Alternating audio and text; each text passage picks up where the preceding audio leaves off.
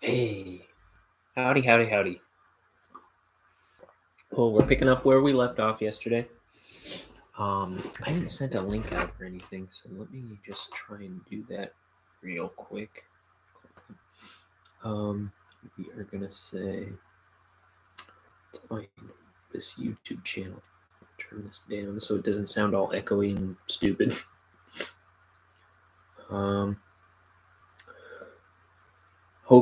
Hope this morning finds you well. Hope this video finds you well. Let's see. I'm inking pages on YouTube. Come on in. And then paste.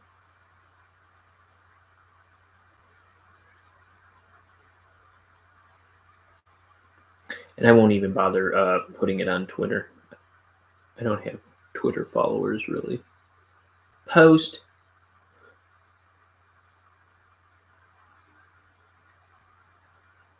And I think that should do it. Cool.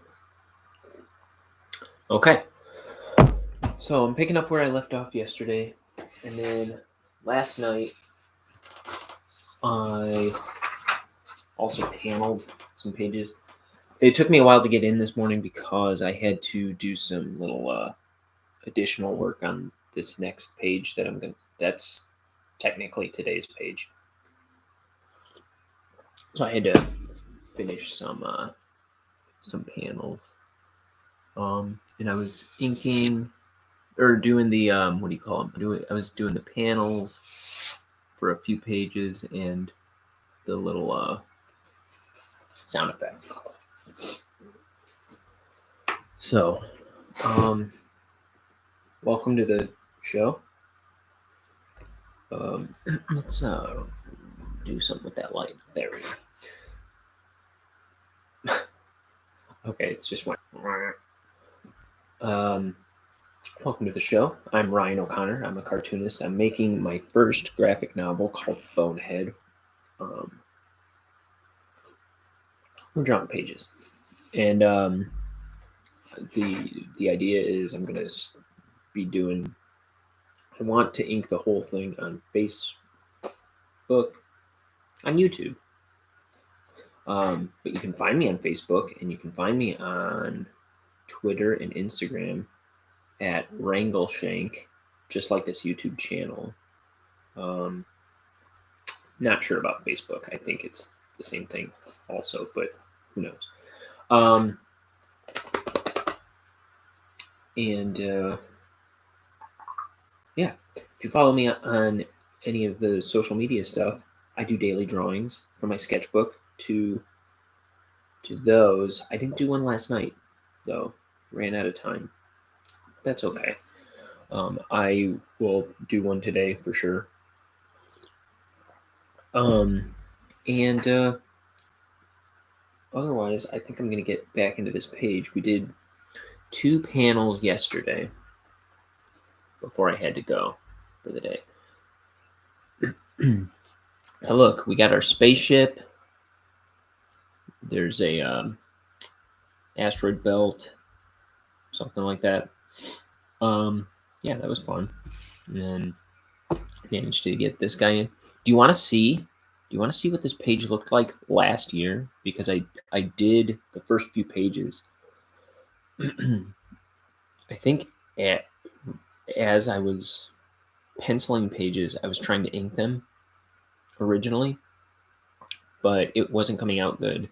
So I started the first few pages over and then just penciled the whole book. And eventually decided I wanted to ink the whole thing on YouTube after I got a little better at inking. Where did I just see it? I just had that original first page. Yeah. It's got another old pages.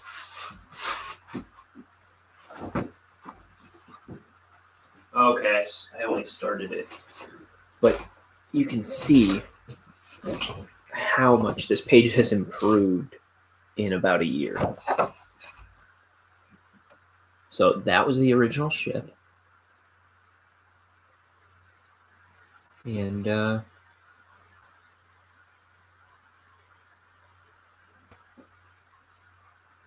look at that star.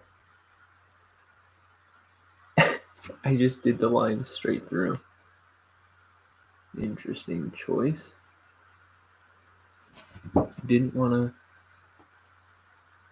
finish, like, I think because I was going to go right up against the black or something. I didn't want to do all around those. I don't know what my thinking was. But I know that I was considering this panel done. Like, I don't know what's going on there. And I think I did all the fine lines with a pen. And then oh, weird. And here's me inking his face. Much better drawing. Much better inking, much better drawing. Okay, I thought I did the whole page, but I guess not.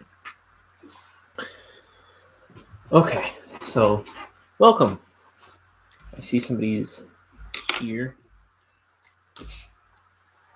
So that was my first attempt at this page like a year ago, and it was not off to a great start. But I think we're doing much better right now.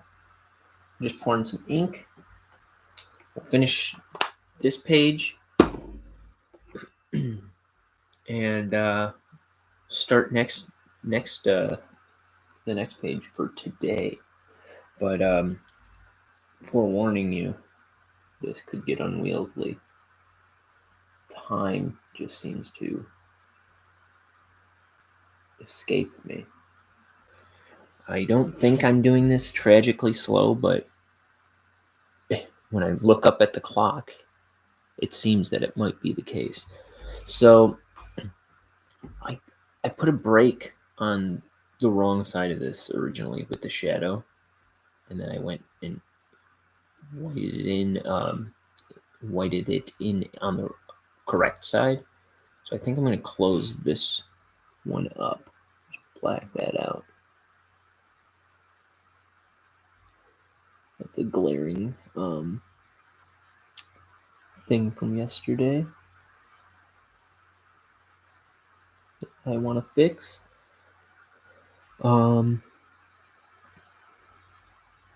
So if anybody went ahead and watched the movies I was recommending yesterday, Deep Rising, or the Norm Macdonald, what was it called?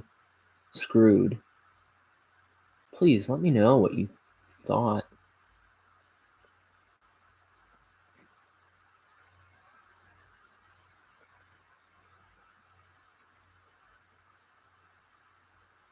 Yeah, and if you want to hear me go on and on about some movies, like I'm always talking about how I don't watch any movies. I don't know any movie. I don't like movies. But yesterday I was just going on and on about movies that I do like.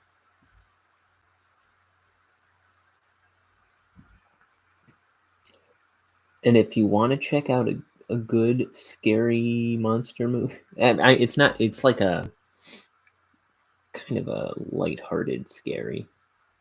It's a kind of, there's a lot of comedic relief in it. It's a monster movie from 1998 called Deep Rising. And in my last video, there's a link to it in the description. So if you're looking for a good scary monster movie,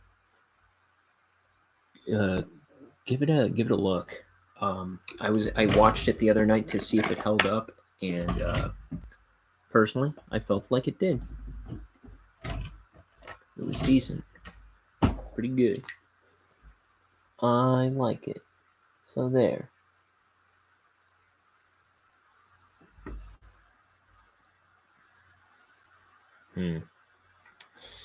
Well, maybe I'll close that side up because it would be in shadow, wouldn't it? Okay.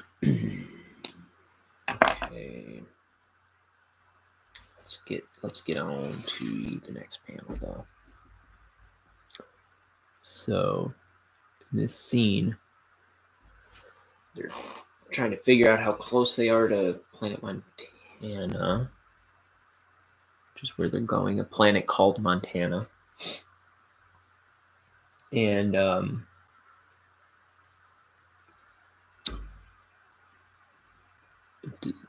they're realizing something's coming towards them, and it's these giant space bugs. Space cicadas.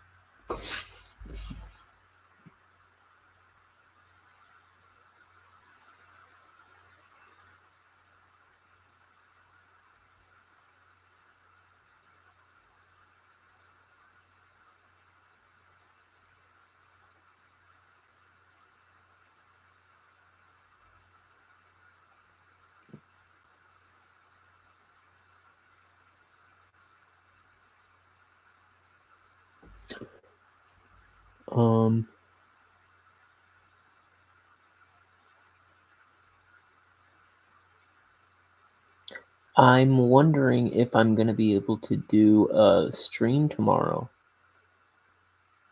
So I'm not too worried if I don't get a page in tomorrow, just because the other day I technically did 3, right? If I finish this one and I do today's page, the next page, I'll be on par for what I'm, because this is technically yesterday's page, right?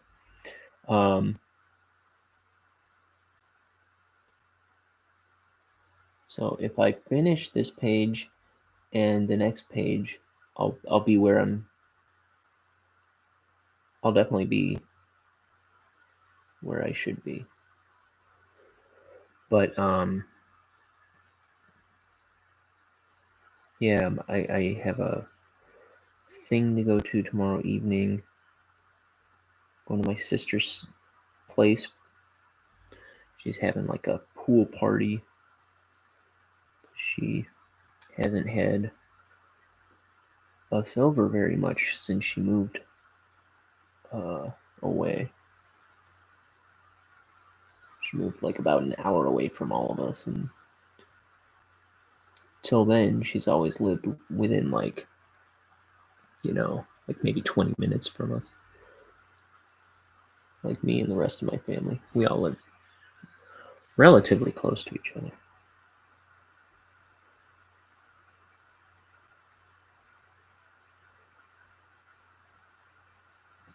So I might not get an opportunity to do a stream tomorrow. If I do, it's going to be super early. It's going to be like 5 a.m. or something. But as the trend seems to be so far, it's hard for it's being hard to get on earlier than 10 o'clock. I mean, it's 11 o'clock now, but I mean, I was I was fixing up the next page a little bit this morning, and I was doing like a title card,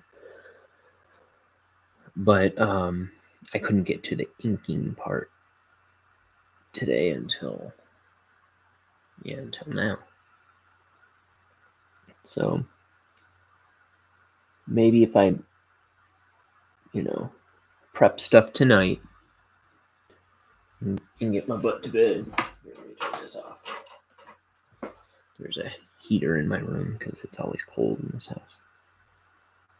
But it should be warming up in this house a little bit momentarily anyway. But I keep a heater in my room for when I can't have it warm. Because that like few degree difference between you and the other people in the house.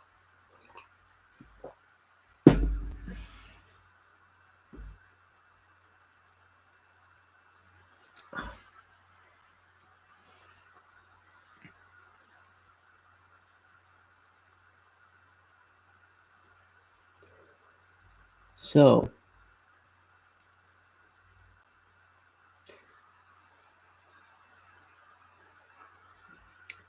my ask is, if you're watching this video, please let if you know like any kids in high school who are like want to be comic book artists or something like that, send them to this channel. It's Wrangleshank on YouTube. Just like the link in the description, there's a Wrangleshank Twitter and the Wrangleshank Instagram. Same word on YouTube.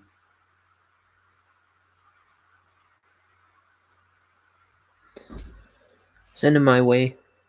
See if it's worth it to them.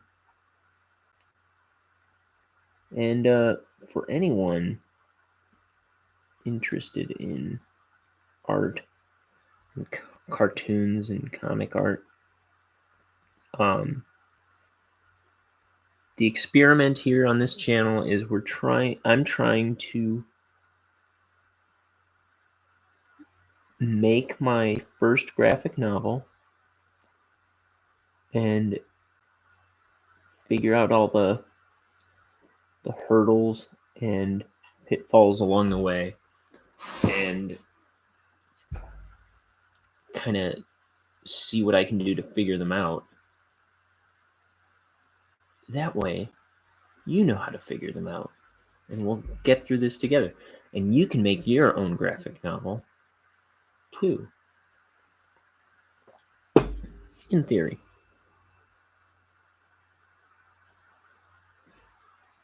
Okay. Need some ink on this brush. Like, I'll dip it, then I get to the picture, and it evaporates. Okay.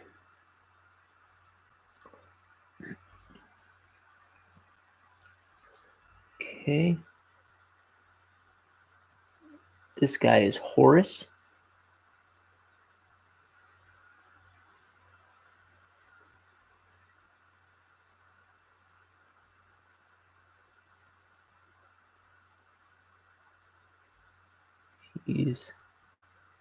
Or as he's described in the script,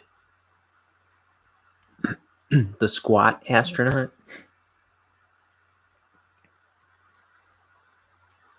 And then this guy back here, this guy is Denton Crux. And he's the founder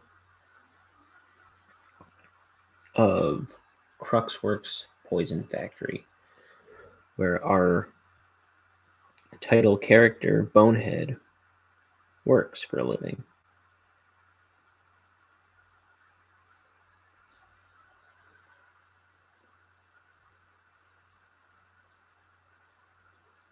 So Bonehead. Bonehead is about, the book Bonehead is about a little skeleton, a little buck-toothed skeleton guy. Here, I've got a picture of him right here. A little buck-toothed skeleton guy who, he's trying to get his life together. He's trying to, like, step it up so he gets a promotion. He's about to ask his girlfriend to marry him.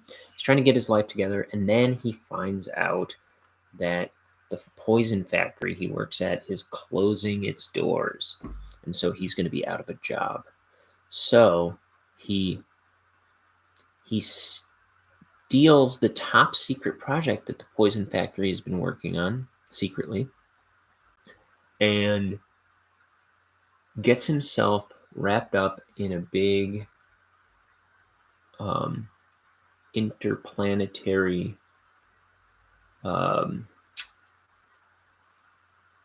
fiasco, let's call it. It's not a battle, it's not a war or anything like that, but he just gets wrapped up in a hairy situation. Okay. And there's giant bug monsters, other than these guys. This is the only real appearance on this and the next page that you see these space cicadas. But there's giant bug monsters. There's there's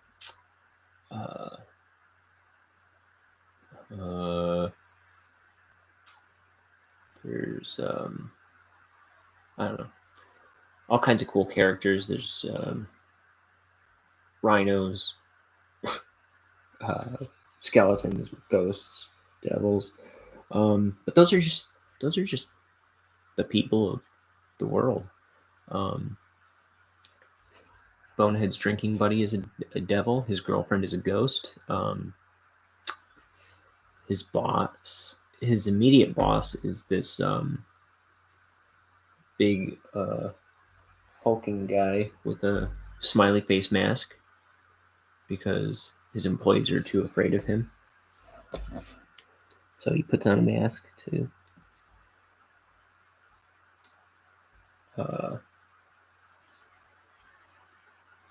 keep his employees around, I guess.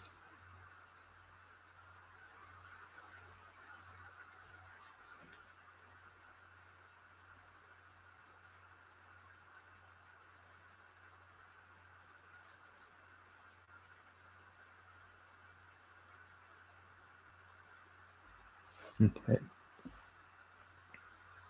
And this little guy is Horace. He's Denton Crux's sidekick on this space mission, and he's a cute little character.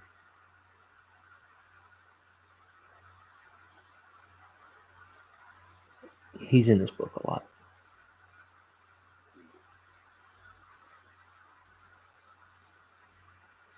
Let's see.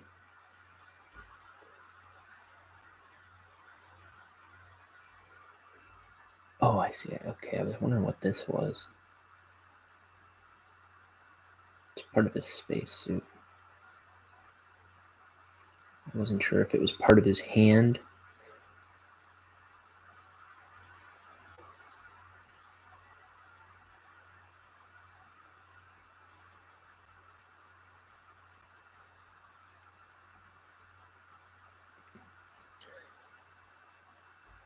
So yeah, the past few pages took me quite some time. And I'm wondering if it mostly has to do with all the black in the pages. Like those 2 frog pages took me about four hours each. I don't know how or why. It doesn't seem like it should have taken that long. And then, well, no, that's not exactly true. So it was like 1.5 took 4 hours, and then the other half, and then I did the next page, which was also mostly black. Took 4 hours. So that was a page and a half for each.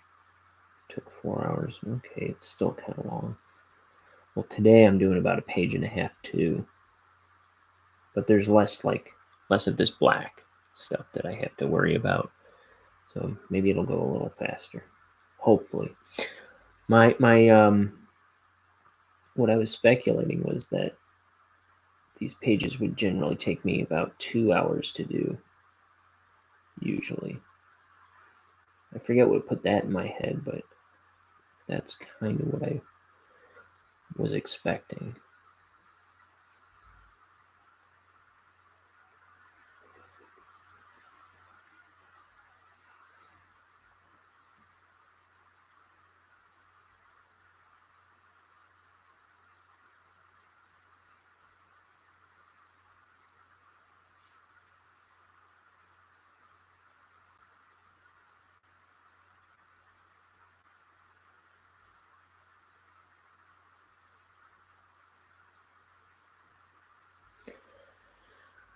Oh.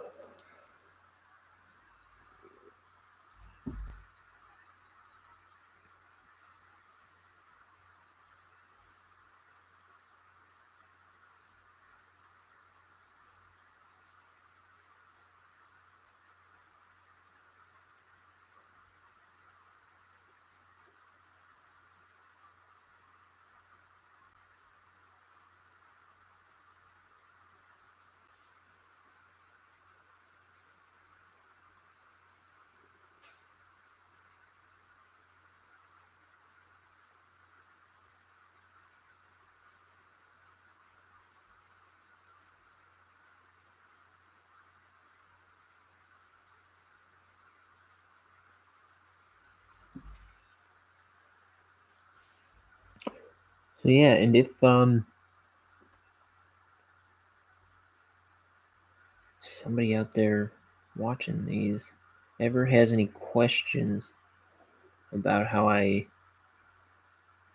handle certain things or how I am going to handle things in the future of this comic, let me, yeah, just fire away, leave a comment, and I'll, if I don't have an answer, I'll certainly address it, and I'll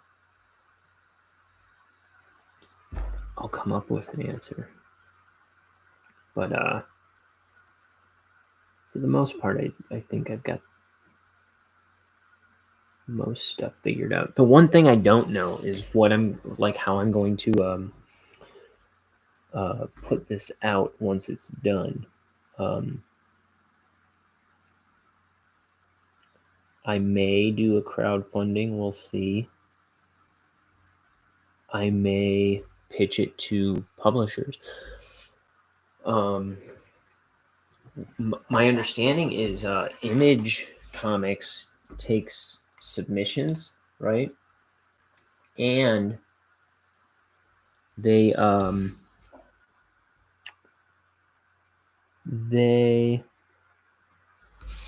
let you keep the rights to your property.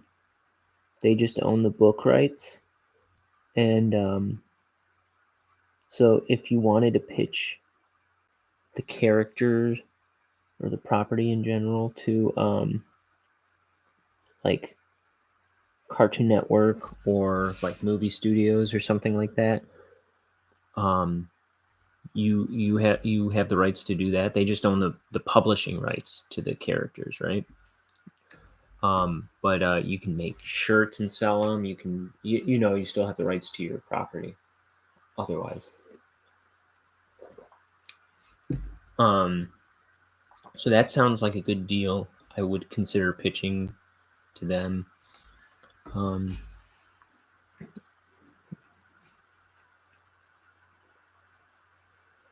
My thing about crowdfunding is it's a lot of moving parts. It would be a lot of learning. It would probably be a very expensive endeavor and hard to pull off well. And if I go the crowdfunding route, I would do a different project first as a dry run to crowdfunding a comic. Like I would do an art book. That's my other thing that I'm trying to get going, but I really need my time to do this stuff. So I have an art book's worth of content through my past several sketchbooks. The thing is just finding time to put it together. I'll do that eventually, but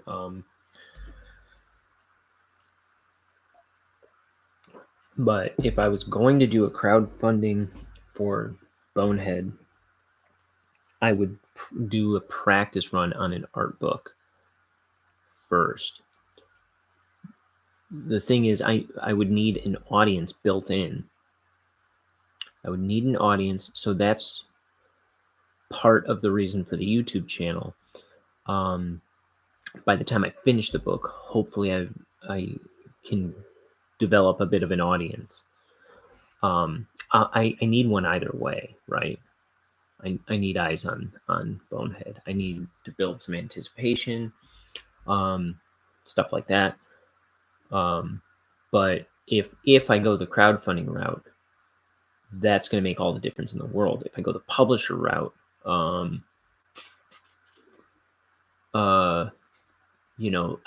they take care of the marketing and stuff like that. I don't really have to worry about that as much. Still, it wouldn't hurt to build some, like, get some eyes on this and build some excitement for it along the way. But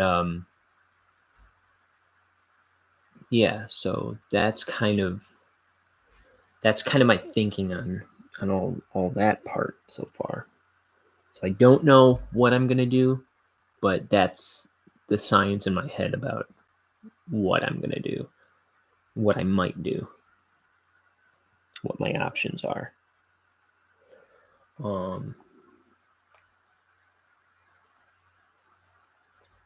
What else could you do? I could release it as a webcomic,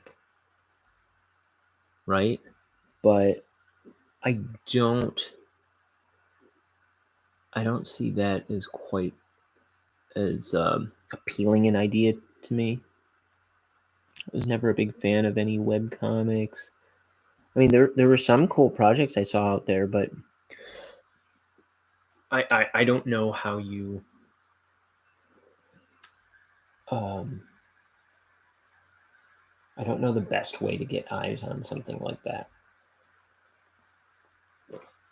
And I think just putting your art out on social media rather than like a blog style website of your own would be a lot easier, because like hashtags and everything, everyone's on social media.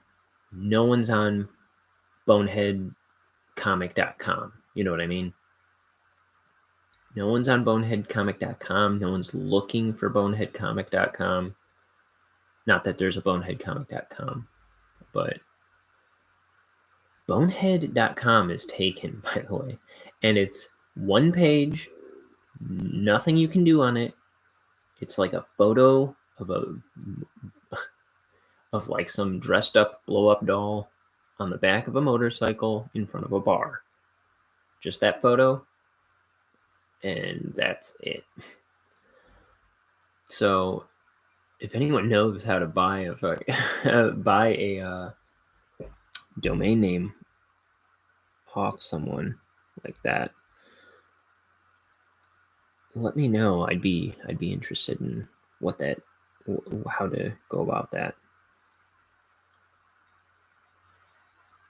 But I mean, that's the thing with so much on the internet. It's like people are just sitting on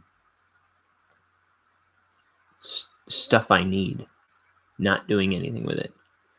Like Ryan O'Connor is all over the internet. I can't use Ryan O'Connor for Facebook, or well, I don't know about Facebook, but I can't use Ryan O'Connor for Twitter or Instagram, because everyone's using my name. There's so many other Ryan O'Connors out there. All these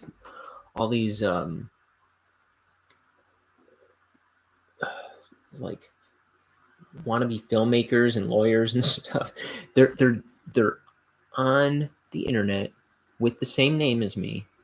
They made their website and they made their Twitter account and they made this and that and that. There's a million Ryan O'Connors.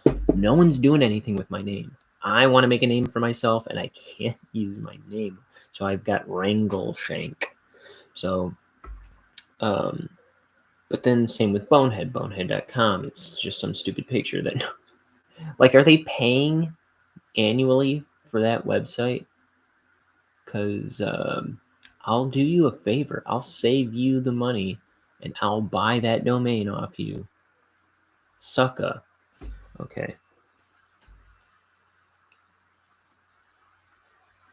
You're just throwing away what? $13, $26 every year?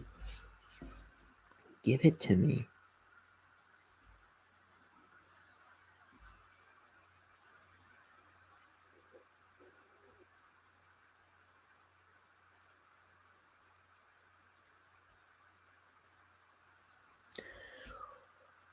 Okay, there's a Horace.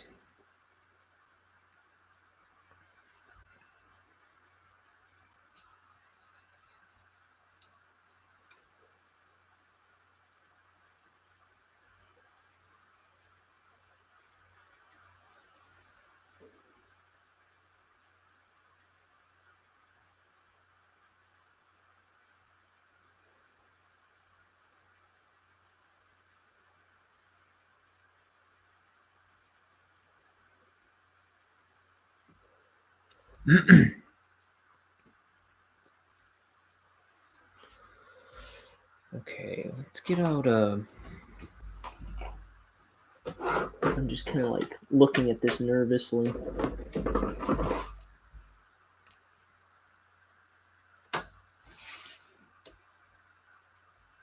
Do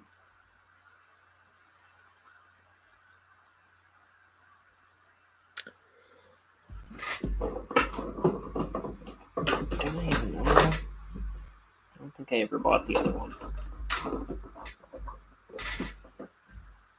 It's like just too small. But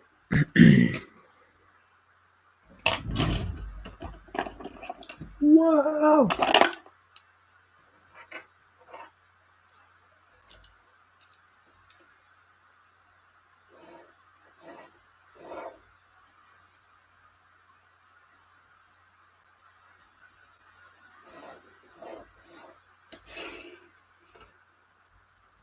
At least get it a little more round. Okay. I think that'll work. I think I can. Whoa! I think I can freehand it from there. Hopefully. The one thing I've found is like you can't fake a dang circle.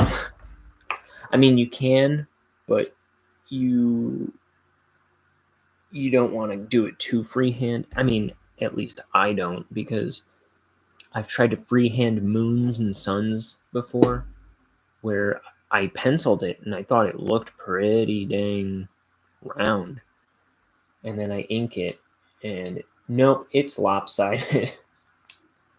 Circles, you got to be careful with. And if it's lopsided, I mean, that can ruin a drawing. It really can.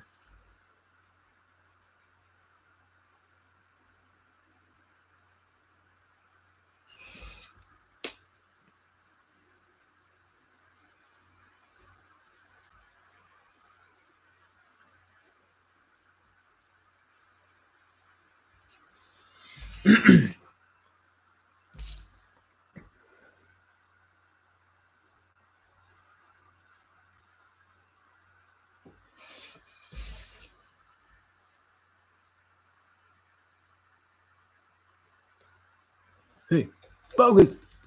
Focus! Okay.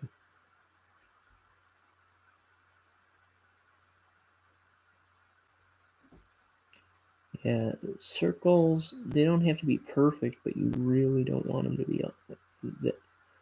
I mean, and you can do wonky right. You can do wonky right, but make sure it's right, because one false move, like I say, it can really wreck a good drawing. Okay, that'll work.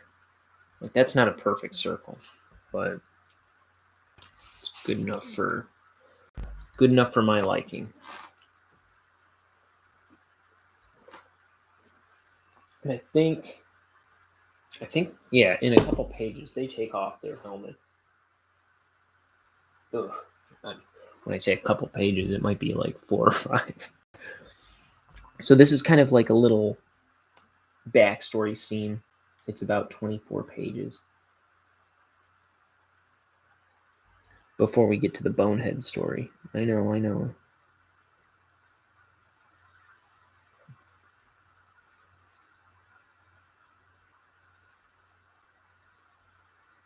I really didn't want it to be that long. I might have shortened it.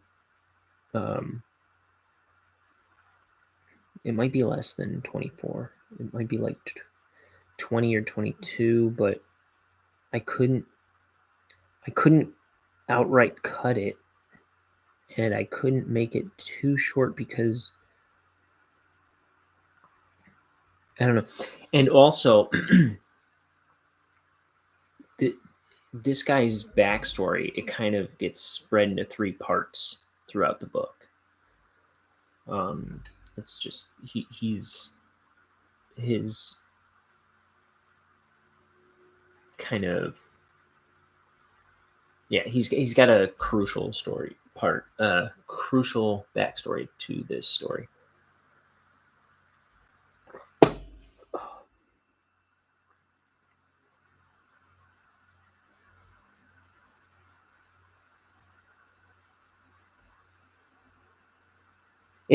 It's the crux of the story, you might say. His name is Tendon Crux.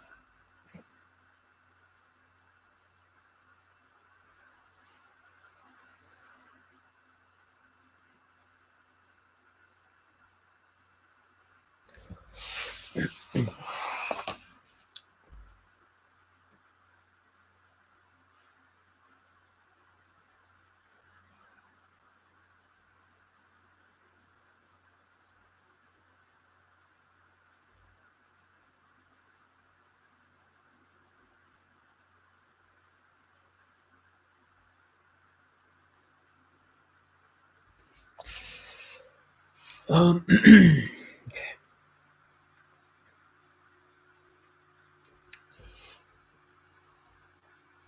Oh, I was like, why didn't I do that? Why did I fall through on this arm or this panel? There's a wing crossing it.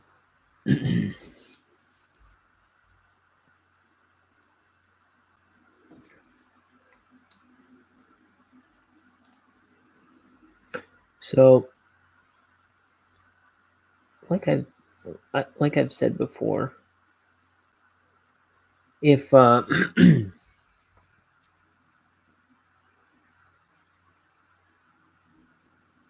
if you're like me at all, if you're an artist, don't just pop in and pop out. Leave the video running in the background and try drawing along with me. Like, work on your project while you listen. That's what I do. I listen to art streams while I draw, and it kind of keeps me in the zone. It's like putting on a podcast or something. Kind of keeps me in the zone. Give it a shot. Hang out with me. Let's do this together. You don't have to chat or anything, but let's work together. Let's see how that works out for you. Consider it.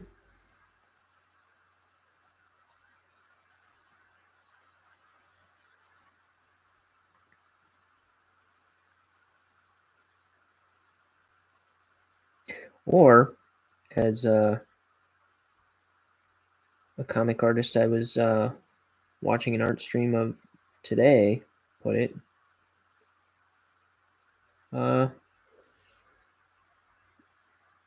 or you can just open a new tab, do what you got to do, put this video on mute, and just leave it running. That way I get some view time on my channel. Wouldn't that be great if I got like 50,000 hours of views? What's the thing to get? Let's see how.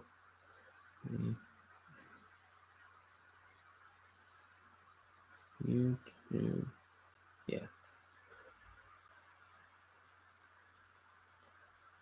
Okay.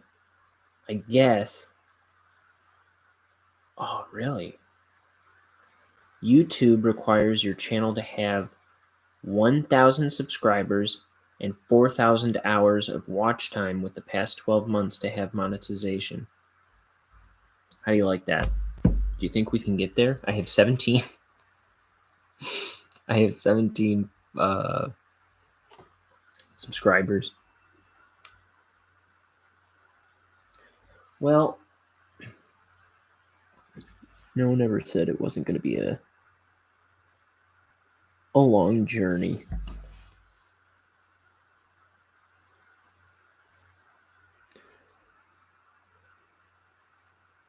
Let's see where.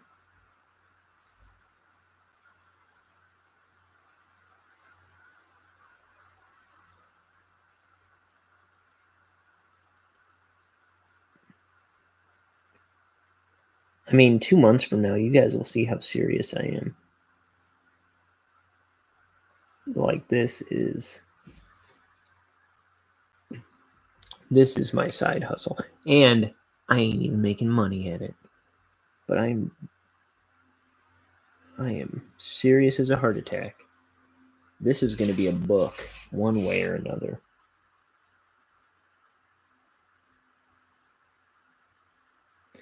And I think I've showed it. Yeah, I have showed it on this channel. One of my first videos, where I was doing this. You see my book. It's like that thick of pages. 235 pages I've already drawn. I'm just inking them all now.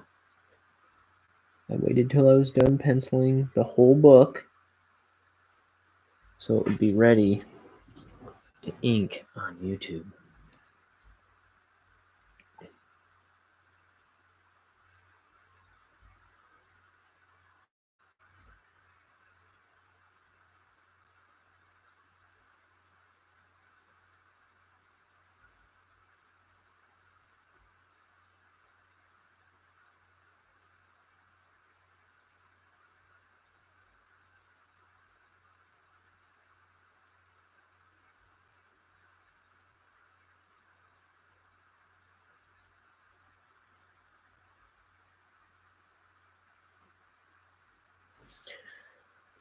Oh. Okay.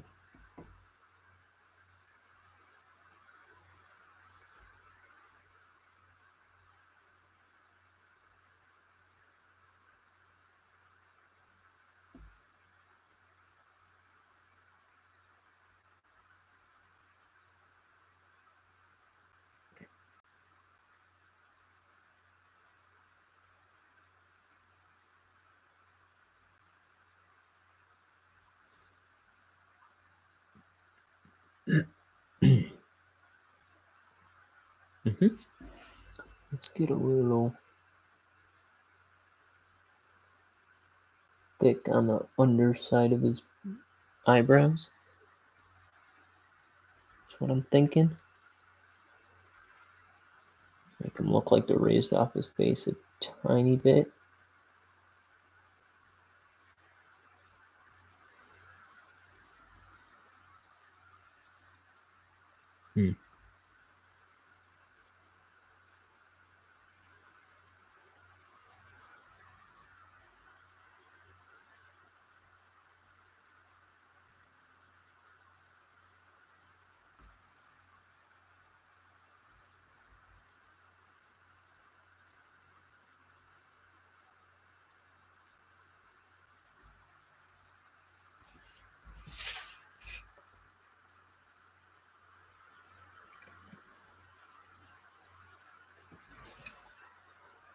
Let's go a little.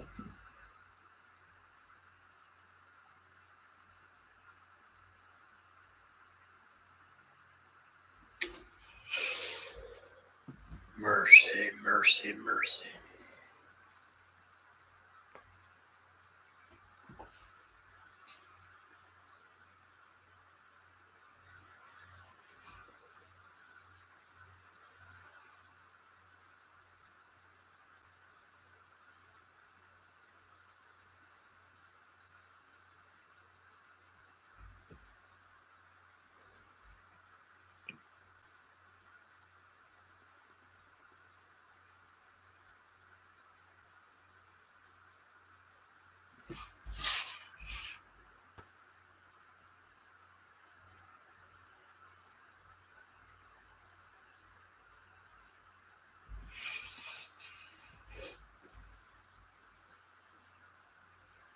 Okay.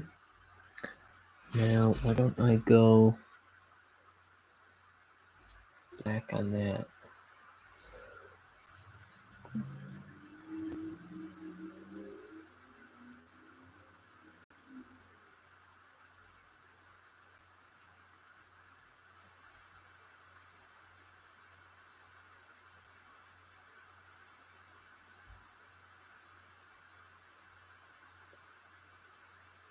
Come on, sucker.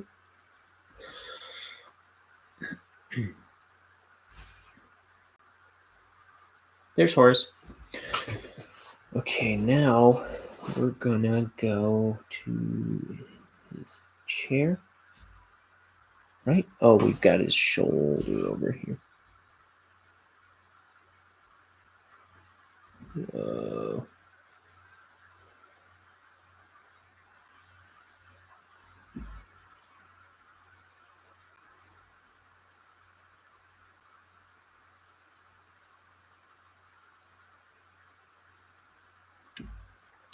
We're working foreground to background here.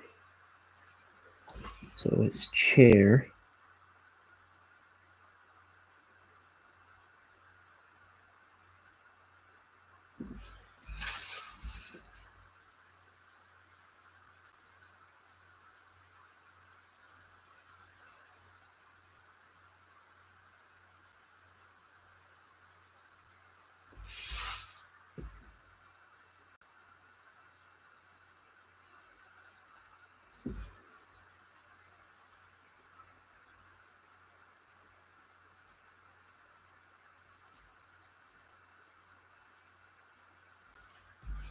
So I'll go thinner in the helmet, I think. I'll also stop it before the edge. I'll do a little break, a little line break. I'm gonna go same here.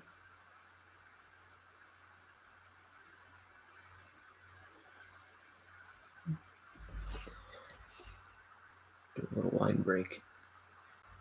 Kind of makes the helmet stand out a little bit.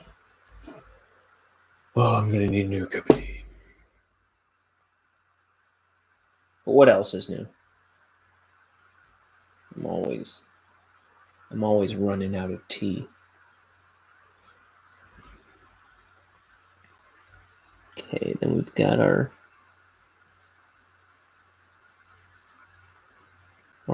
man. Denton Crooks back here.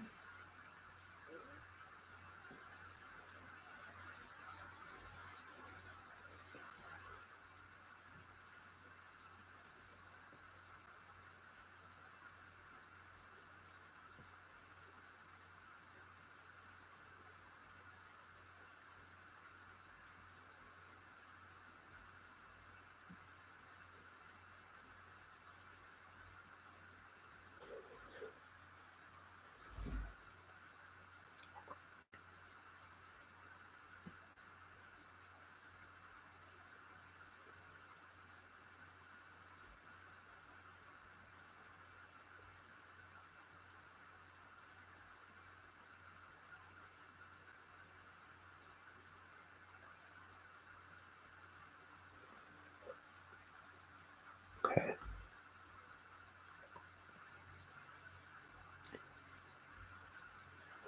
Now this is Denton Crooks at least 10 years ago. I suspect it's more than 10 years ago. Though till this very moment, I've been thinking of it as 10 years ago.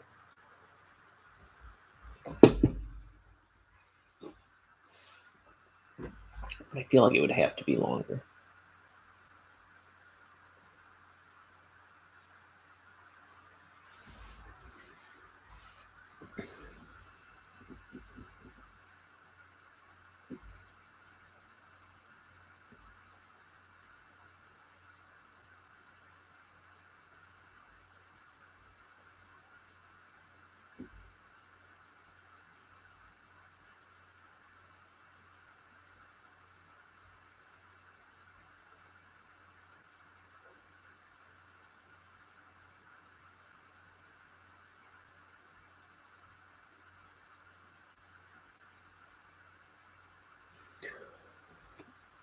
Mother Moisey.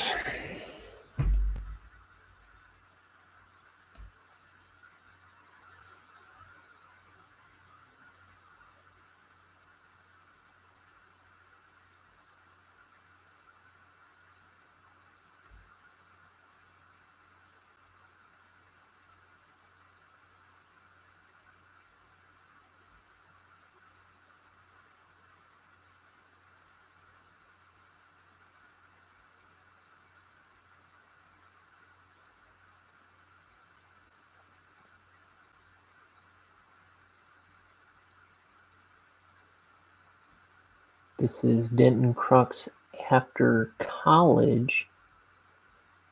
I know that.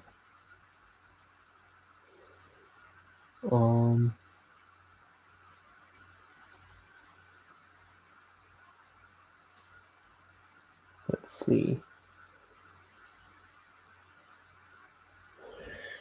I'm trying to think of the timeline.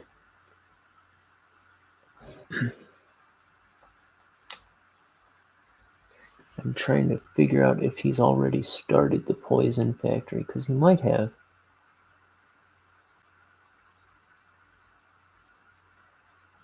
But I don't think he did.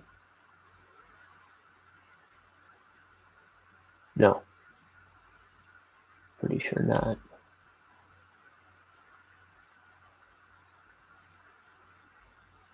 No, definitely not. Okay.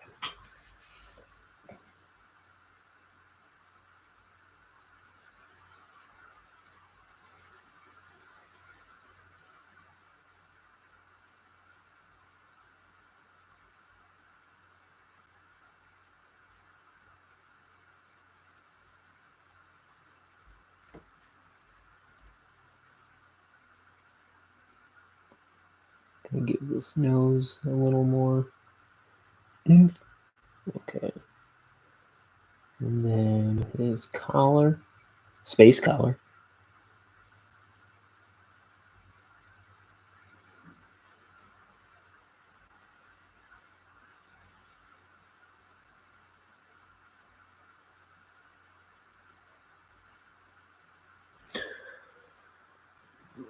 Let me see. Okay.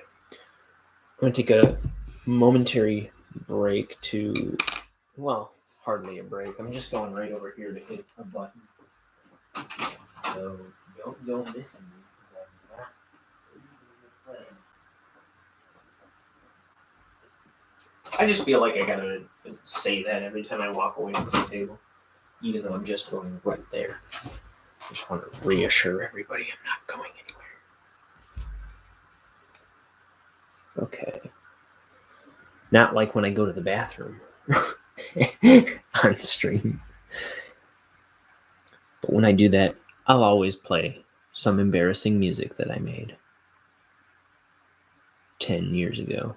No, 13 years ago or so.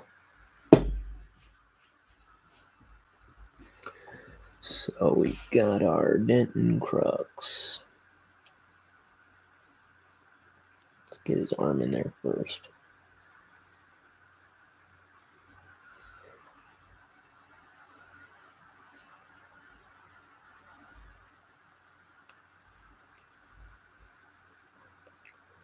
I made sure, though, to go to the bathroom before I came on today and to eat a little bit of something. So I'm less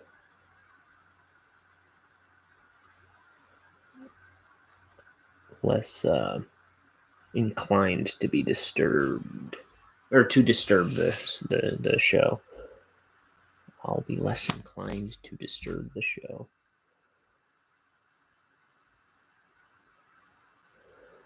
Okay, let's see if we can fudge this.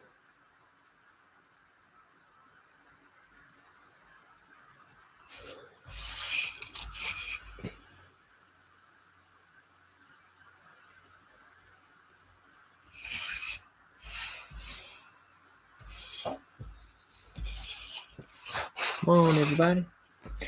See, we need to be able to pull this line.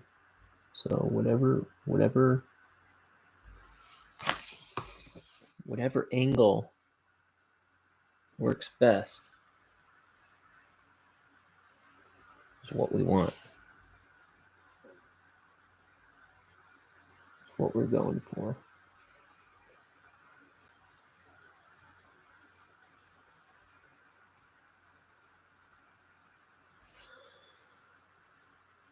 Sure. Let's see.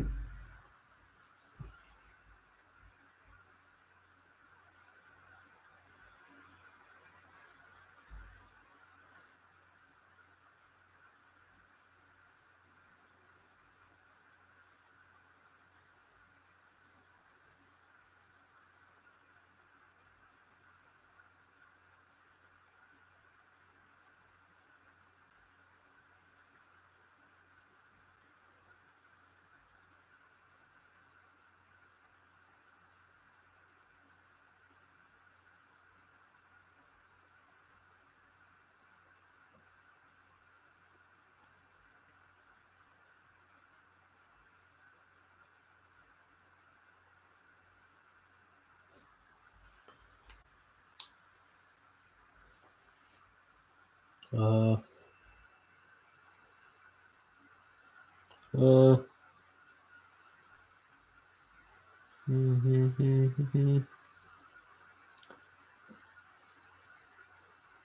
didn't really draw this in the pencil sketch there.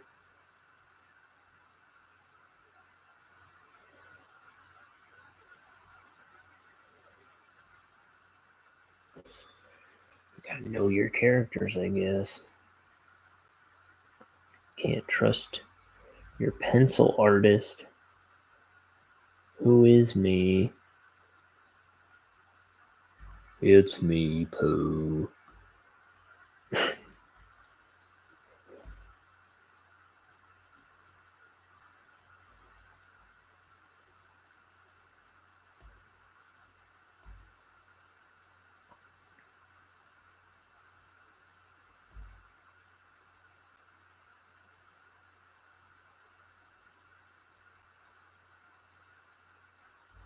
Okay.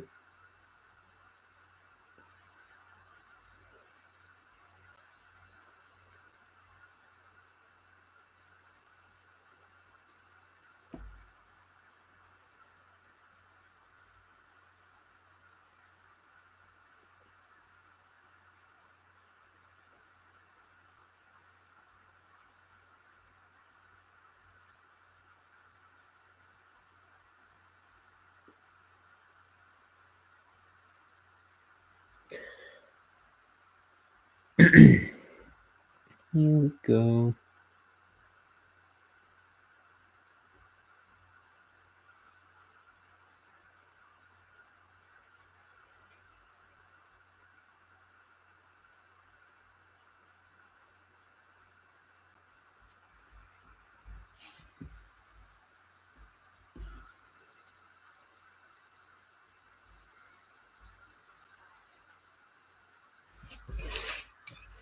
Oops. I'm fencing with my camera.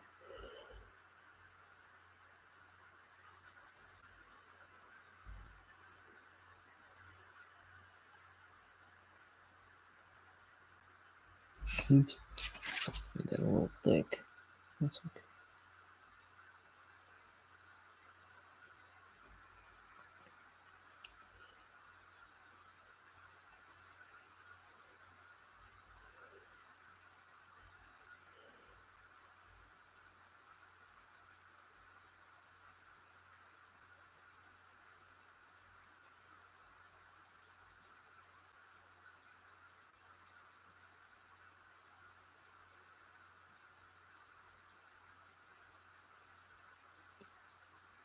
He's got this like power meter on his gloves. Here's his fingers.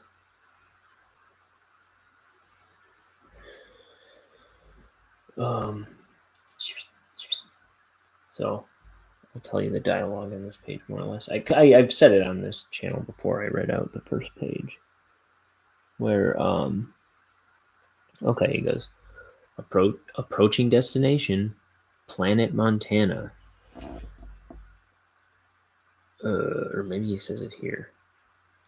He says, just a second, boss. Something's approaching us. Oh, I'm not on camera. So we're on the ship. It's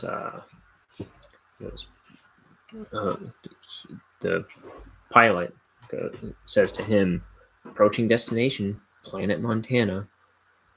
And then he goes, oh, wait. Yeah, I don't know. He says something. And then he goes, just a second, boss. Something's approaching us. He goes, he looks out over his shoulder. He goes, what the devil? And we see all these freaky space bugs. Scream! Okay. We're over an hour. I got news for you guys. This is yesterday's page. So we're doing a whole nother one after this.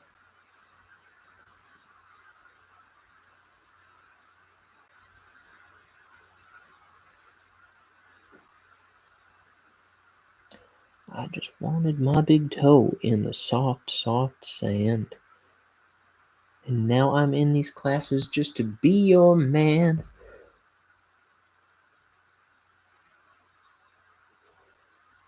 I probably said that wrong. It's They Might Be Giants song from the past 10 years. Dang, it's already been 10 years. No. Yep, it's been 10 years. 10 years, another decade. Just zipping by.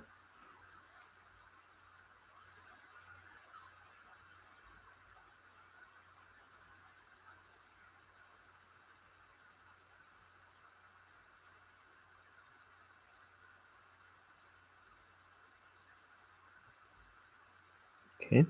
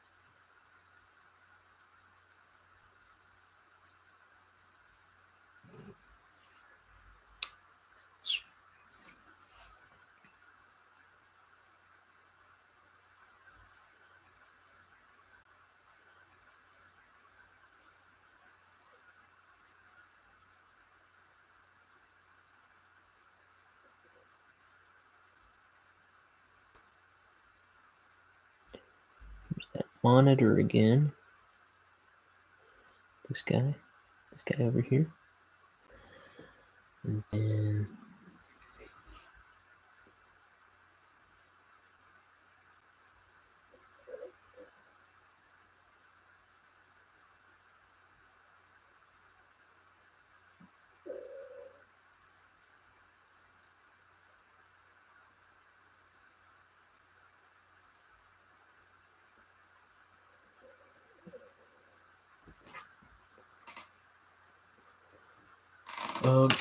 am I off screen?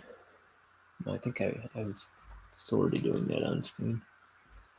I have a bad habit of moving the paper off screen.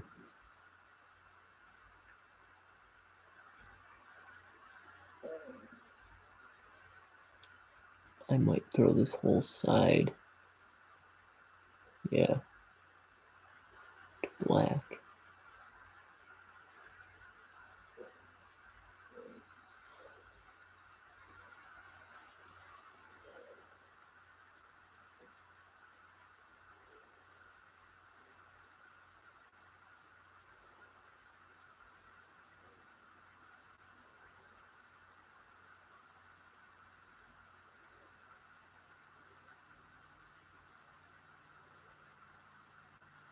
Oh, there we go.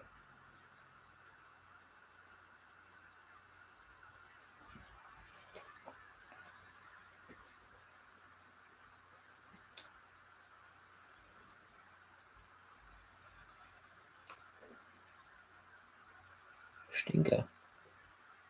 Okay.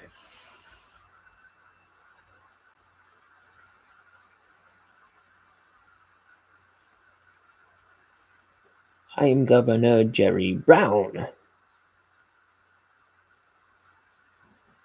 You know? Just more getting random songs stuck in my head.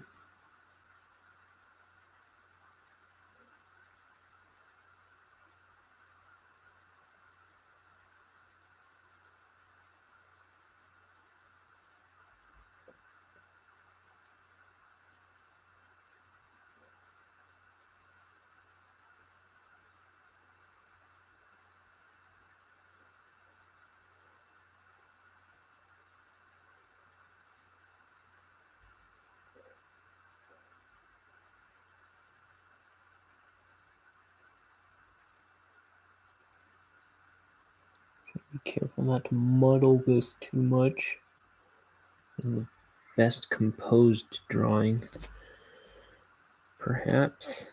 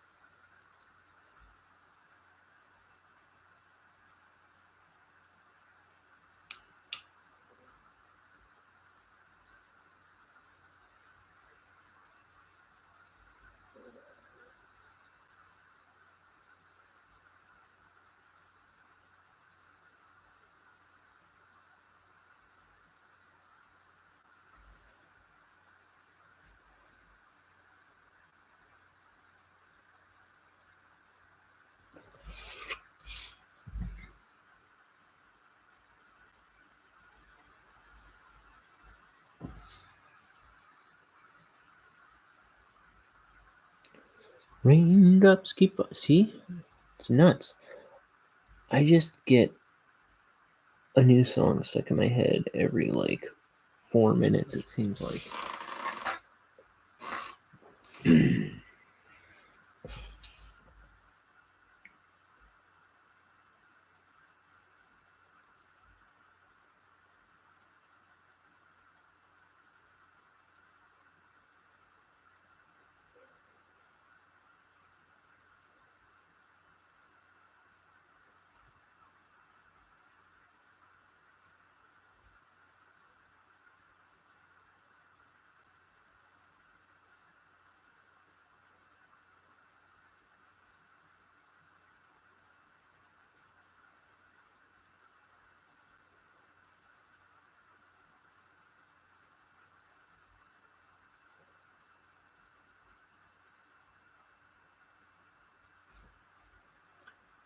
Nerds. Okay.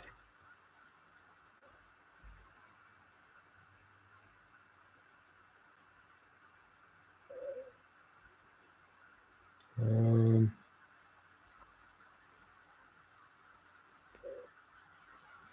was trying to think if I should see that top angle.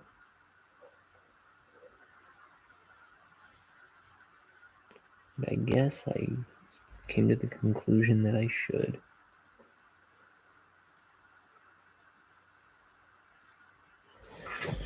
It would seem.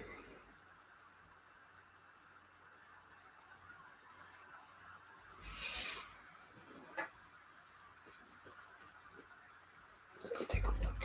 I'm just going to open up Facebook again.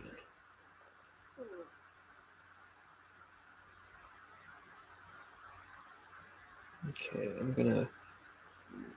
Pardon me.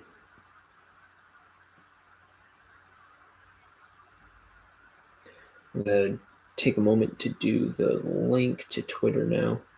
I changed my mind, I guess. Return Need to get the link. No. Here we are.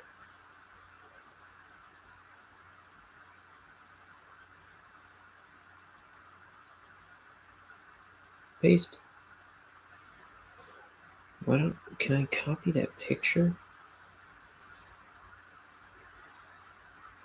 I just want to see if I can copy that image.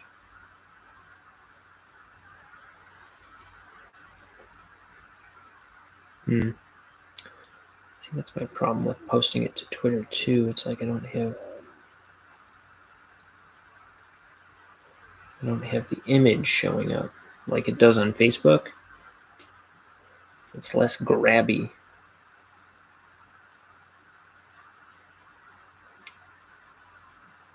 But I see other artists I follow. My post was right after another guy's, and it's like the same format. So I guess I'm doing it like the pros.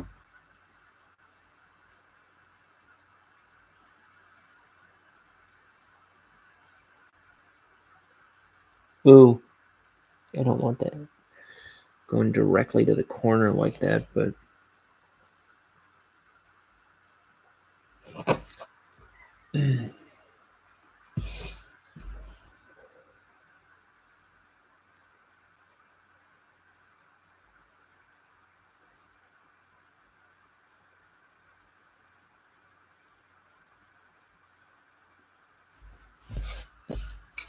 I get up here. Get up out of my face.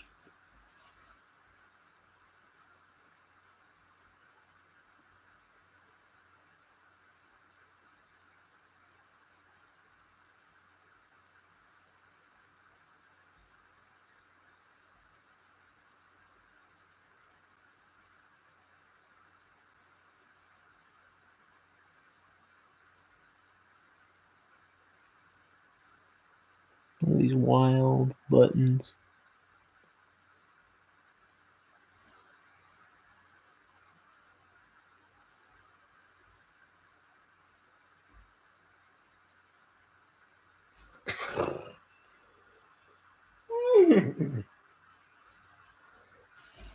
I was just scoffing, and then I thought I sounded like a horse. Is what that myriad of noises just was.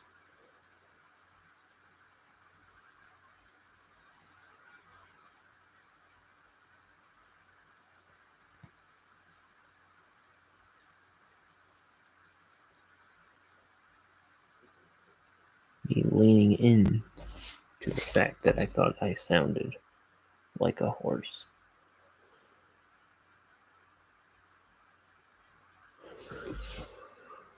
Ooh.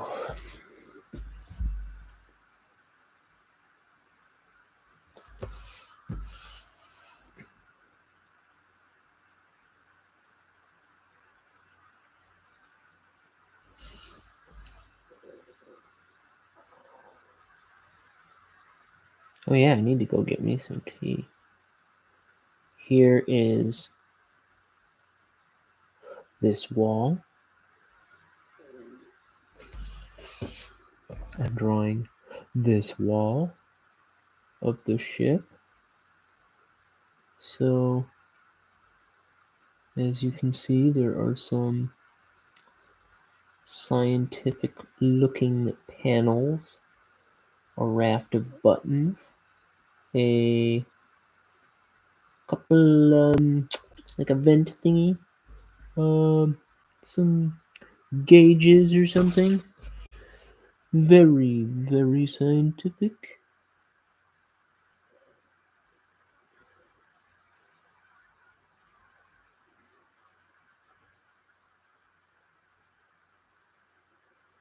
We're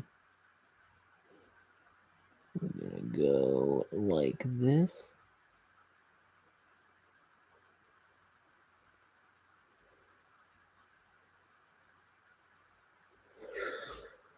Ooh.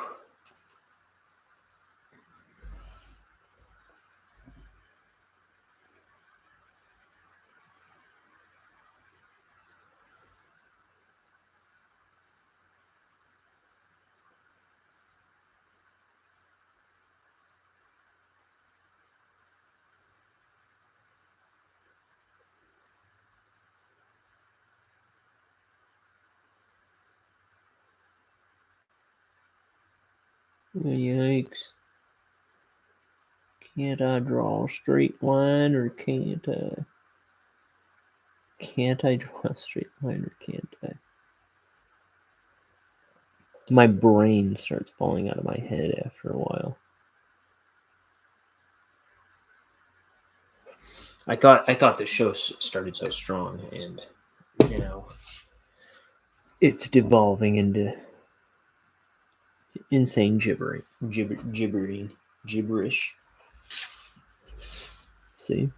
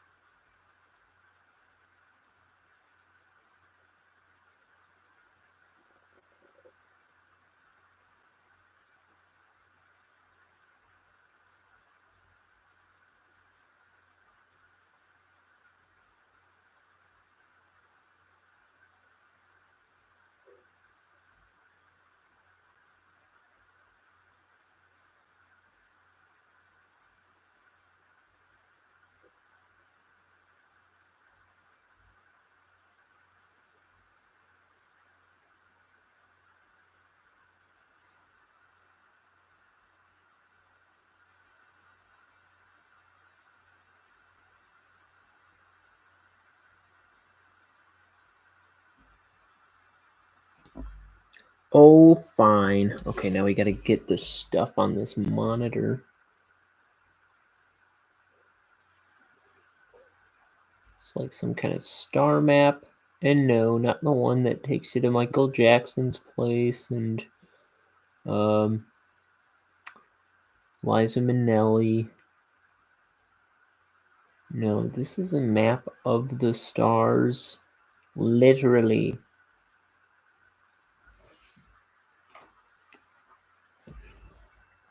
We're talking John Lovitz, Chevy Chase, Lorraine Newman. I mean, Ceres, Vesta. Those probably aren't stars, but they're space things.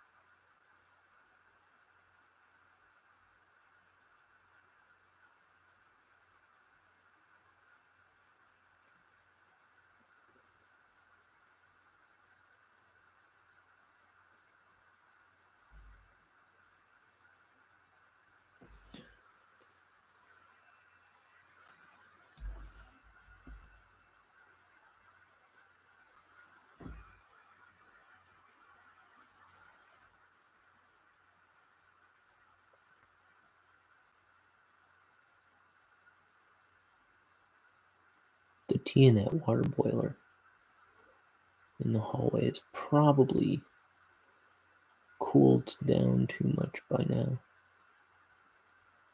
I'll have to hit it again.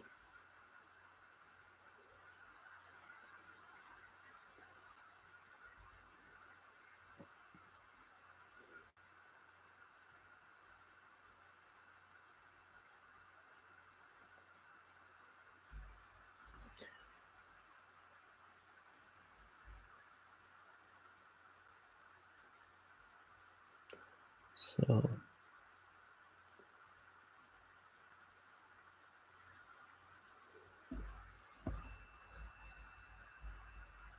eventually, once I finish inking this book, I'll probably I'm probably gonna do the coloring on here too, at least to some extent, right? I don't know if I'll do the whole book, but I definitely want to ink the whole book on YouTube. And I was figuring that should take me about 7 months, 8 months tops. I don't want it to go beyond that. So we're going into September, right? So September, October, November, December, January, February, March, April. Okay, that's what I thought. I just didn't want to say the wrong month. So April, so I'll be doing this at least close to every day between now and April, the end of April.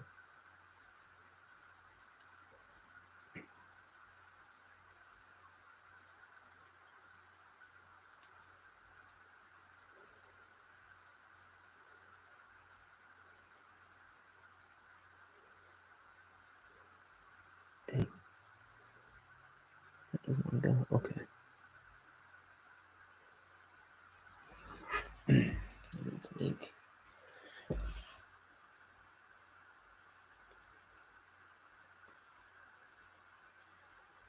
Now I have that Hukilau song stuck in my head. Which I think is from Disneyland? Where's that song from? 'Cause we're going to the Hukilau. Hukilau. I might be confusing it with the Tiki Room song. In the tiki room.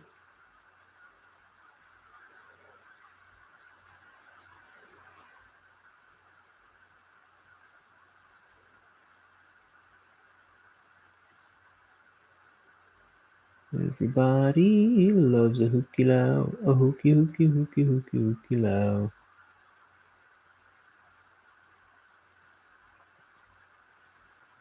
Here's a solve. We'll just do these lines for inside his helmet for the black to differentiate inside and outside his helmet. Okay.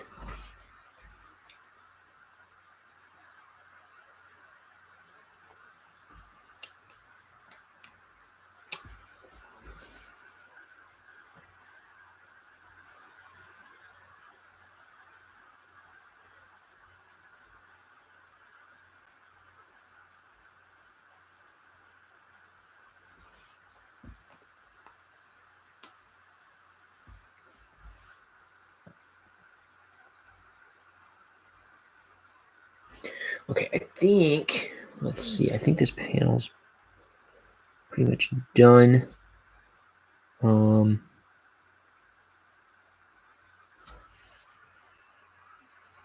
a drop shadow here, even though it looks like it's flat.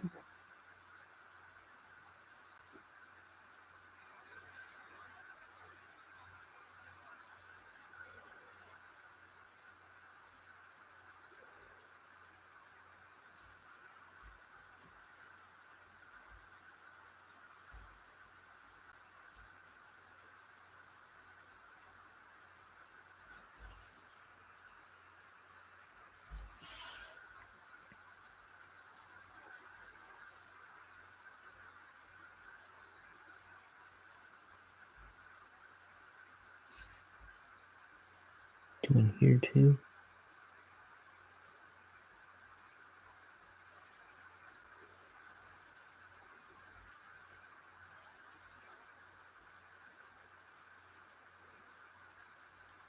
Under the button.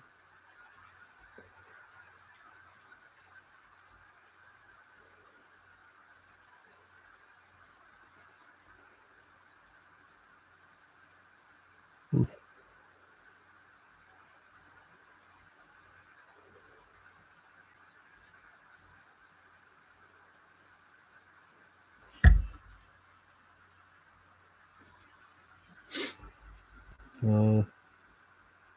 These guys too.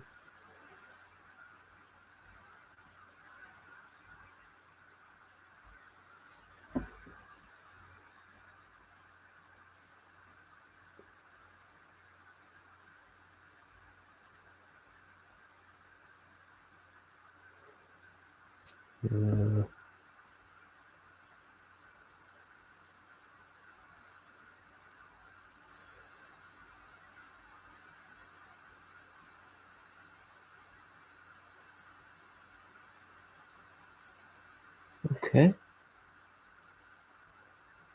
Okay.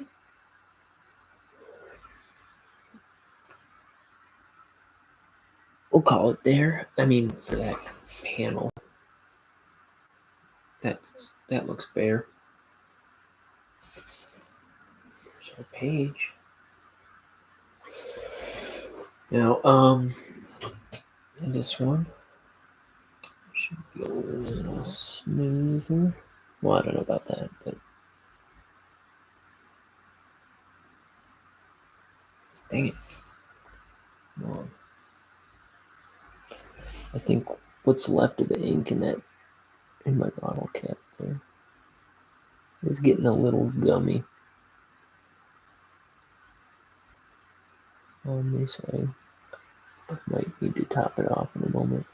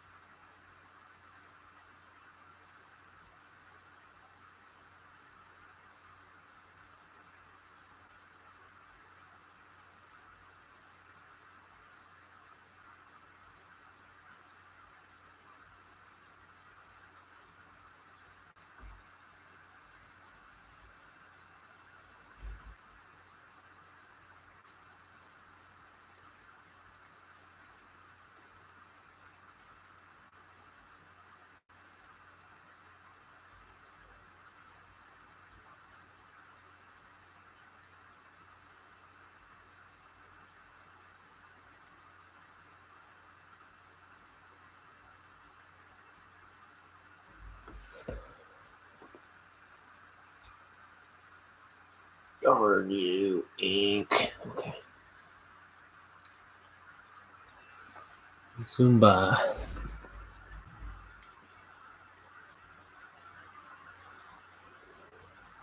Okay, I'm gonna nail these eyes, and then no, these eyes are not as beautiful as I was hoping, but I'm gonna go hit that button again to warm up that tea a second time.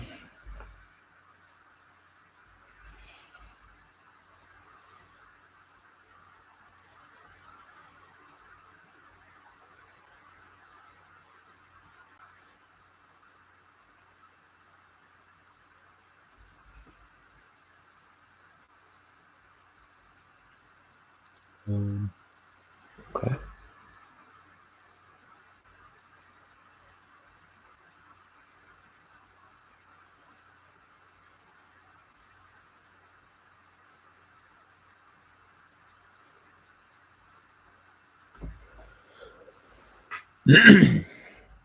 Okay, so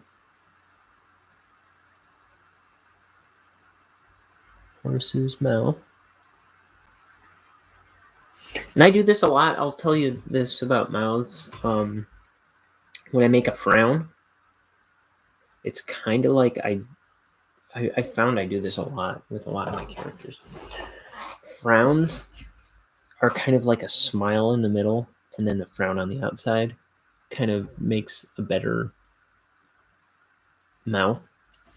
And smiles can work doing the opposite, like a frown in the middle and curve up at the edges.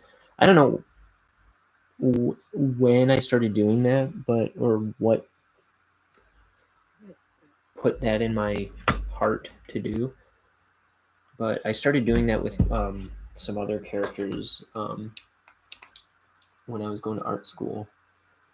And I don't know if something inspired that in me or if I just found myself doing it.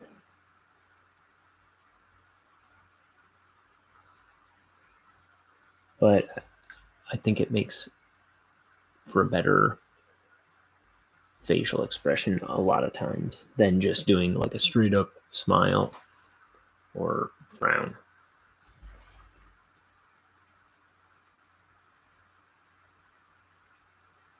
Oh.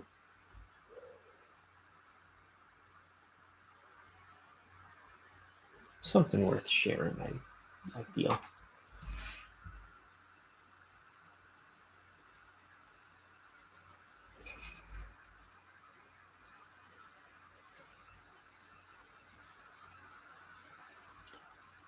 Okay.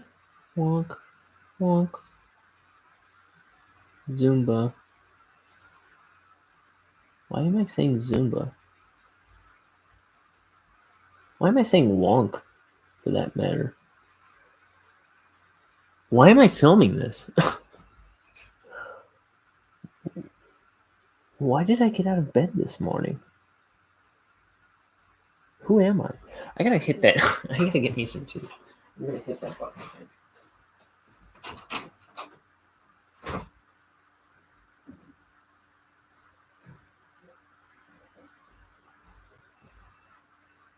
Okay. Remind me to actually get it this time. Who's gonna remind me? Ain't nobody. Okay.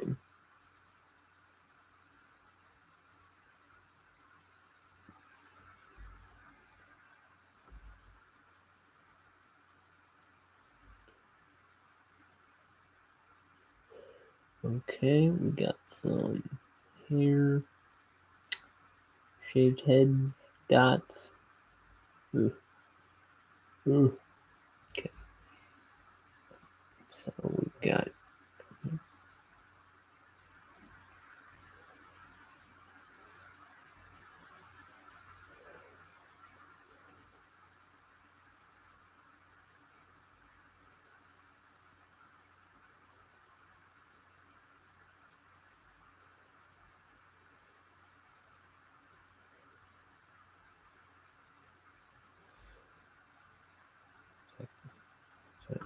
is that logical? I drew him kind of off model on this first page. So I'm trying to bridge the gap a little bit.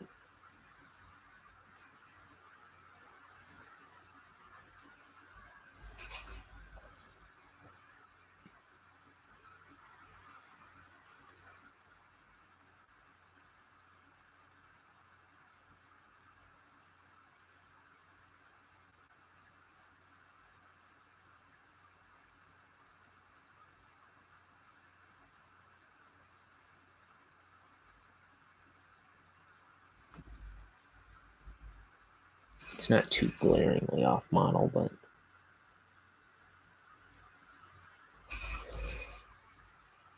okay.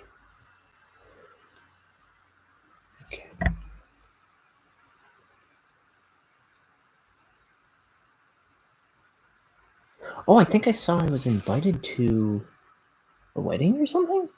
No, he's married already. It's like a...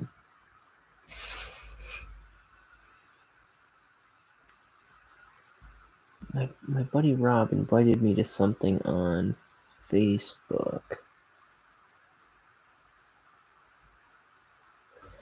And I was like in the middle of doing this stuff, so it just kind of like went past me and I didn't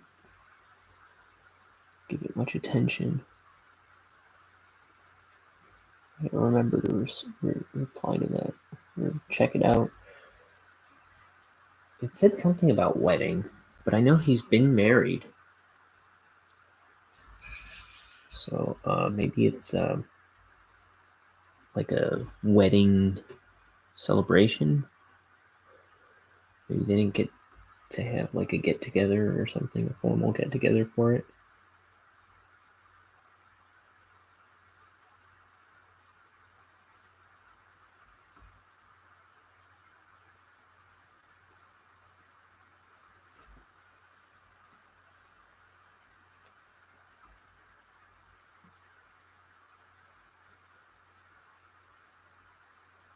That guy's got to Gofundme.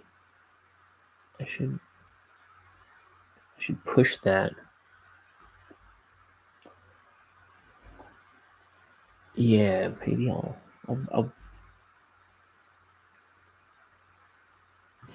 it's a buddy of mine. He had a I worked with him for a while, and right after he went to a different location, he had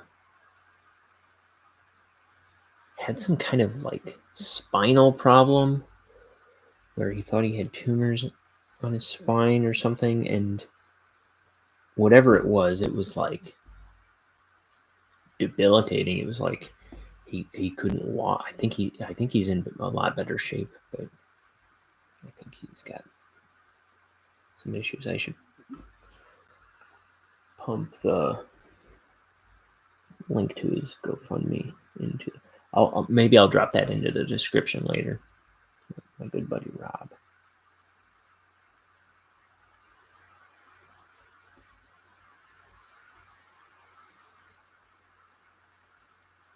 He's good people.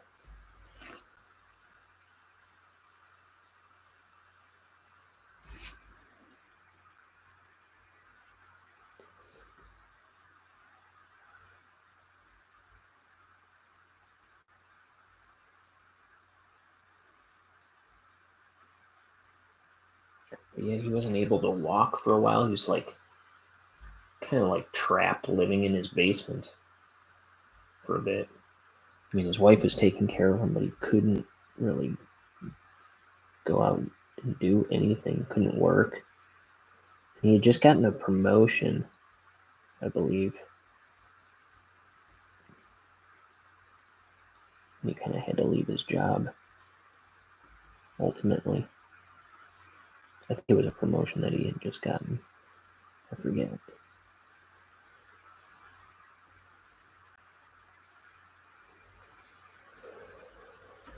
But yeah.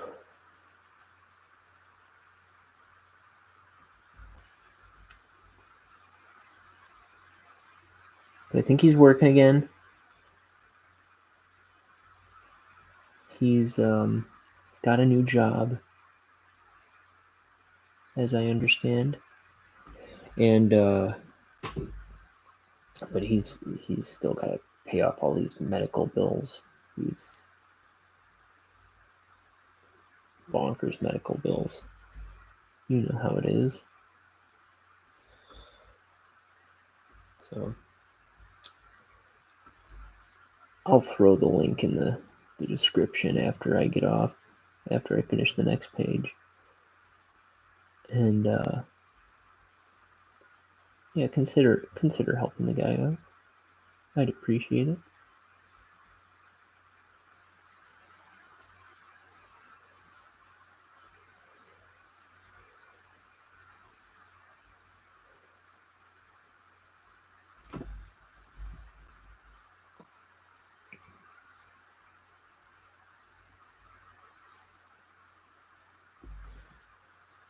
Oh, that tea. I gotta go get that tea. So I am gonna go to the bathroom as well. So let's see what embarrassing music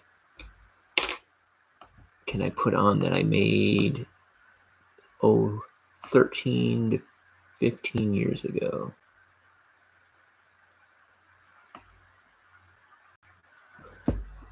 Well, it was like between 16 and 20 I made this music. Let's see. Rest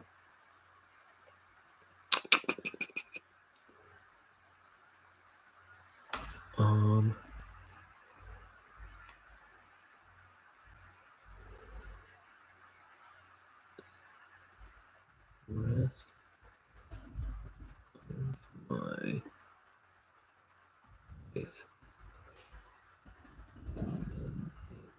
Okay. And I'll put this on a loop. It's only a minute and a half long. I don't think you're going to hear it more than twice or something, right? But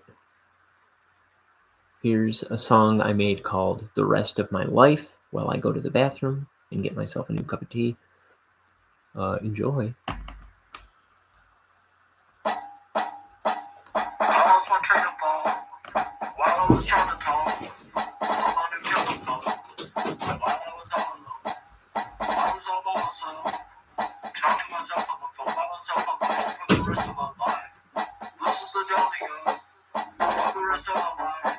I can't wait for it to end.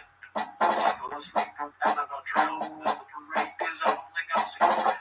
I don't think I'll stick around. This is the dawning of the rest of my life. I can't wait for it to end.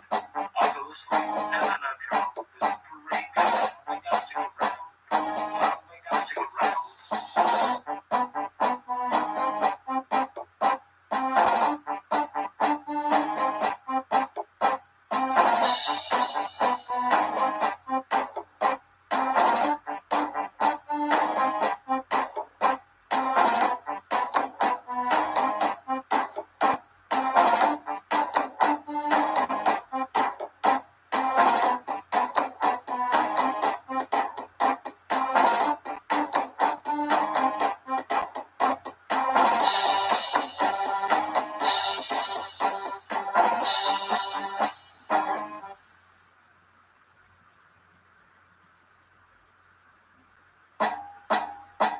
I lost my train of thought while I was trying to talk on my new telephone. While I was all alone, I was all by myself. Talk to myself on the phone by myself on the phone for the rest of my life. This is the dawning of the rest of my life. I can't wait for it to end. I fell asleep and then I drowned as the parade goes. I don't think I'll stick around. I don't think I'll stick around. This is the dawning of the rest of my life. I can't wait for it to end. I fell asleep and then I drowned as the parade goes. I don't think I'll stick around. I don't think I'll stick around.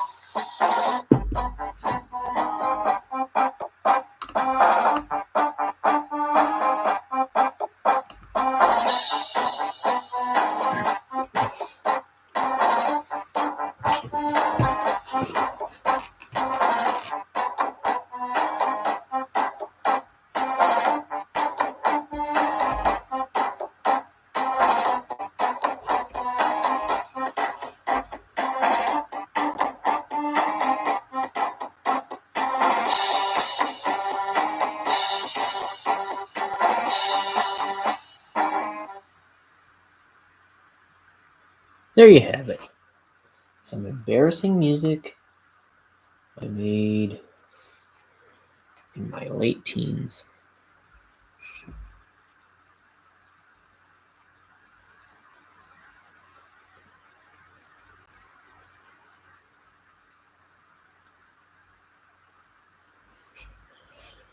Okay.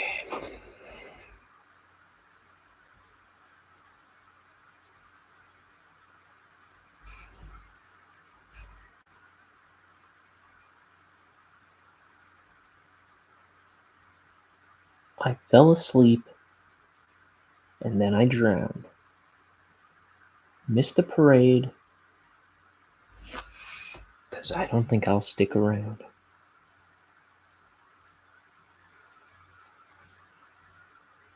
I don't think I'll stick around.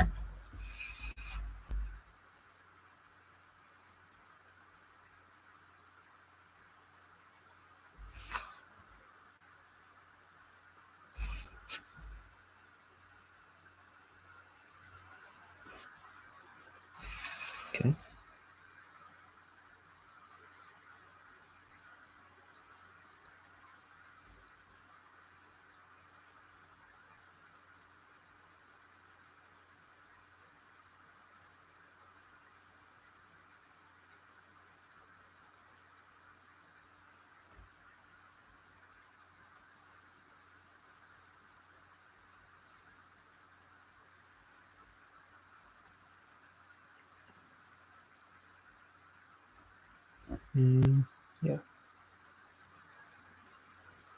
Yeah. Here's a drop.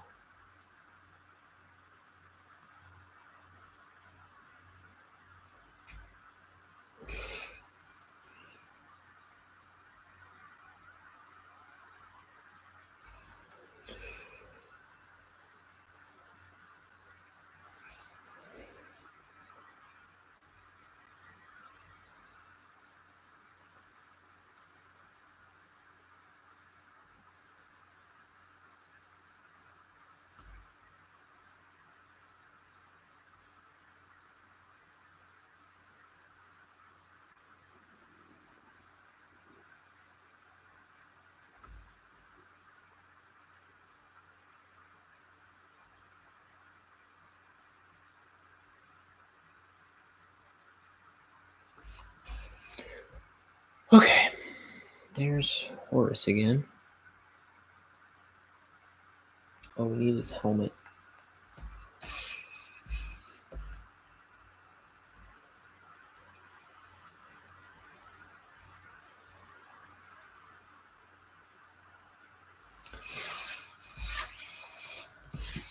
What else? Dang it. Up in my head. Trying to figure out what angle I want to do this at.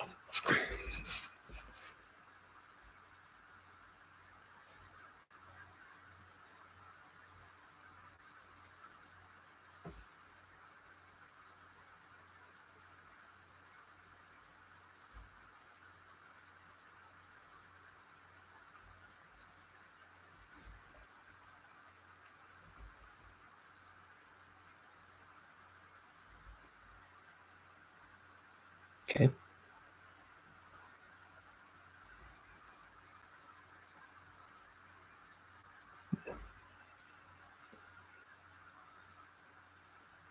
Here.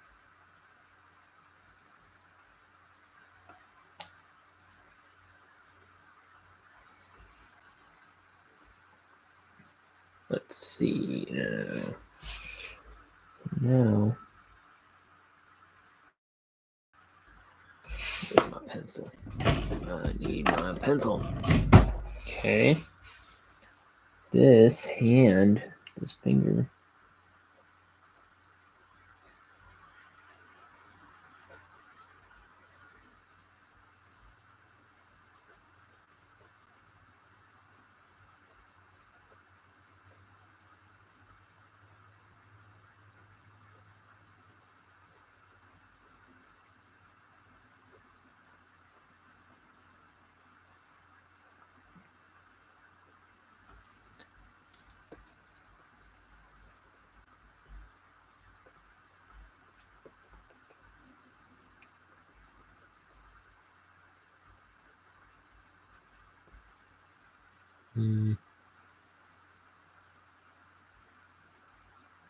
Okay.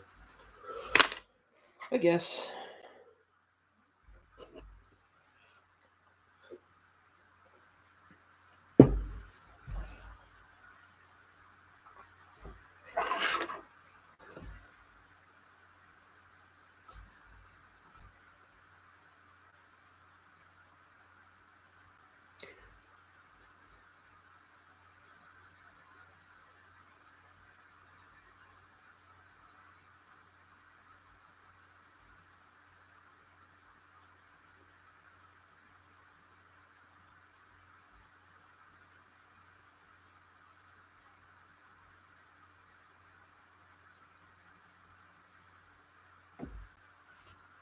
I'm gonna see something. I think somebody tried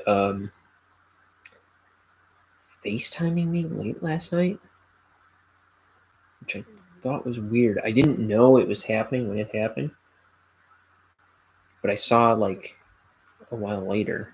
I'm just curious. It doesn't say what time.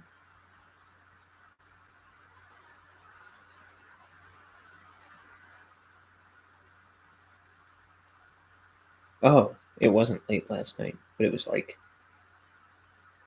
5:30. Okay, I didn't see it till like 11. No, it was like at least midnight that I noticed it.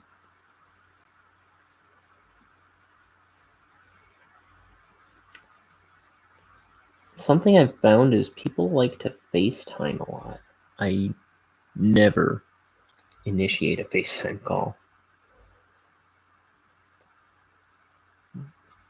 Just seems weird, right?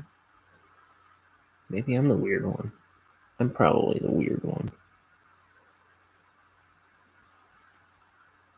Just know, I think you're weird.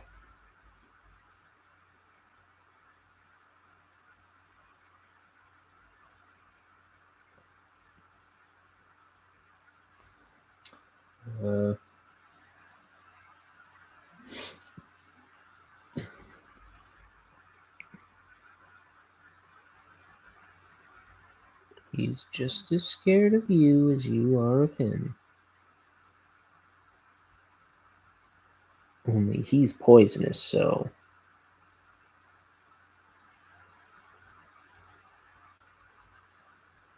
You know, something to consider.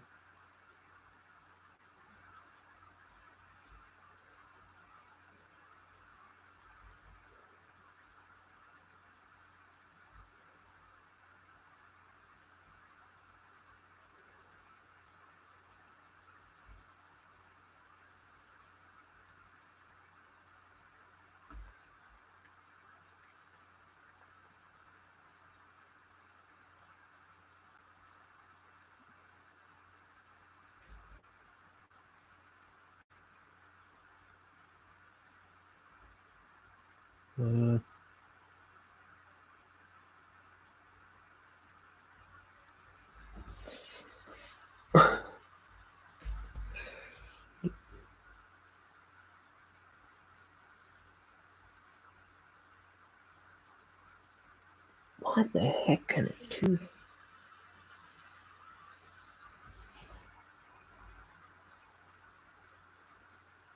Okay. Here's... My tummy's rumbling. But I don't want to do 2 streams today. Because in the second one... See, if somebody comes in and wants to say something to me right now, they can. But if I do a second stream, I don't know if I need to, the same kind of thing as I was reading before. If you want to be monetized, you need 1,000 subscribers within the past year and 4,000 hours of views.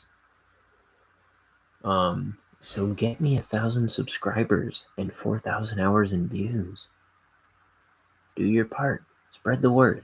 No, but I wonder if it's the same thing or maybe some other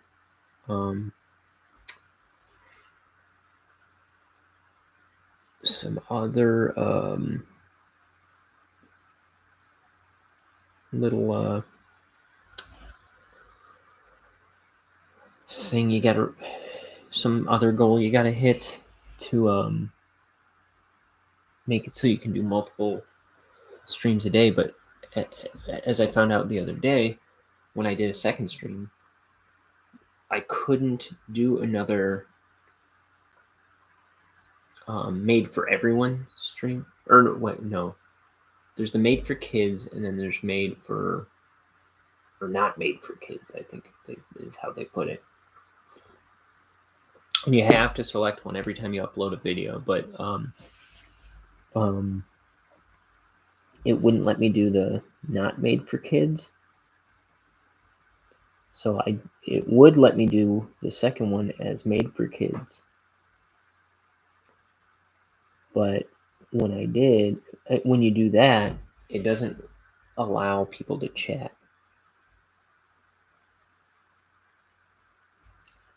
And I wonder if I can only do one of each in a day.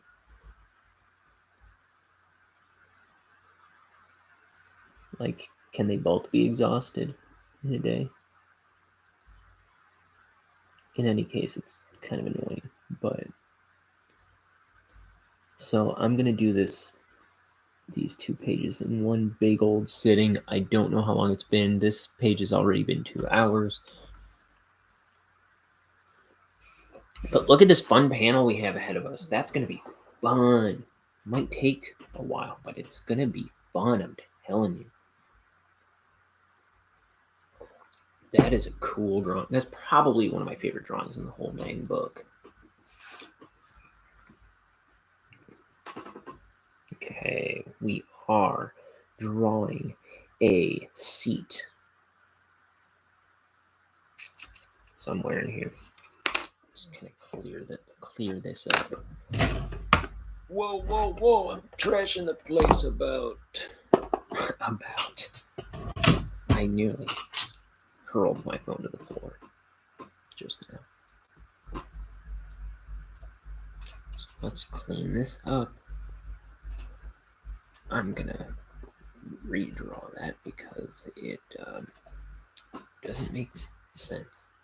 It's not clear what's going on there.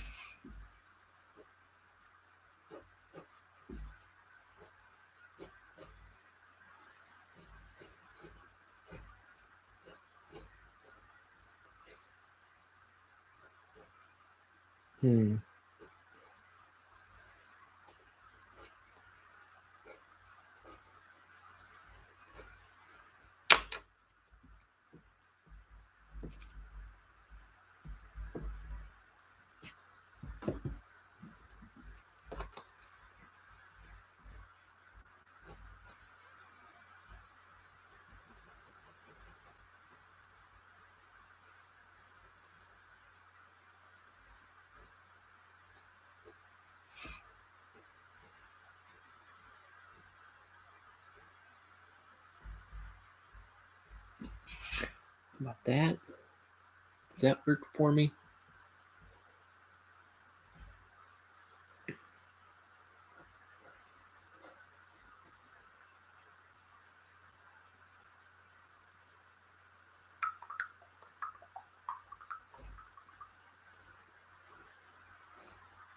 I want this to be a little clearer. But that's his. Now he doesn't have these things on his shoulders. Okay. I think I get it. I think I got it now. Let's see.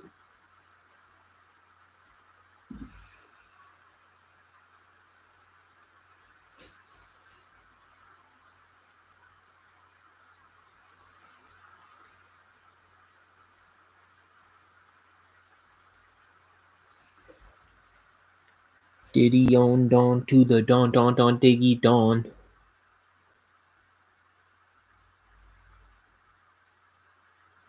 Rings like a boom to the wasp is known. Diddy on dawn to the dawn, dawn, dawn, diggy dawn.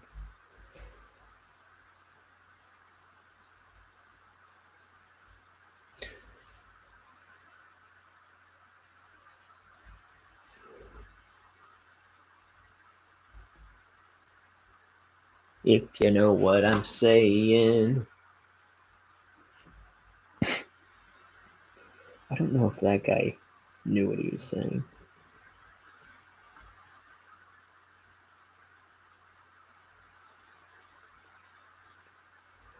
That's an obscure track by one of my favorite artists, Mike Doty, from the Gone in 60 Seconds soundtrack called Never Gonna Come Back Down.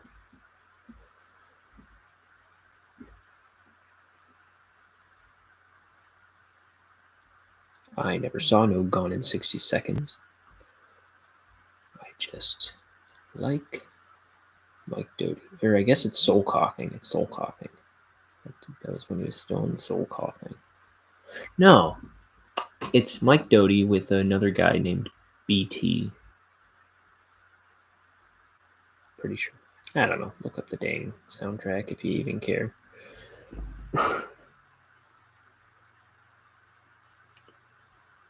This isn't the Mike Doty show. I can't speak to all the details of his career at any given moment. I mean, I can probably come pretty close. I'm one of those guys that like when I like things, I know everything about them.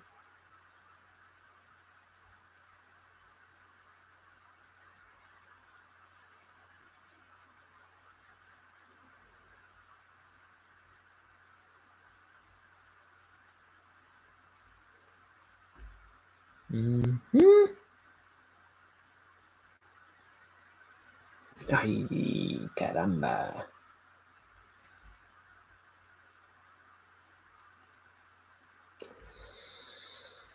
All right.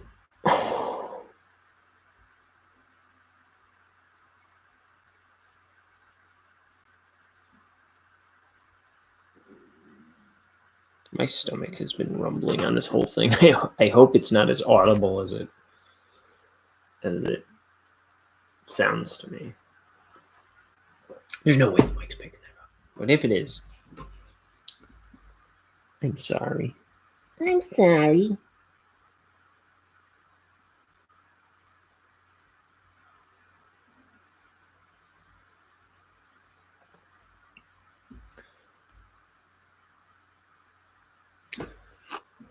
Oh man. So it's like 1 o'clock and I want to do another page. It's going to be a long time before I eat some lunch.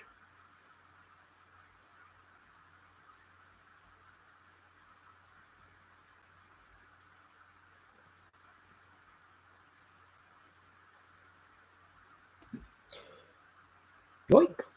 And away! Yikes! And away! That is a cartoon character voice I really wish I could do reliably. Like, I wish I could do a good Daffy Duck impression. Daffy Duck is effing hilarious. Go on to get you a subscription, if you don't already have one, to HBO Max and go watch yourself some of those original. So they have the new Looney Tunes, which are fine, but go watch some of the original Looney Tunes and tell me they're not the most hysterical thing you ever saw in your godforsaken life. Oh, so good. And Daffy Duck is hilarious. My whole life, my dad's been a huge fan of Foghorn Leghorn.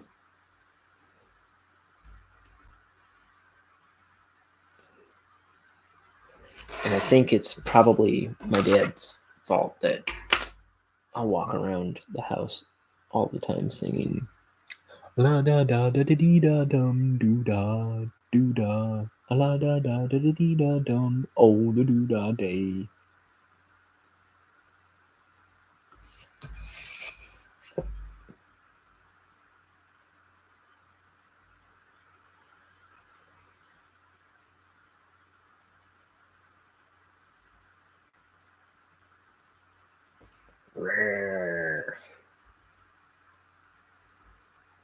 I am already hungry.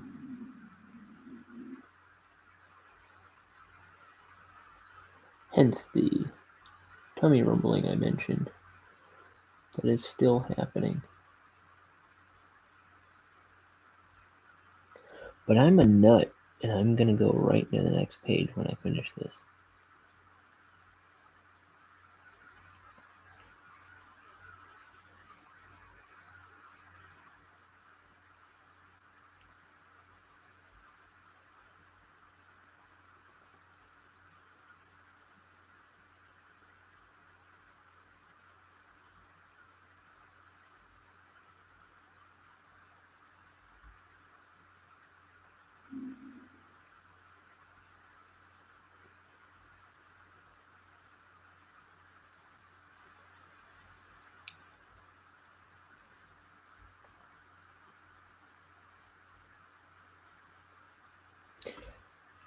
Okay.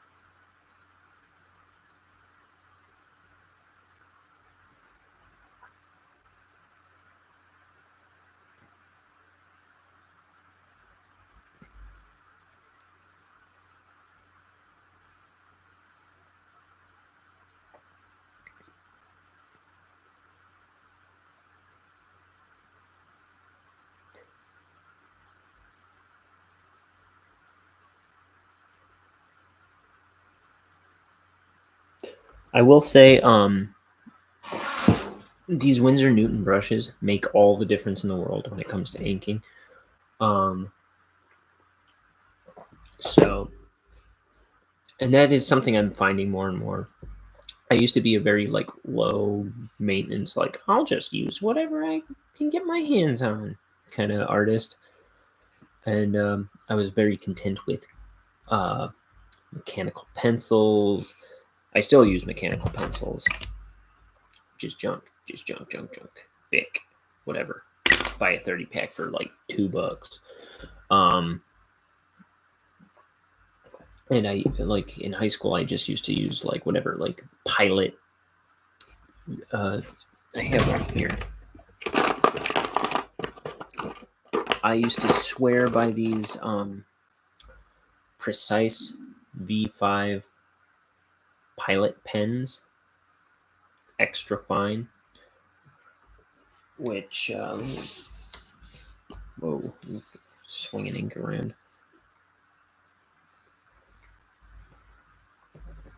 This is trash. I don't know. This particular one is trash. Oh, here's one that probably works.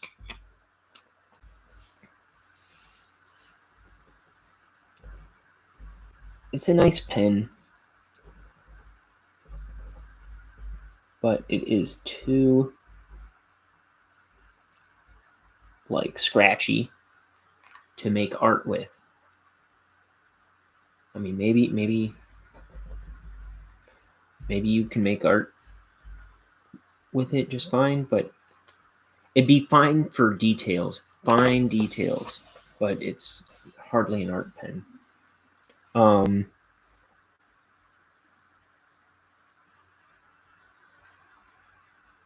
And you know, these Copic multi-liners have been great. I've been using them for about a year or two now.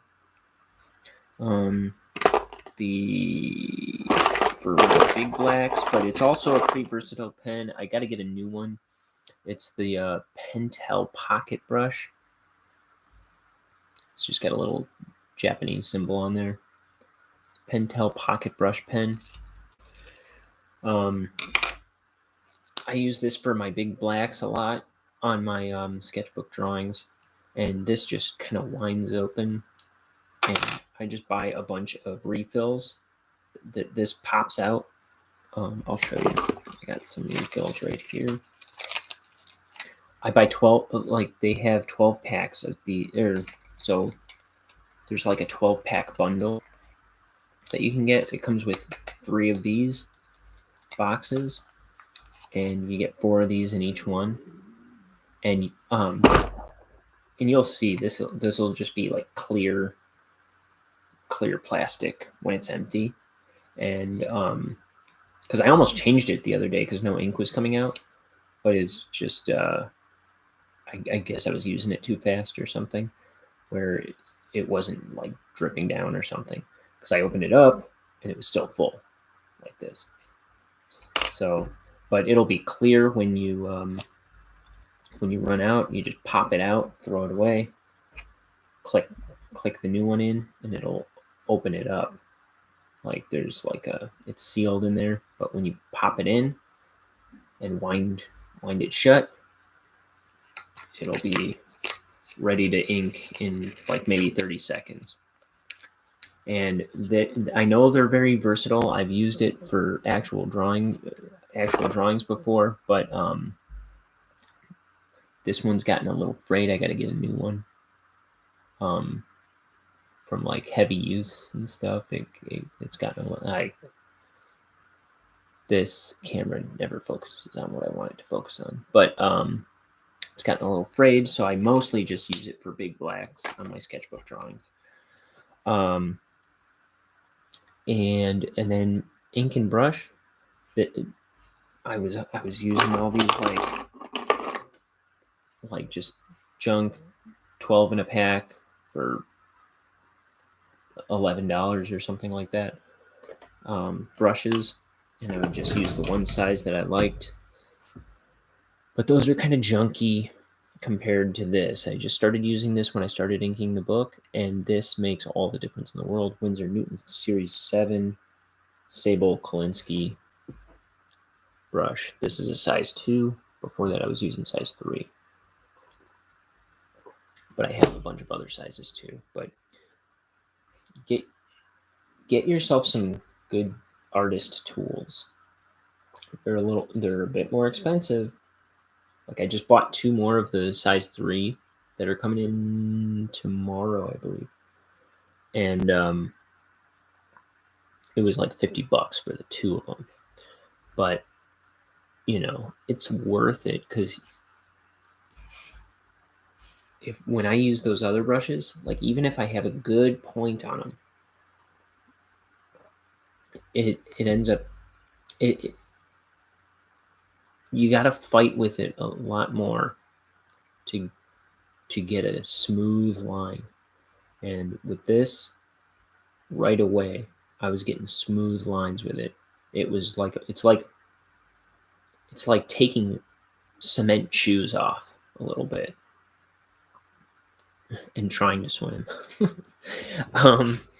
But no, I totally recommend this.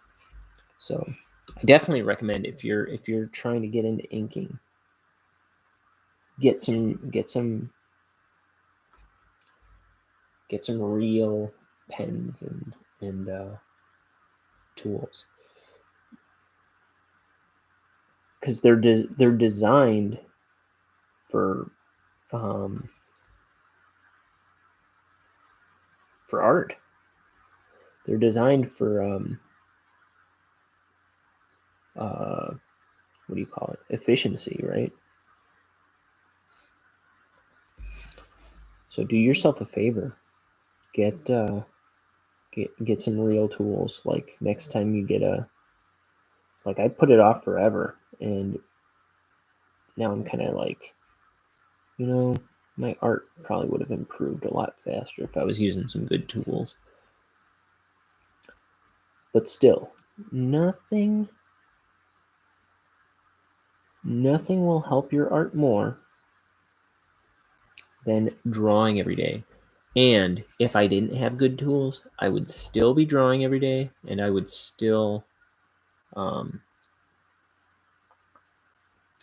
be trying to make crummy tools work. I was working with a bummed brush for like 2 days. You saw, you can see, like in the first few days of, like after the first couple pages,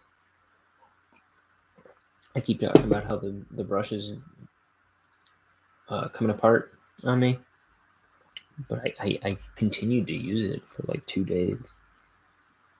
Like, part of it is, it's a shoddy craftsman that blames his tools. You can, there are, you can adapt to what's in your hand if you need to. But so in a pinch, and if you can't afford good tools, figure out what you can afford that you can make work. But I would definitely say, don't just sit on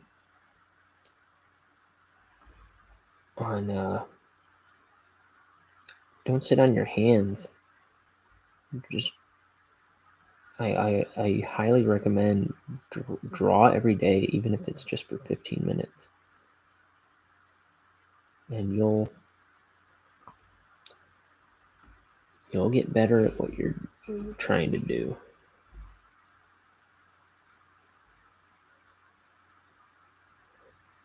And people get it.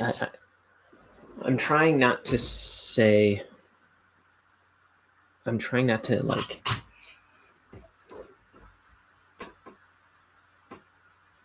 get people to say, well, someday I'll get those tools and then I'll draw.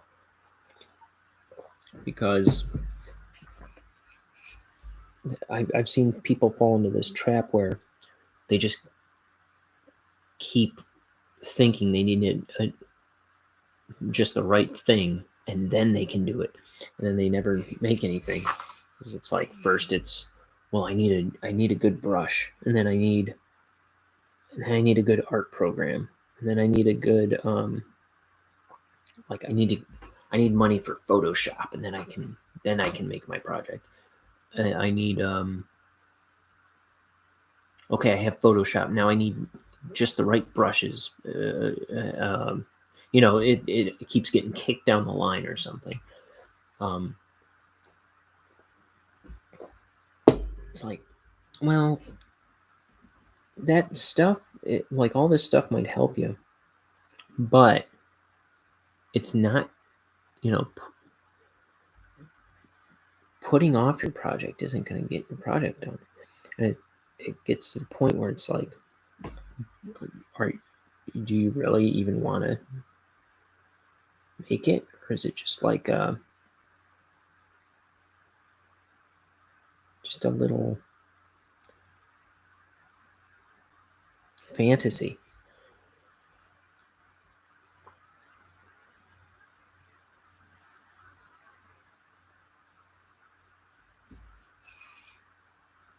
And I don't want people to live in fantasy world. I want people to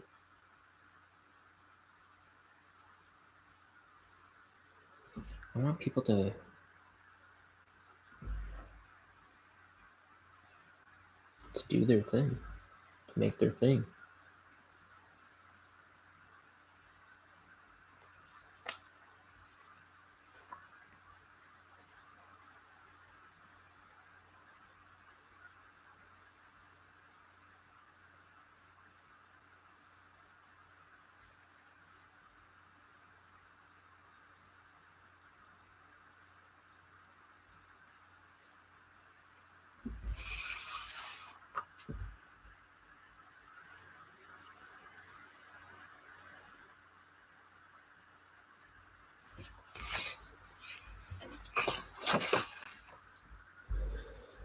Man, stupid helmets.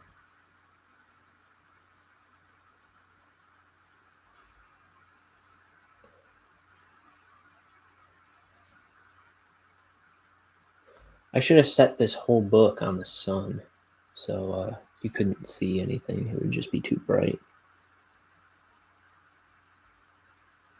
And I could just do like a big whiteout page.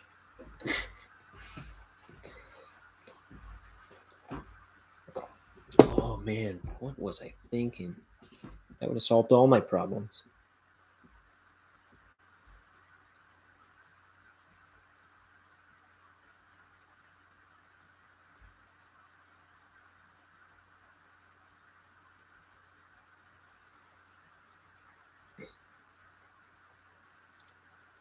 Let's see.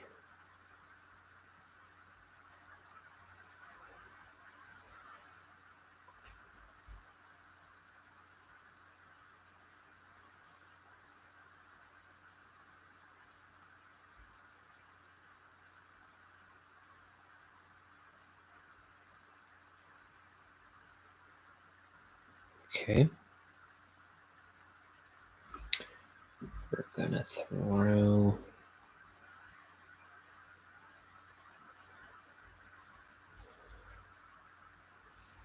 I'm gonna do some black back here.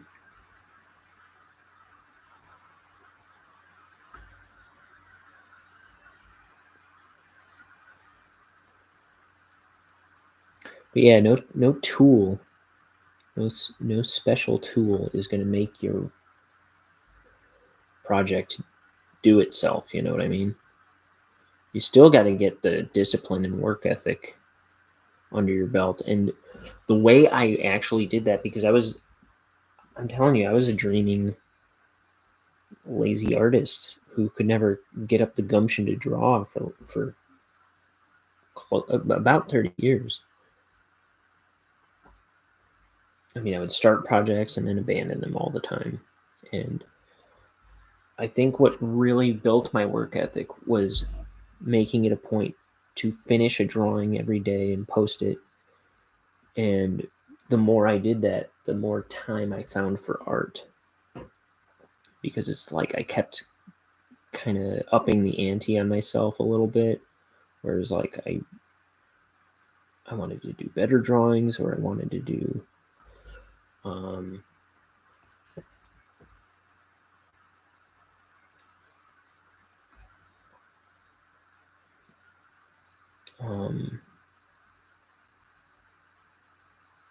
I don't know, whatever it was. Like I know I just kept. It was like first I would spend like 15 minutes on a drawing a day. And then it was like, well, 15 minutes isn't enough. It's got to be at least half an hour that I'm putting into it if I'm going to draw. Then the time thing fell away. And it was just like I was just focused on getting a drawing done a day, colored and posted on Facebook or Instagram and all that. And then I was doing that, but I was also doing like a comic page a day, penciling a page a day. And that, I mean, that was a much more time on art at that point. But and it was like sometimes if I kind of like last night, I couldn't do another art stream because it was too late by the time I was able to get back here to this table. So when I did, instead, I just paneled 4 pages and did the sound effects in with my Copic multiliner. And, you know, that's what I would do then too. It's like if I couldn't do a page, I would at least take some time and do some of the grunt work. I would panel pages in pencil, and I would just kind of prep pages for the next time I was able to sit down at my desk. But I mean, it's all a percentage of the project, so it all counts, right? But the idea was get at least a little chunk of something in every day on this comic and get a drawing done every day for my sketchbook. Now, yesterday the sketchbook drawing fell out of the picture. Might tomorrow. I'll bring my sketchbook with me. Sometimes when I go to family function things, I'll bring my sketchbook with me and draw it while I'm there. But it doesn't always work out because I'm playing with my nephews or drinking. I don't like to draw when I drink a lot of times. I try to separate the two because I don't want to be doing crummy work, first of all. And it's like I get too distracted if I'm hanging out and drinking. So we don't do them at the same time for the most part.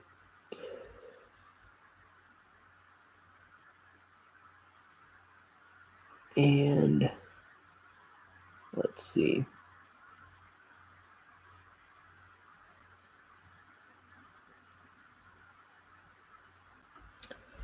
So there's him. Where was I?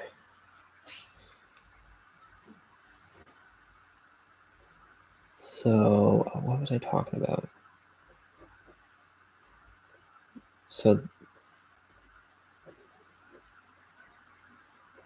I really think the best thing you can do for your art, the thing that's going to help you more than any tool, is just developing your work ethic, just figuring out a way to get used to working all the time.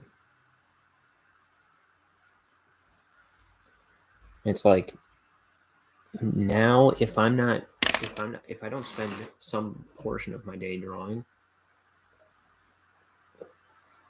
I just feel like, I don't know, like I did something wrong. Like I need to.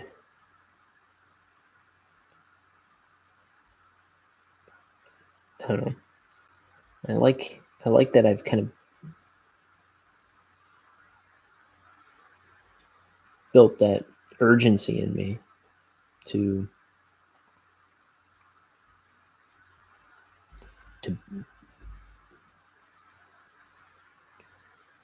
draw and make my projects.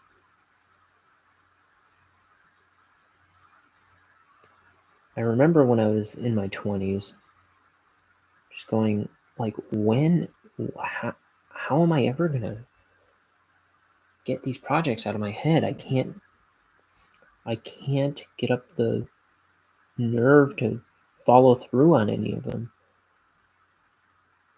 And it was just this thing that kind of haunted me in the back of my brain. And so I know there's other artists out there that feel the same way.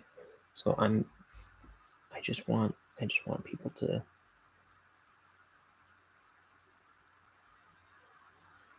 know how I got over it, I guess. The thing is, part of it's like, don't worry about falling on your face. Don't worry about you're not going to start inking being a master. But I'm telling you, these pages, look at this page. That's some of the best inking I've done. I didn't even know I was going to do it this well. And I'm if you just practice and just try your hardest, you'll probably end up surprising yourself. But certainly don't do what I did for many years and let yourself be afraid to start. Because I was afraid to ink my drawings for decades.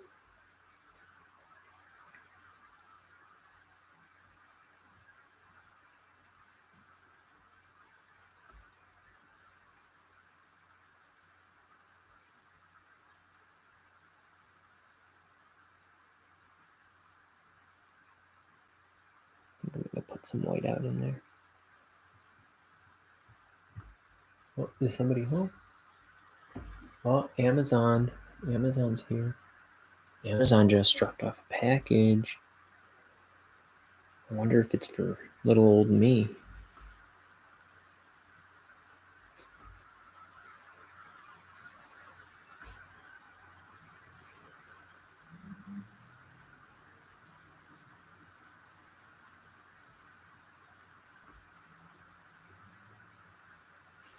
Maybe.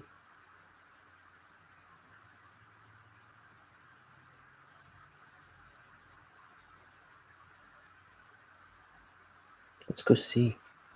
I'll be right back. Because it might be art supplies. It might be not for me.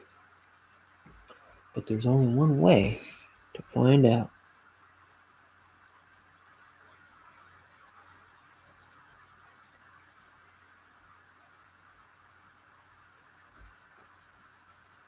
So I'll finish this panel and then I'll go check.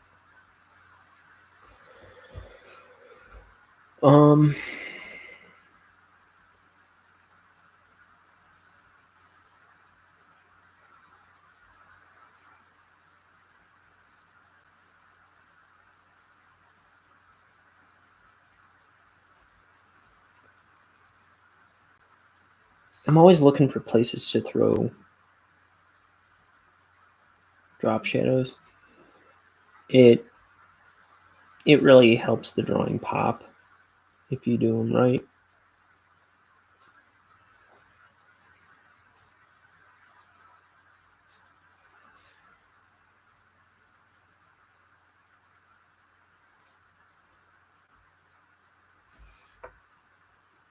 Gives it dimension.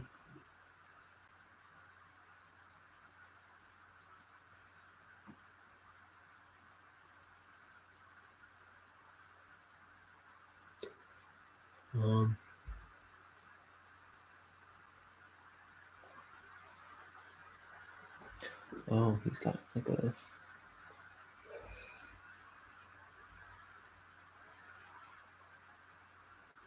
There we go.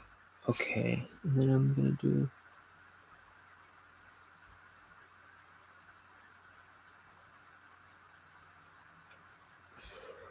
I'll leave it at that. And bring this to the edge. And there.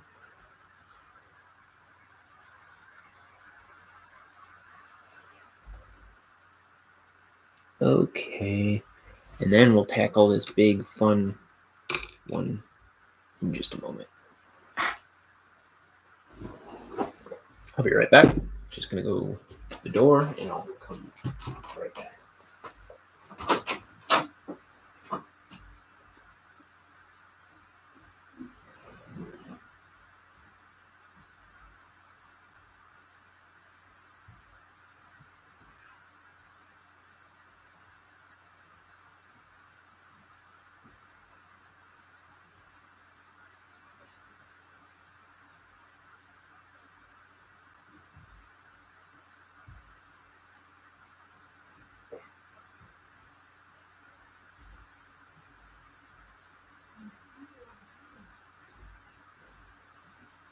I'm here.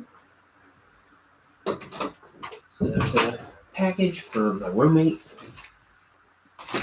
and then there was a package for me.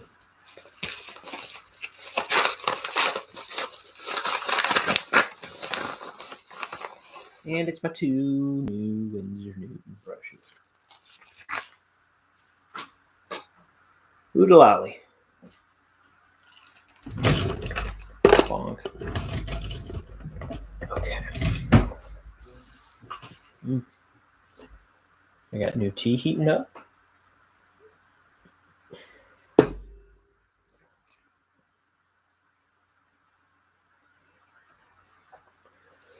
Okay, bugs. Bugs. Just like at the motel.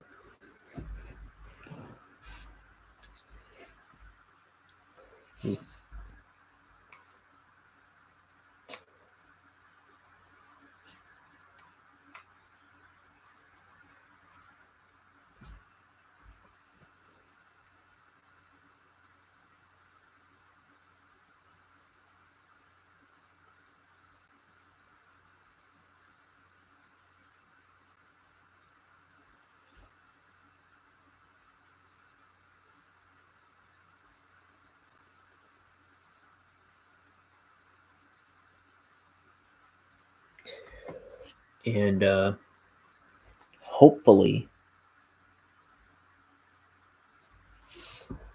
this image really, I mean, this is the first real page. So this image is the one I'm trying to like really capture the readers.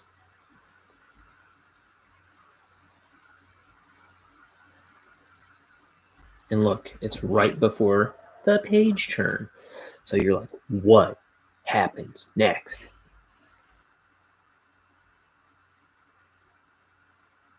So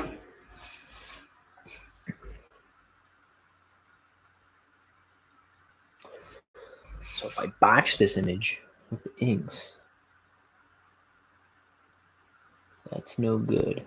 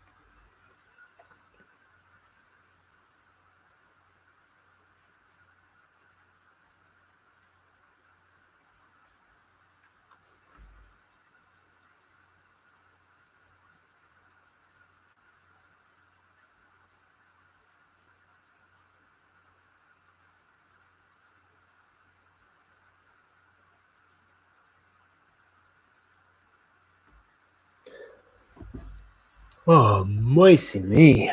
Okay, we are Inka-Linka-Dinkin.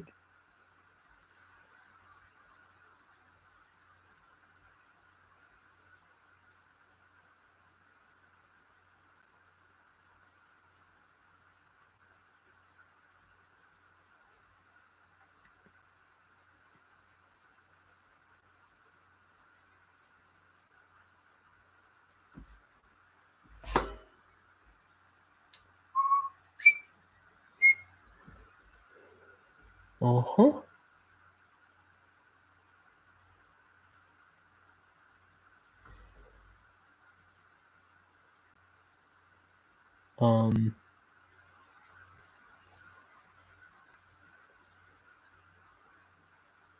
I don't know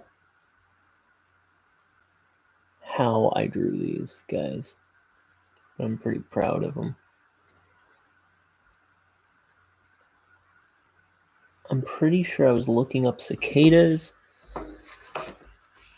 because I call them space cicadas in the book.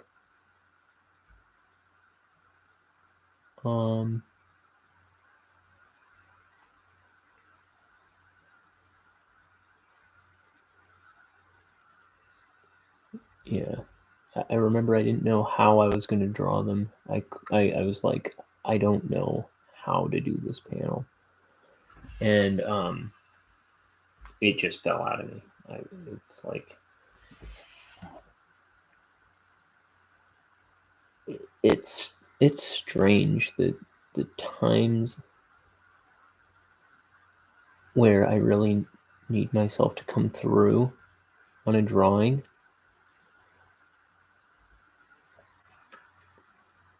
sometimes it is just crazy what comes out. I mean, Bonehead kind of came that way, where I think he's one of my favorite character designs I've ever come up with. I don't know. I just think he's a really good character. Very iconic, very graphic.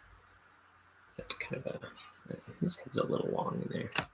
There's a good one.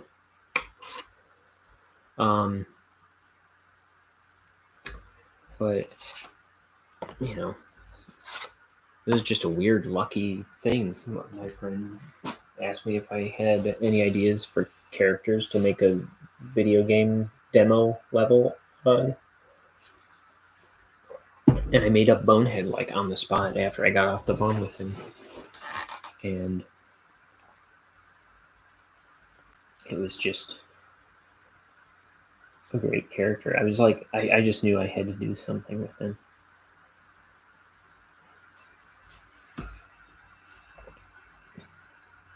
I think he's a great character anyway.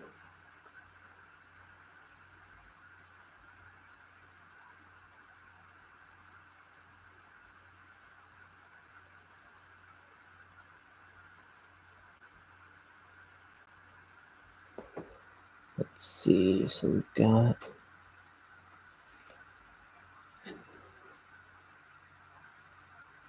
his jaw. Or maybe it's a her. Her jaw. Maybe she's a giraffe. Her jaw. I don't know what I'm doing.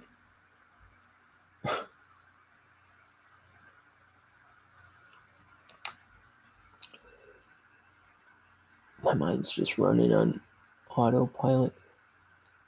So I'm just babbling. I mean, like, I speak my mind for like, I don't know, 2.5 hours, and then my brain just goes haywire.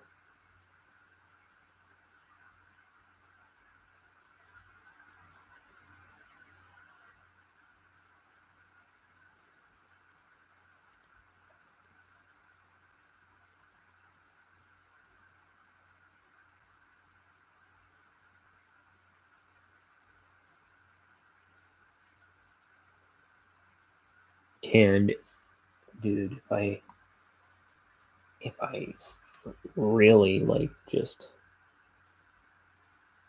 didn't care, you would hear how screwy I can get.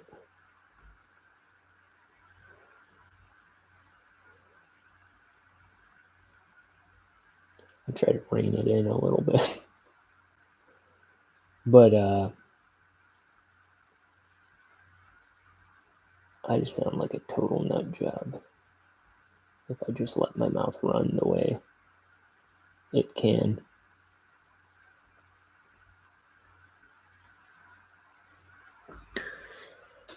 Whoa, maybe it'd make for a more entertaining show. Oh, I have a good idea for an entertaining show. Or at least the opening of a good entertaining show. I might do that in a couple days. Oof.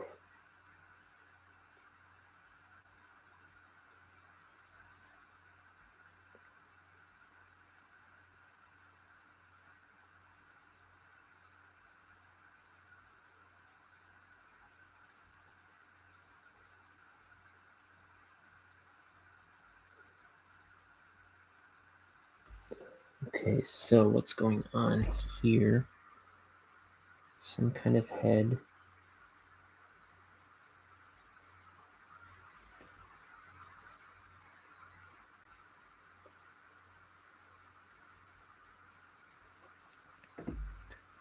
Okay. Got another antenna here. Ooh.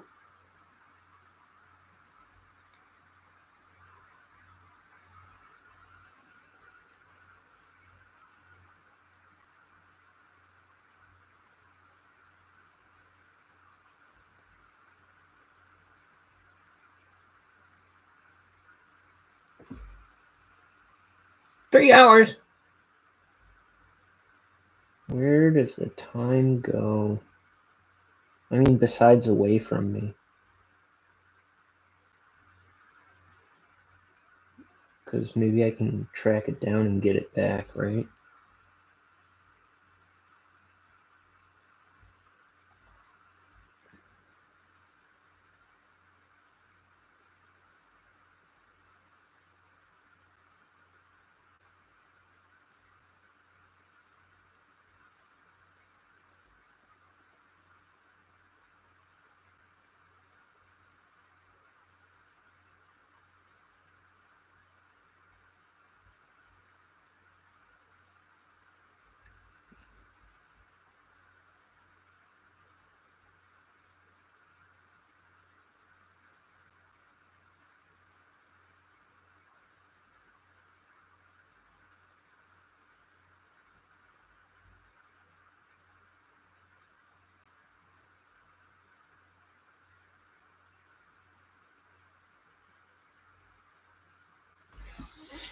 Okay.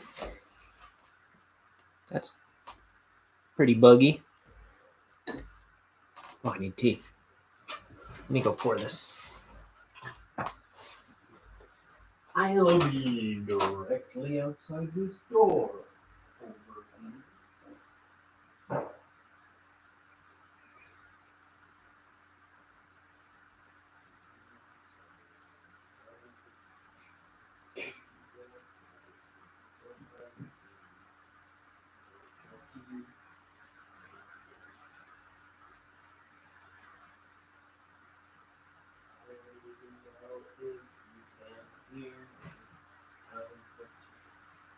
'Time for tea. Getting myself a new cup of tea. Nobody likes you. Everyone likes me. No, ain't nobody likes me. Time for tea. Spill it on my page. I'm going crazy.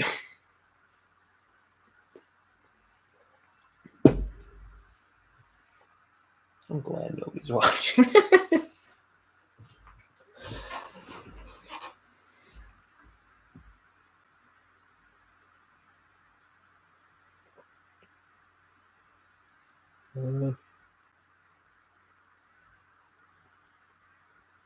Trying to avoid tangents. This best I can.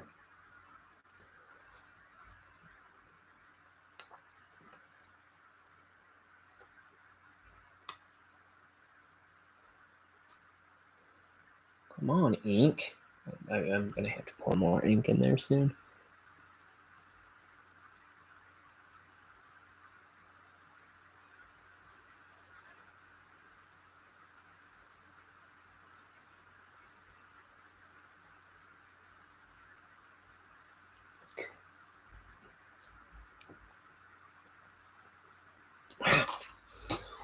Okay.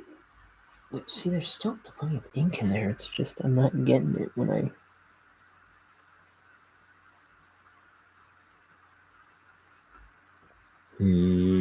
Yeah, let's get some more ink in there. Oh. I'm just obnoxious. I'm sorry. Inka, Inka, Inka. Ooh. Inka, Inka, Inka. Time for ink. Ink for me. Everybody likes you. No one likes me. That's what I meant to say before.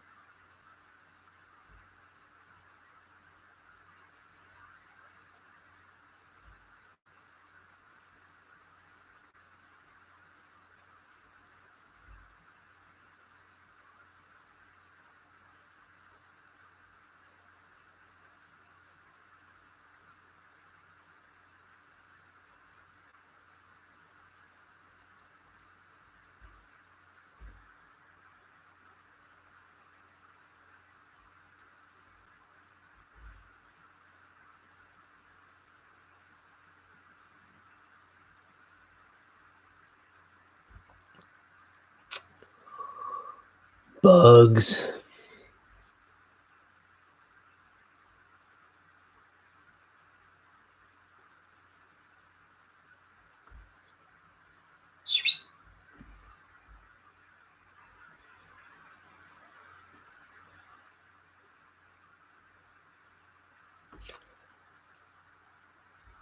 Let me see something.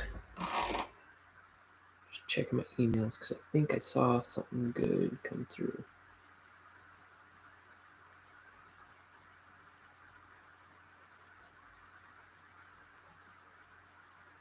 Hello, fresh noise.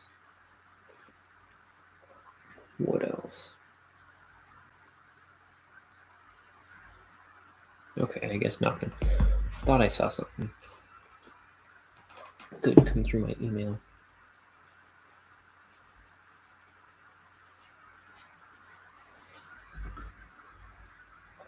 Okay. We want... Let's see, where is this guy's wings coming from?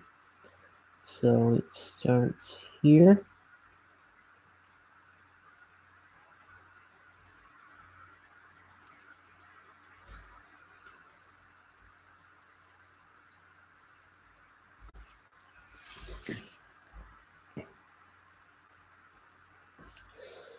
Come on, this ain't no time for trouble. This ain't no time for trouble. It's time for doing it right.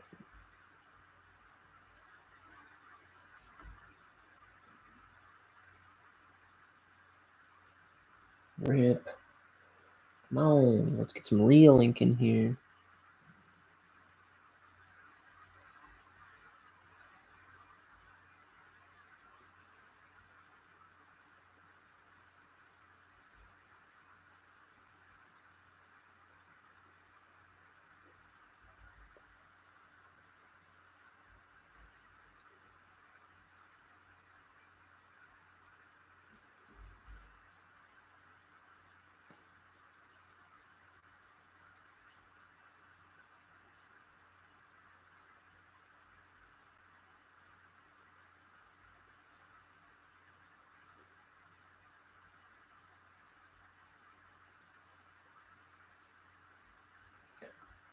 Look. Whoa, got a finger full of Inca. And a palm full of it. I gotta nip this in the bud. lest I drag. Look at what a wreck I am.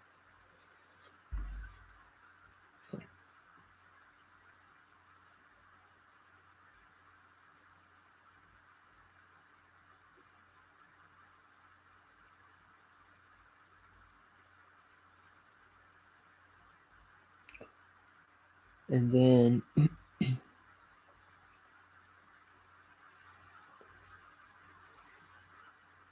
so this effect is supposed to be like the wings fluttering.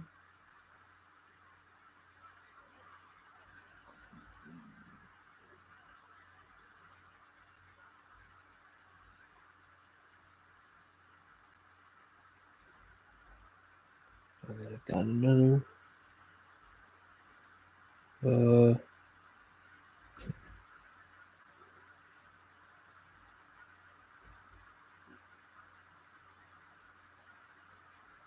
Use that ink spot on the paper that I dipped my hand into.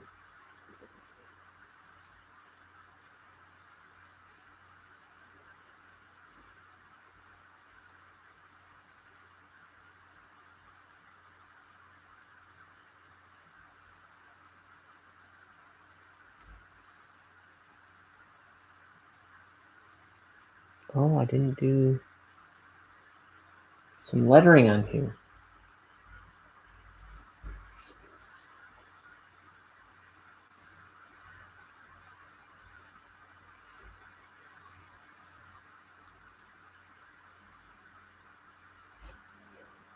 So it says buzz, hum. Let's get that in real quick. My new 0.5. Is this it? Yes.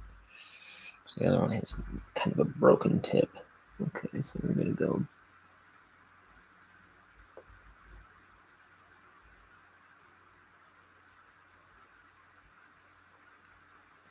We're going to use this Copic multi-liner because it's a little more precise.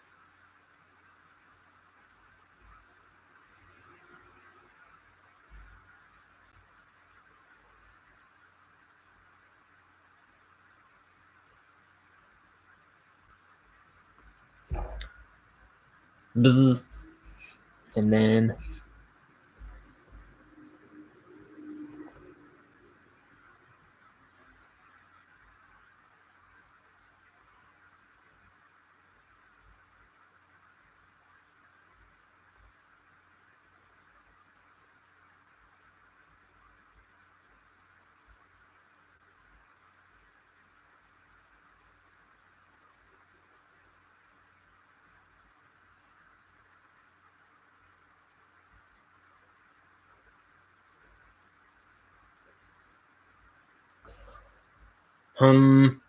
squirty. Okay. Oh, mother, may I go to the bathroom? May I go to the bathroom? I am going to put another piece of terrible music on.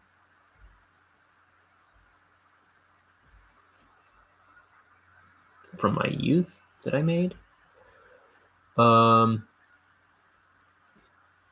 I don't want to put that one on. Let's see.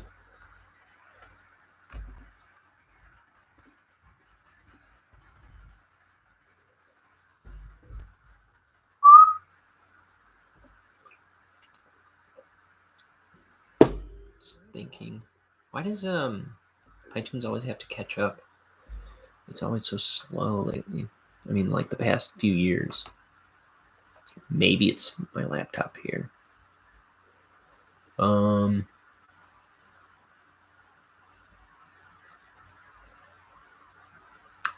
okay. I don't think I've done this one before. Here's another instrumental that I really like.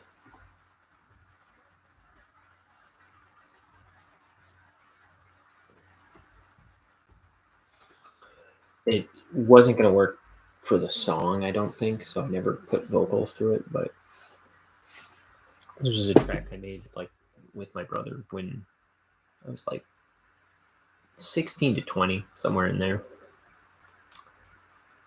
This is a good one. I'm just going to go to the bathroom. I'll be right back. Let's make sure got a good image on our screen, and I'll play this piece of music, and I'll be right back.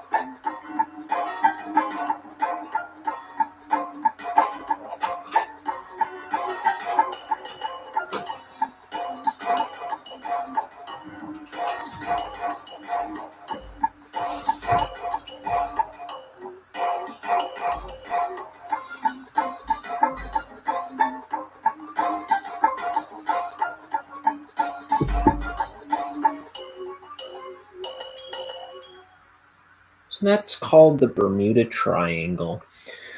It was for a song I wrote, but I don't know how well it was going to work with the vocals, which I never ended up putting on there. Okay. So it ended up being way more bombastic than I originally anticipated, but we had a lot of fun making that one.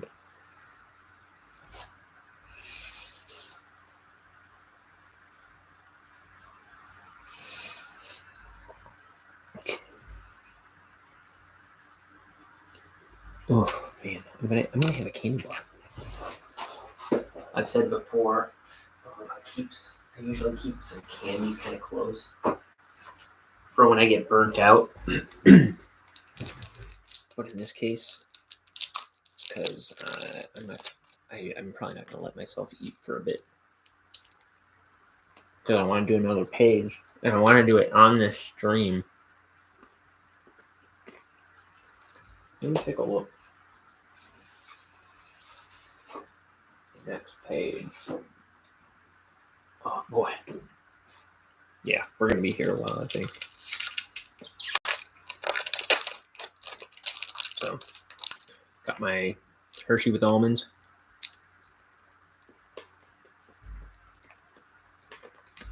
I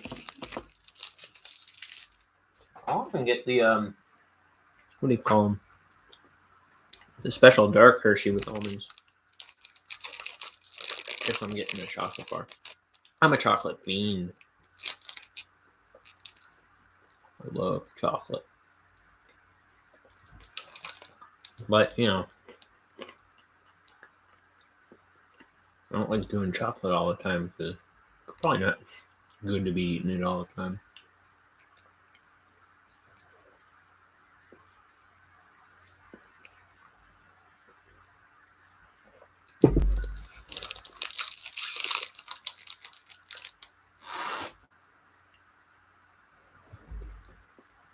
So,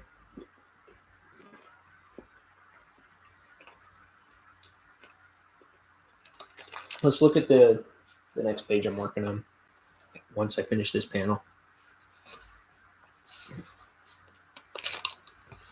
So, they're swarmed swarmed by these bugs.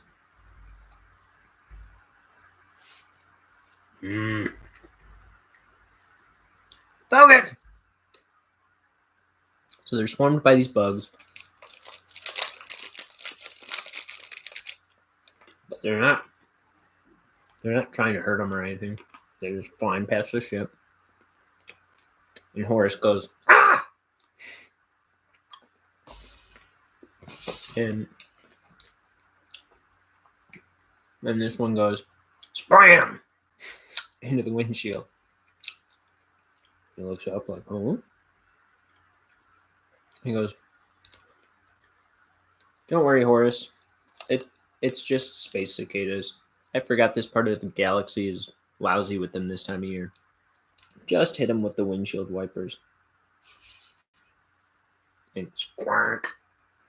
Just smears bug guts all across the windshield. He goes, yeah.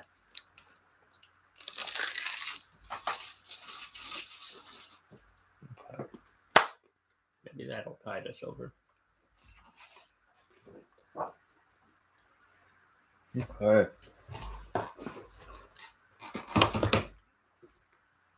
Back to the art.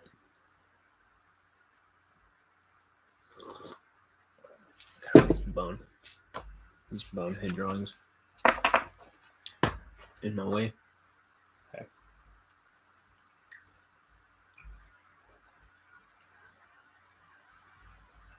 Hey, let's draw some bugs. The little critters of nature. They don't know that they're ugly.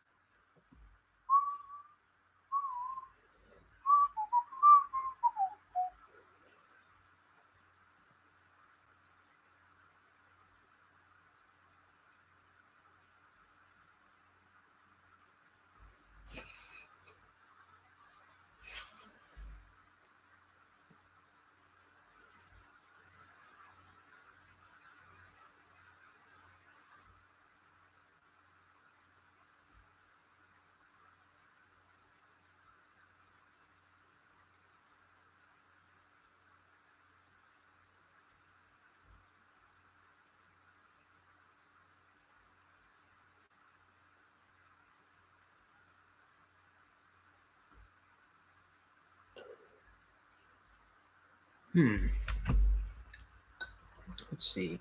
Twitter.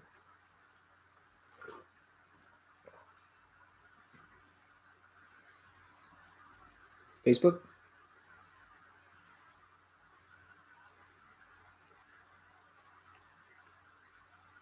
Yeah. Okay. That's fine. Just seeing.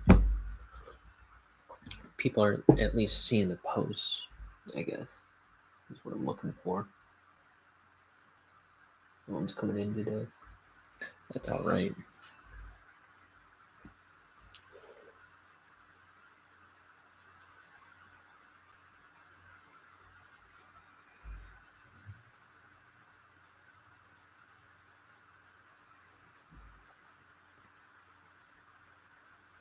Oh yeah, let me get these other wings here. So we want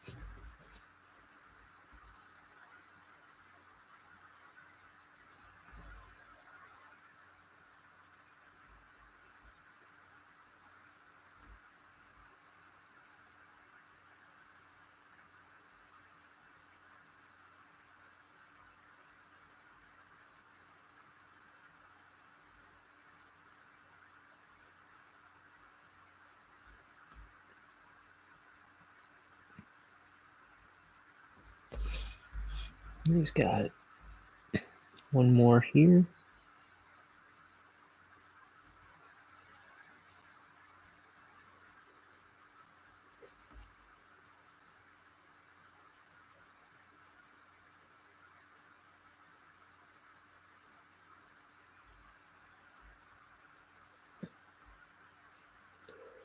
Am I on screen? No.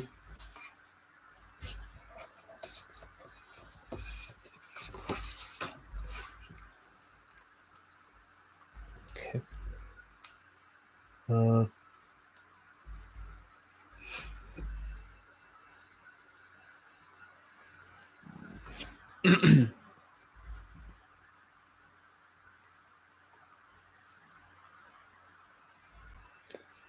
um,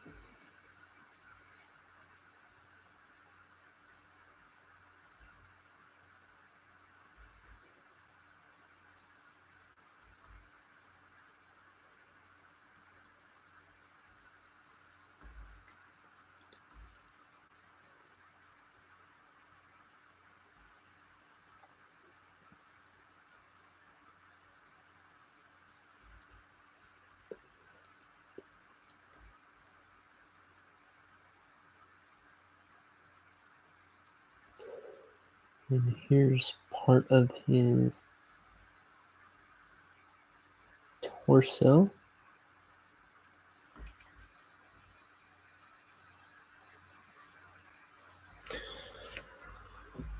Whoa. Okay. So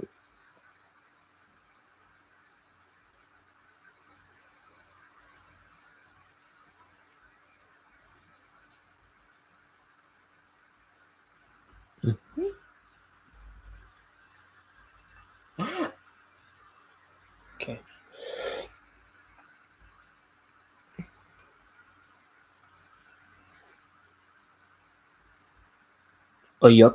Yup.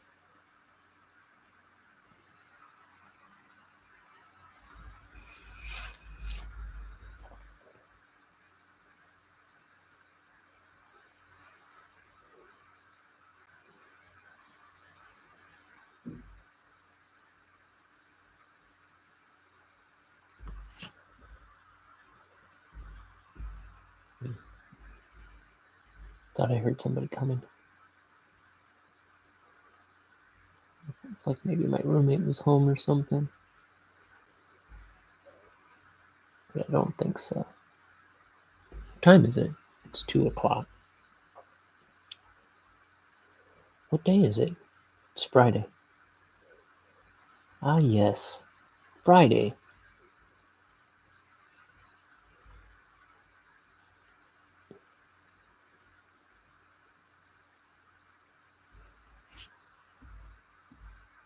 I've heard of that.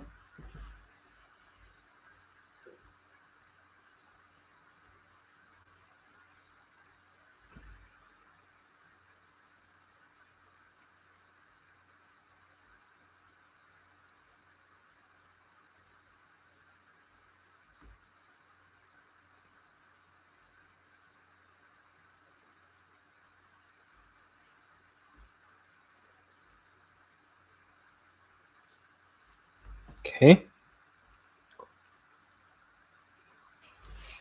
Let's get this more front and center. I'm probably gonna move this down. Okay.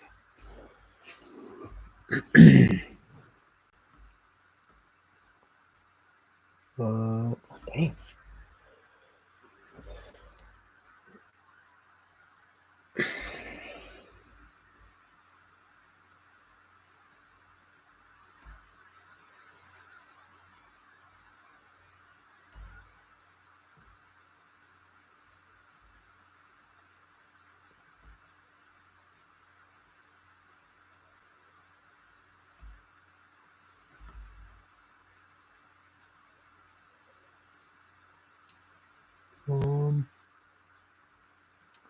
Surely there's something rolling around in my head right now, right?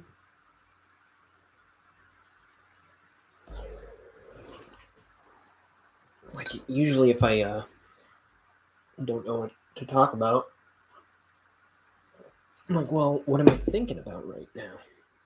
And I guess once in a while I simply don't know what I'm thinking about. So I breathe in, breathe out. Heart, beat.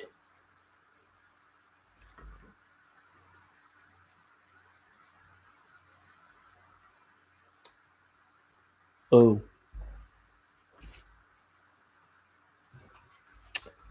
My hand sat in this line that I just drew. It didn't get too smudged, but it'll be an easy fix. But I'm just saying I mustn't do things like that.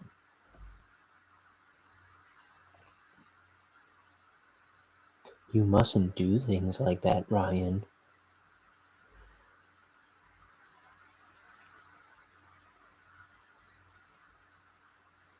You're not the boss of me.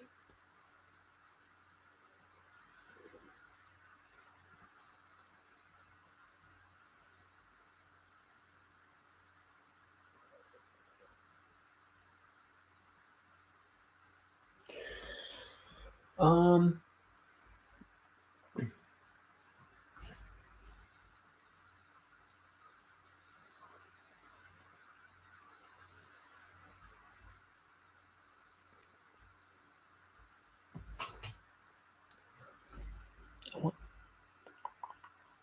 what am I trying to say? Well, I know what I'm trying to say, but I don't think I really want to talk about that. Quite yet. We wanna. So I keep trying to think of how I'm gonna build an audience. Good artwork would be a nice start. Now,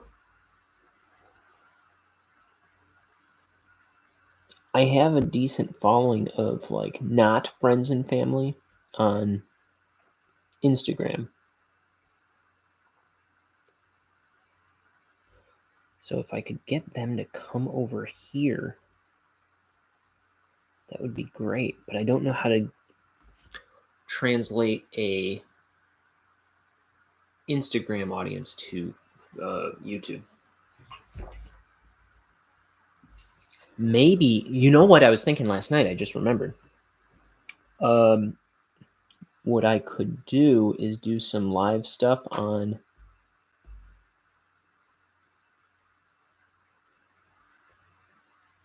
Instagram.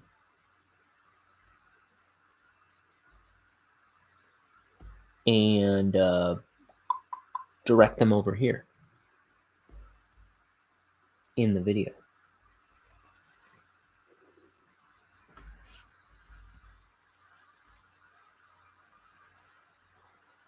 No, I don't want to be inking this book off of YouTube. That's my I want to reserve my inking as much as possible to be done on YouTube.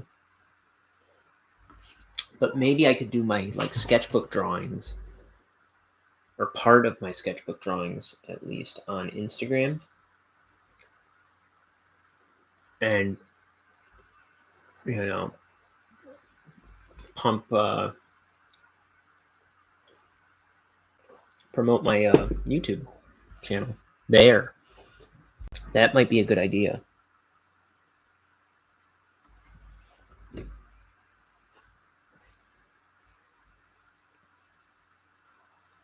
I like that.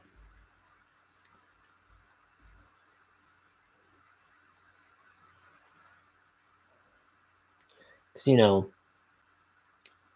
my friends and family on Facebook and my 17 followers on Twitter, or whatever it is, they're not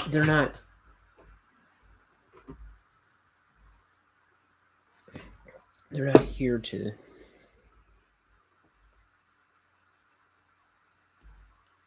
follow me onto YouTube. They're not there to follow me on YouTube. They're there to invite me to weddings and show me pictures of their food.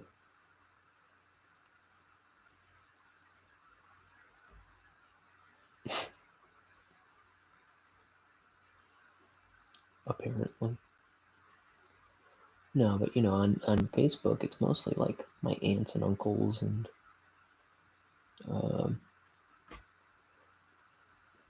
old friends from school.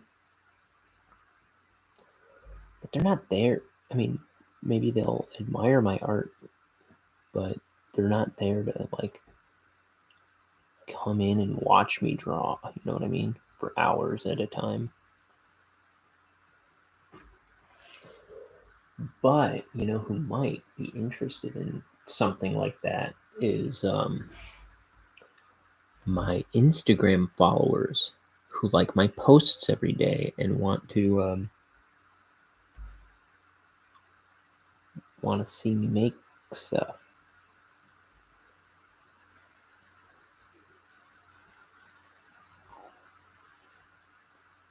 The people who follow me for my art specifically. You know what I mean? So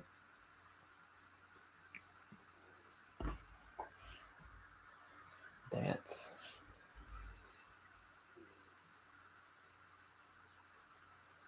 a good idea.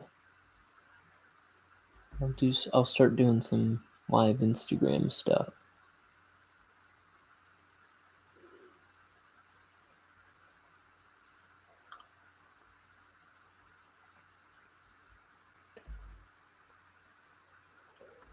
I mean,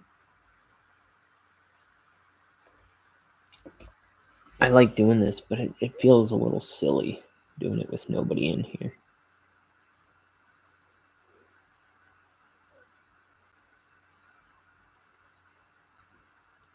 My friends come in a lot. My buddies, like Zach.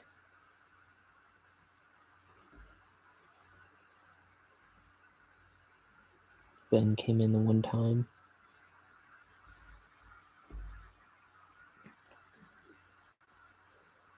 It's like, if I'm doing this with nobody in the room, it's like I'm just riffing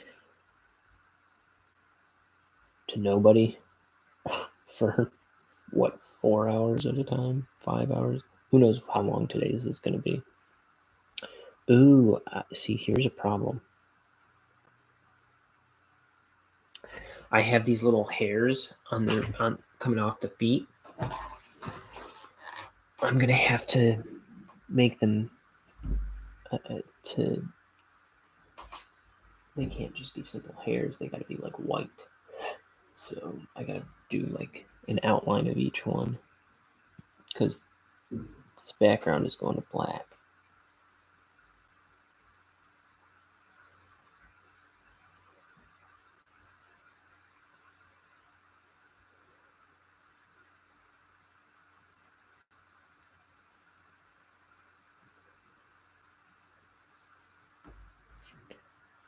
Okay.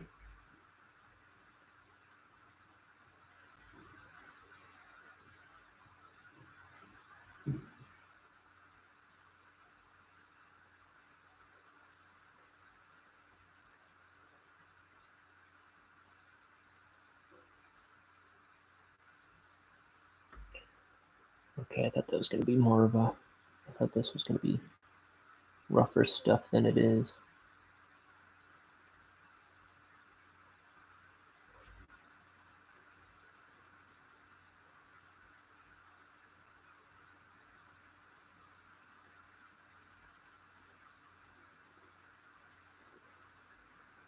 Oof, I need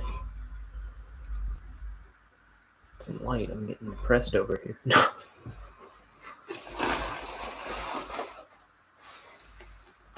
I haven't had the curtains off my window in a while.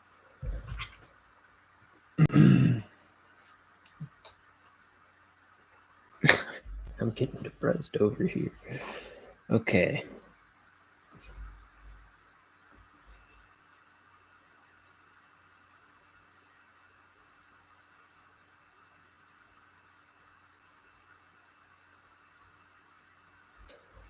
Okay.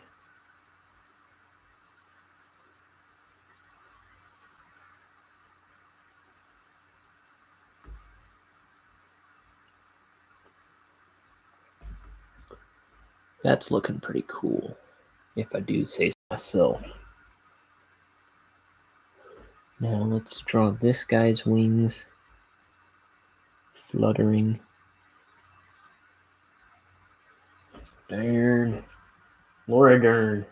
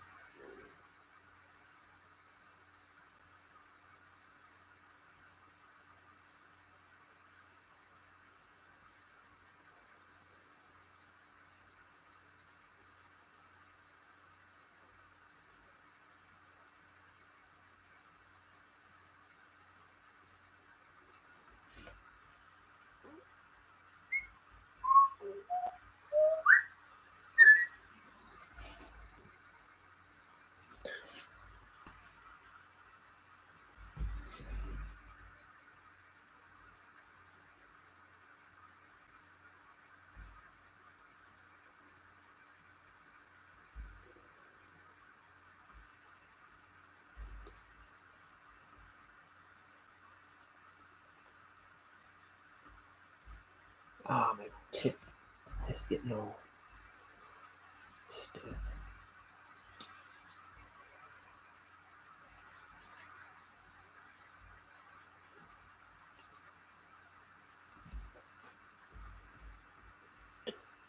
So I'm gonna get these ones as well.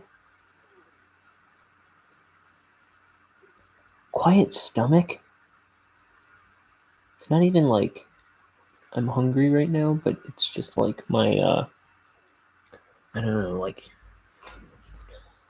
digestive stuff is just going. I don't think you can hear on the mic, but I mean, I certainly hope you can't.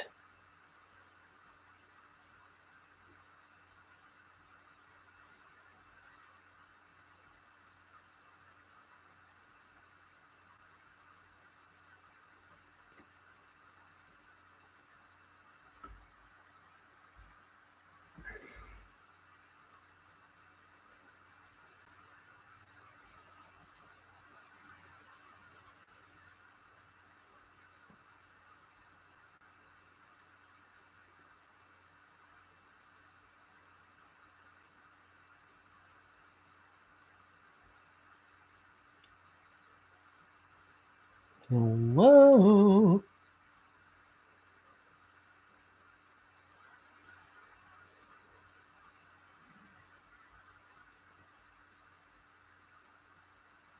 So what's rolling around in my head?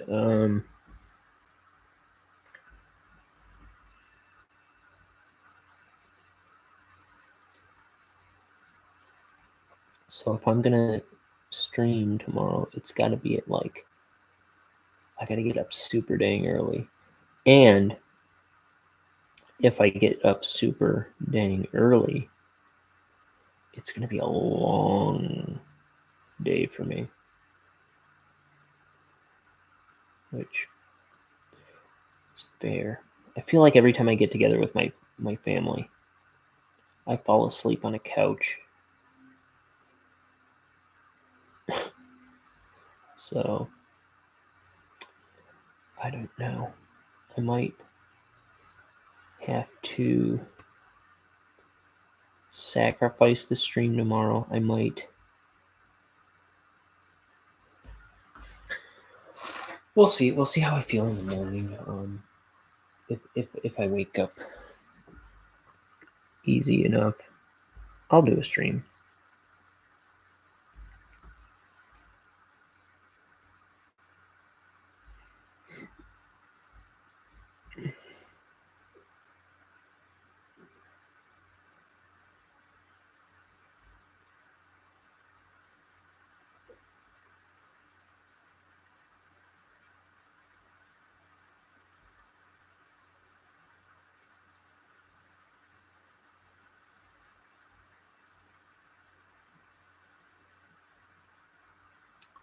This guy's mostly behind wings.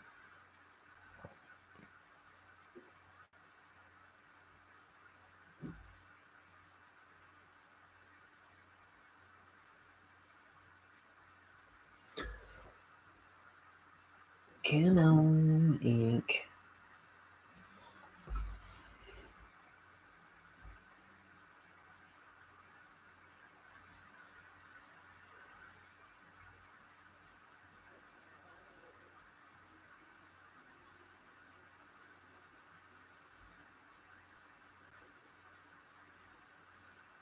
Trying to do them fainter in the parts that are behind the wings. To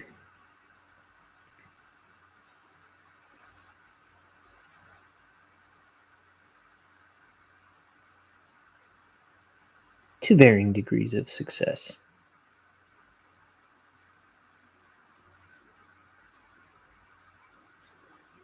So all this is behind the wing.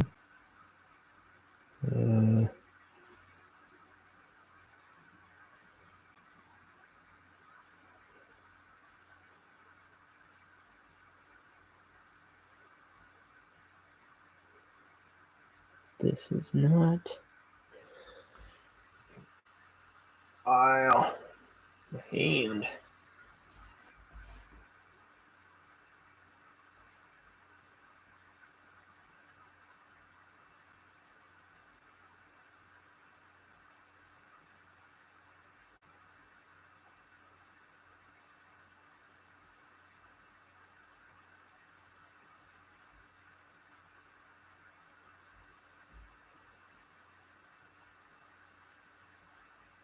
That wasn't fainter at all.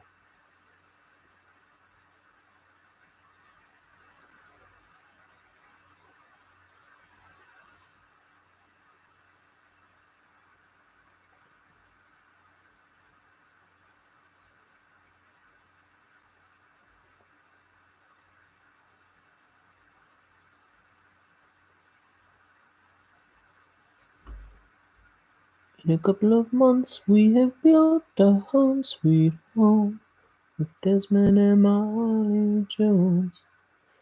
Is it Marty? Marley? I don't care.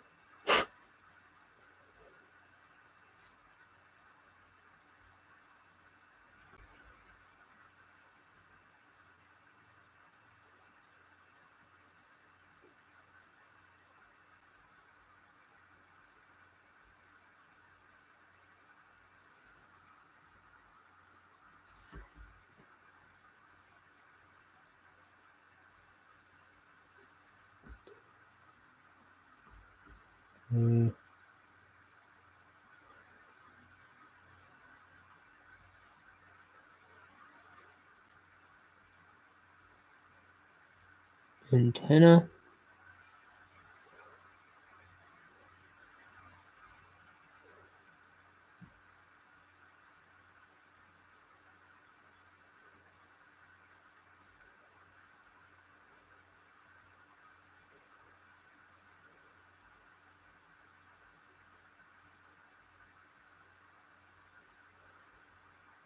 Okay. Ow.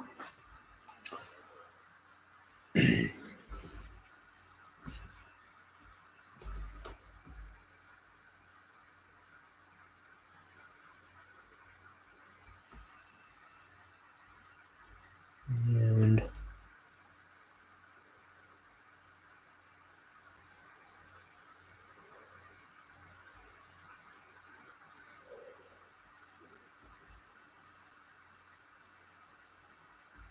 okay. He's got these spots on his side.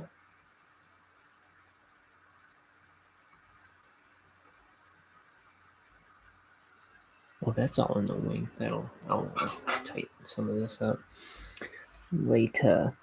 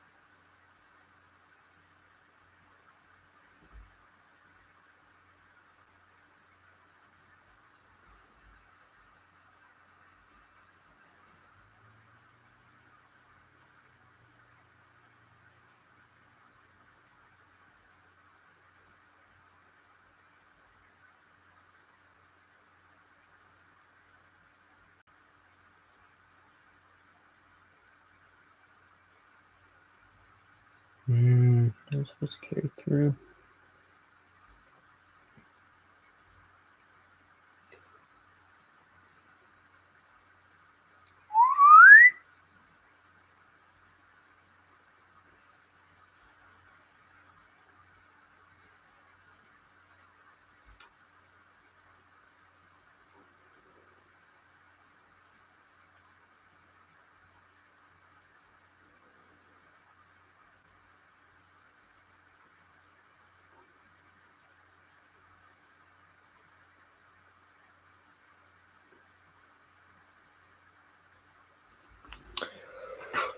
Ow. You know what's really hurting? The more I ink with the brush, the more I'm digging like my thumbnail into my hand here, and I'm getting like a new callus there. The callus doesn't hurt, but the pressure I'm putting of my thumb into my finger like that is actually what's hurting. So I keep crying like a baby.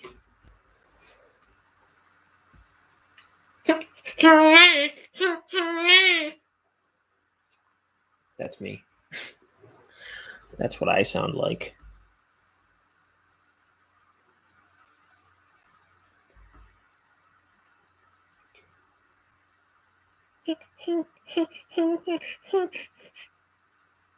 I won't do it.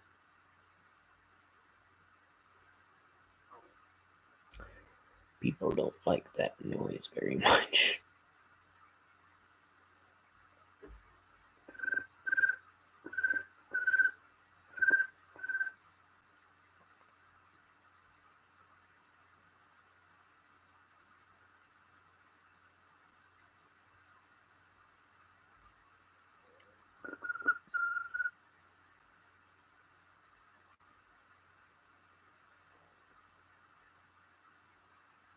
Okay.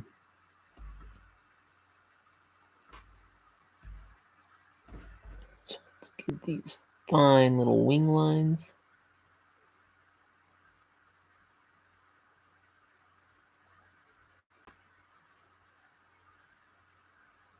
Or exoskeleton shell lines, or whatever they are.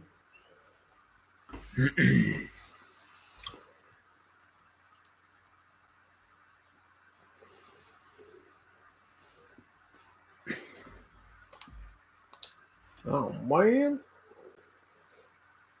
Yes, look at this! Look at this! It was just a tiny dot of ink, and then I rubbed it and spread it.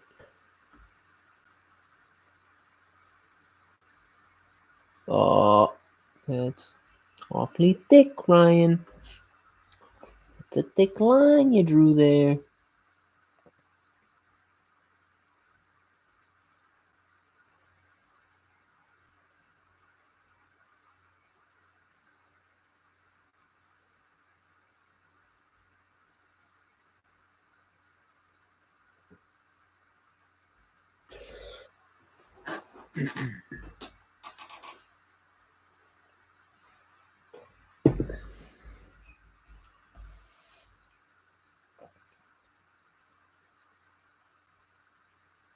Dude, still thick.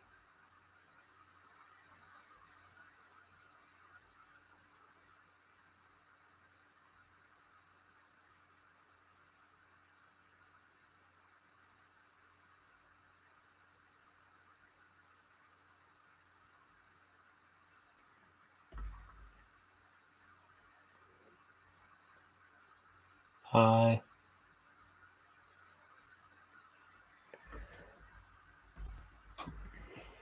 Can you see me in your backyard? No food or water. Waiting patiently.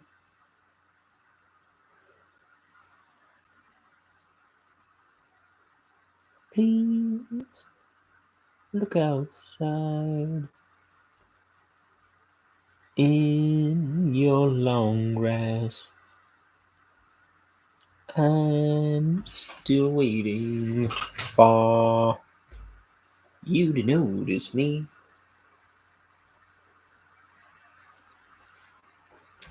That's a little extinct band called Drink Me that I love dearly.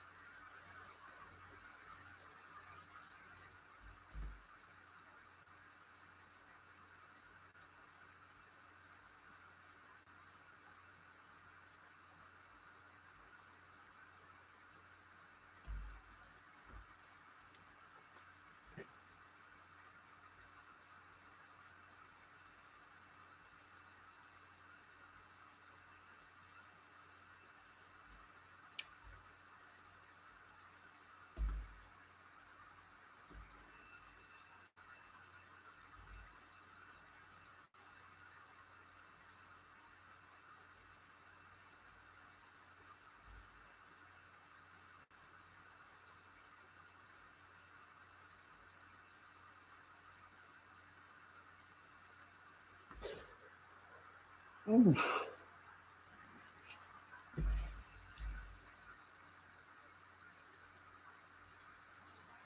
I'm wondering if going right into the next page is too ambitious.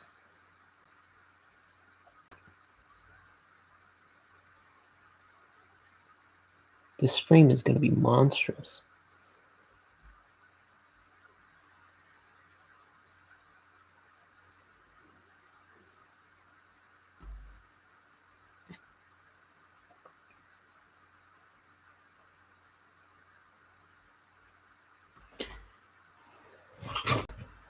It's going to beat the living daylights out of me, too.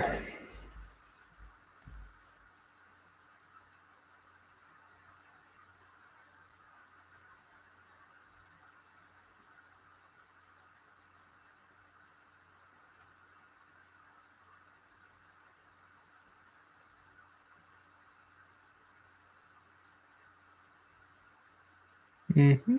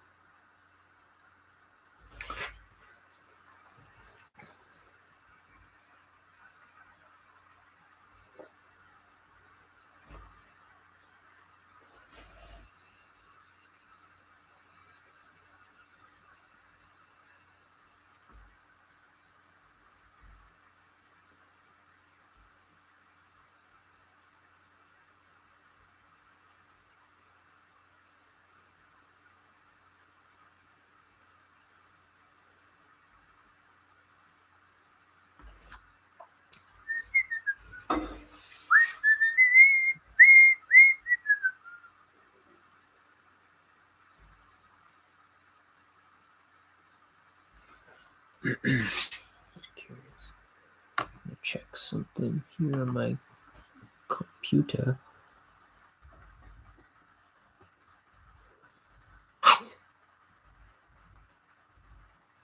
I'm missing a song that I like. Not of mine. Just one that's in my head.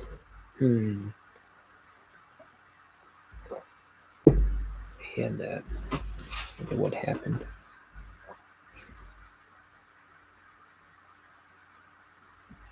It's on this computer somewhere.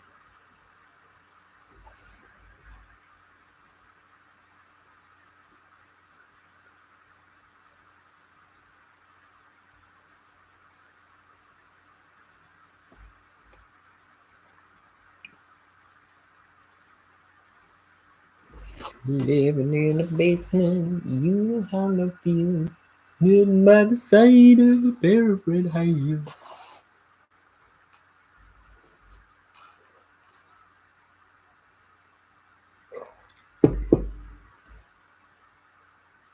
Cherry pie. Oh me. Oh my. You are so good. So good to me.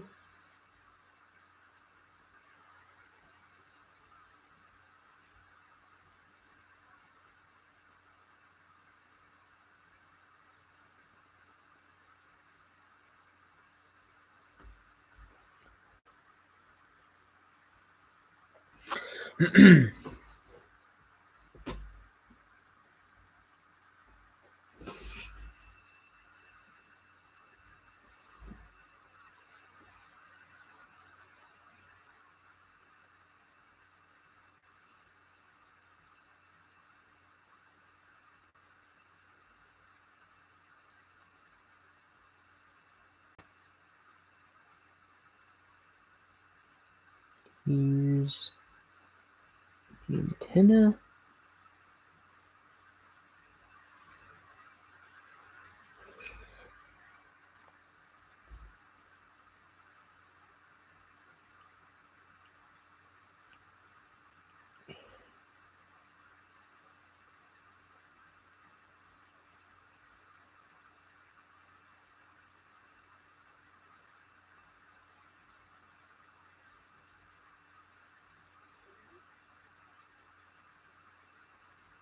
Bangs. Oh, mama. Handy's achy. Okay.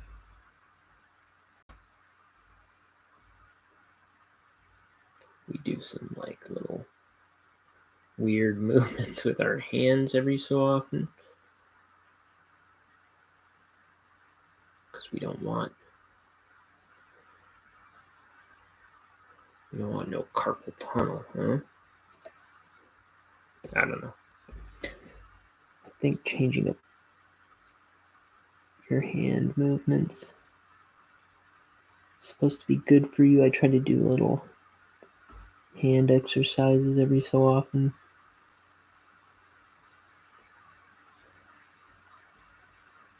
I mean, like even when I'm not drawing. Because, I don't know. I get scared. But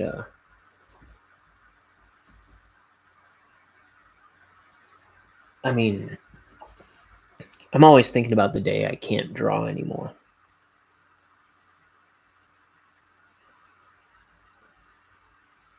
That'll be a sad day. So, should anything happen to my hands,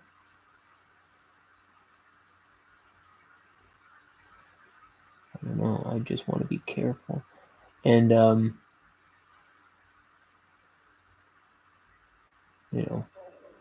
all the more reason to get my drawing in now, because I can draw. Like, my hands haven't been shattered.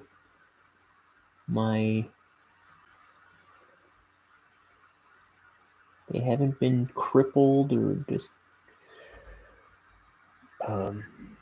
destroyed. I don't know.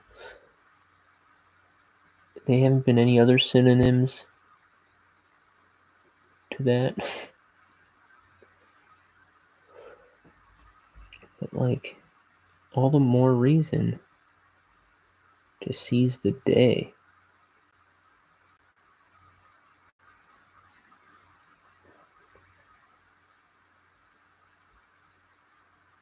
I am just waiting for the day that I'm a slobbering mental patient in a nursing home.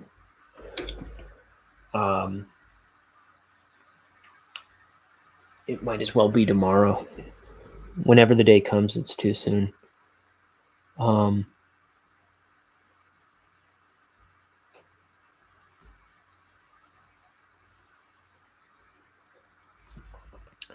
So I gotta draw while I can. Now, it may never happen.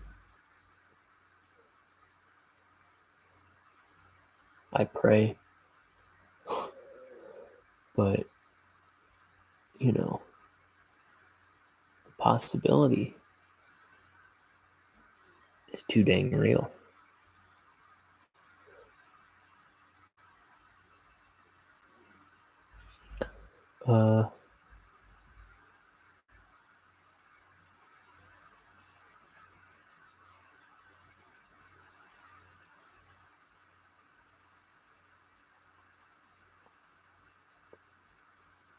Sat down at the counter, gave a girl a sign.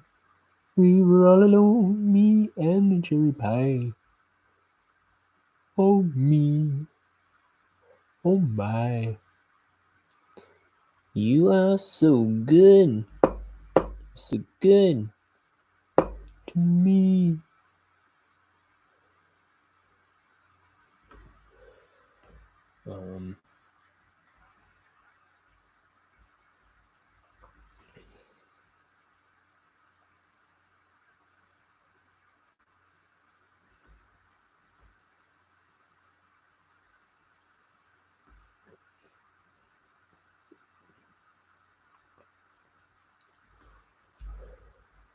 Oh, mamma mia, about this over here. We're at 4 hours. I haven't even finished these 3 panels. Criminy. I thought I was faster than this. Maybe with a pen. Maybe it's getting used to the brush.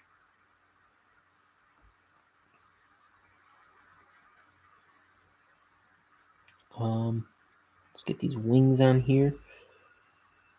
These are down.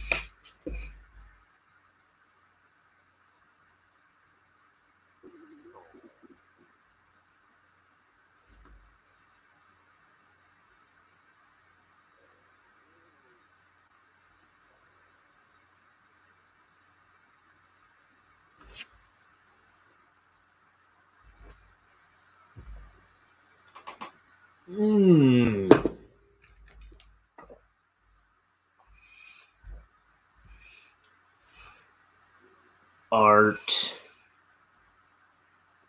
I'm pretty happy with this page so far. I just got to get it dang done. That would be lovely. If I could just wrap it up. Oh, for crying out loud, Ryan. Would you just learn some dang line control?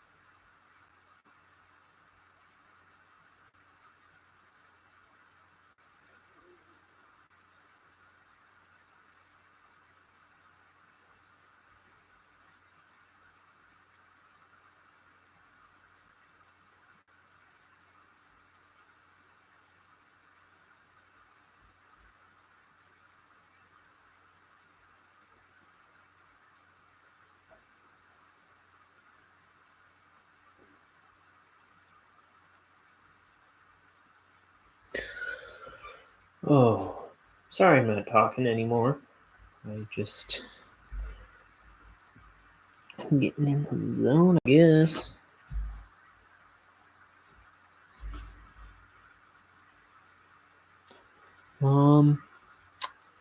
Remember when we used to play with Barbies? No, I'm just kidding. I mean, I didn't personally.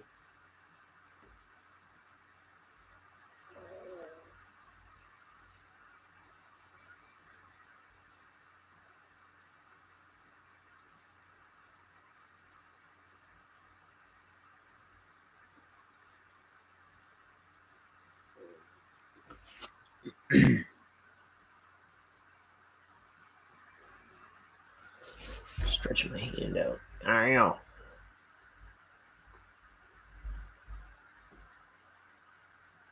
Okay. Need a new cup of tea?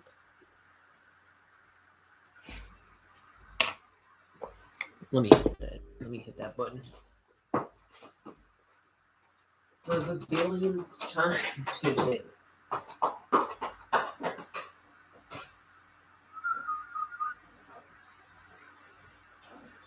So, I haven't really talked about any movies or shows or music. Well, no, I have talked about music. I was just talking about Drink Me. But I just caught a glimpse of a tape, a favorite album of mine. So one time I was at a thrift store with my buddy, and I spotted, just before we were leaving, I spotted a tape on. Oh, I'll go get it. It's right outside the door.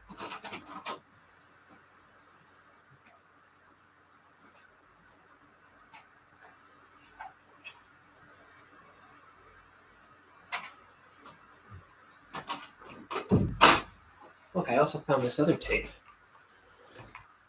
This I found on eBay, and it's songs from their first album called "Drink Me," but it's like, oh, I didn't know that I didn't know the track listing was here, and I think there's another song.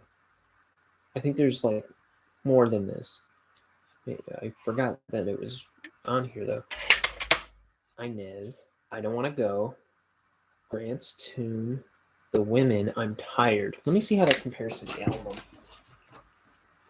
Which I think is also out.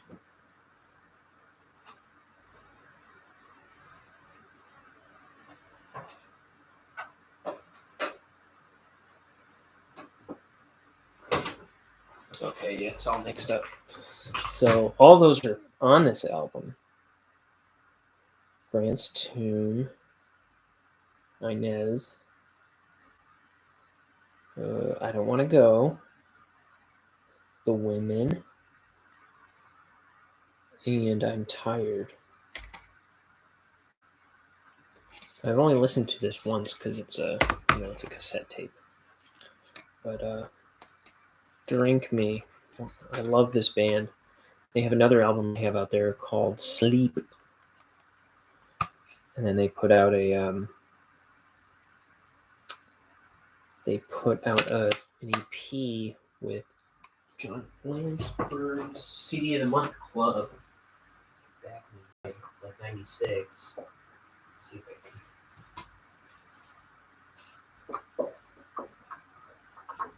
It's right around here somewhere. Jickets, the Nelleries, Portastatic, and a whole bunch of them. But anyway.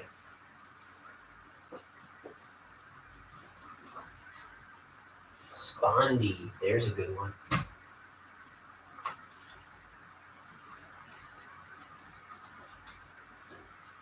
Hello, the band. Anyway. Yeah, Drink Me. Really cool band. Just two guys, Wyn Evans and Mark Amft. Oh, look. This is like his apartment address from back in the day. I wonder why he would have. It's like number 4R. I wonder why that's on there. And look, Mark Amft, vocals, pop bottle, percussion, accordion, and then Wyn Evans, vocals and guitar, with Adam Sobel on trumpet, Brad Klein on mandolin. Yeah, really cool songs. Inez, I mean, you can find them all on YouTube. I know that. Inez is a favorite of mine. Grant's Tomb is a favorite of mine. I like all their songs. Anyway, that's another tape I have. But here's the one I found in the thrift store many years ago. I'd never heard of Betty Boo, but I just bought it on a whim, just because I liked the look of it. Grr, it's Betty Boo, and there's 10 tracks on here. This album is one of my favorite albums. I was really pleasantly surprised. I'm on My Way, Thing Going On, Hangover, Curly and Girly, Wish You Were Here, Let Me Take You There, Gave You the Boo, Skin Tight, Catch Me, Close the Door. Really fun album. She has another album too. I have it downloaded. I never listened to much of it though. I'm gonna put this stuff away. Get back to drawing. Get my tea. And get back to drawing.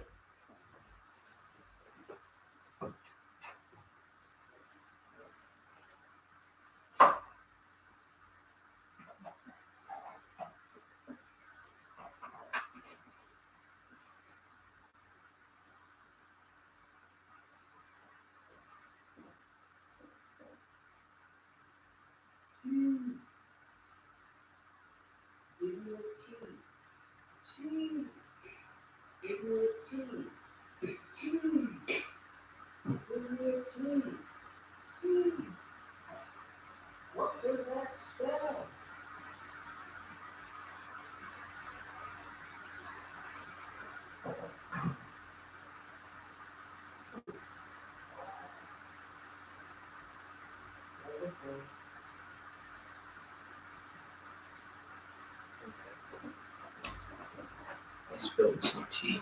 Some king mess em ups.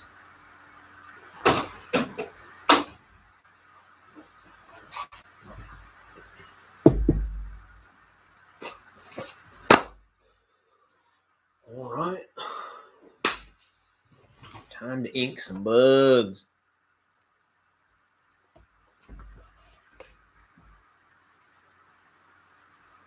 Oh. Brush is drying out on me.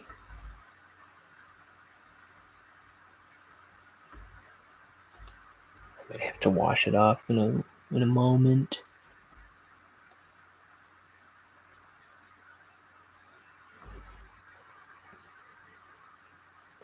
Time to commit some crimes.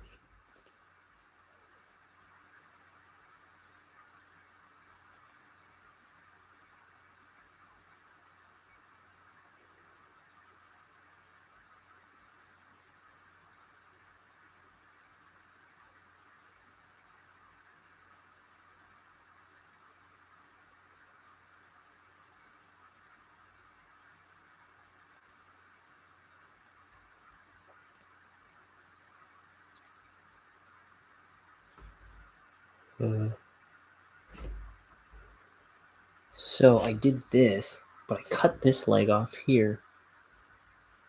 Silly me. Don't know why I did that.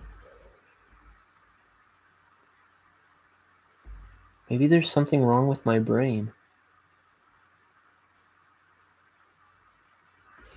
You know? Have you ever thought that something is wrong with my brain? You just were walking around one day and it suddenly struck you, hey, I think something's wrong with Ryan's brain.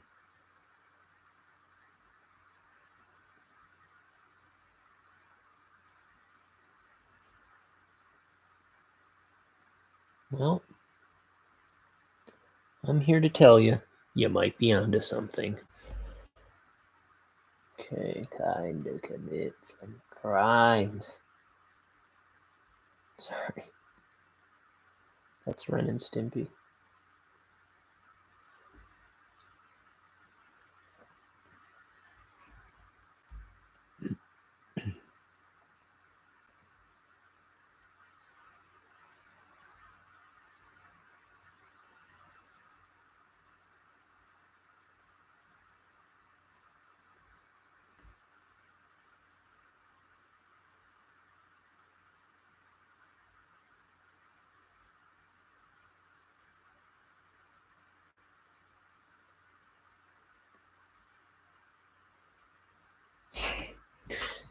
In that cartoon, they're trying to like break into prison. Because I think Ren sees a commercial for jail or something. And he's like seeing how state of the art prison is. Like 3 square meals a day, all the space you could want in your cell. It like makes prison life look so glamorous. And he looks around his squalorous living situation with Stimpy. And he's like, what am I doing? I should be living in prison. I'd be better off. So he spends the whole cartoon trying to get imprisoned, and the cop is just like thwarting him at every turn. He's like, they're just fighting. It's just like a feud with a policeman. It is a hilarious cartoon. Just a hilarious premise.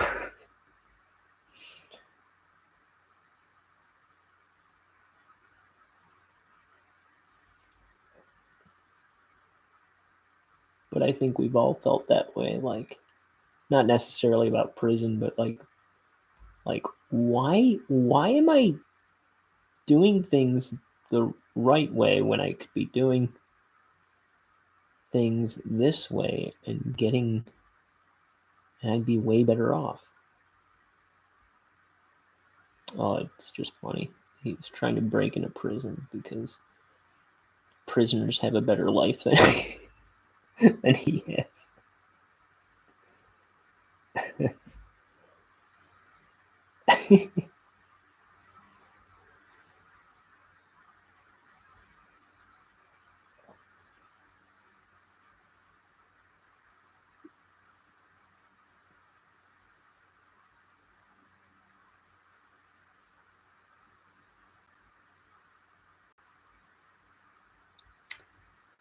Let us see. So these legs in black, these ones are fine because they're behind the wing. I'm going to leave the wing white. These ones not behind the wing, I'm going to have to do like a halo around them. You know what I mean?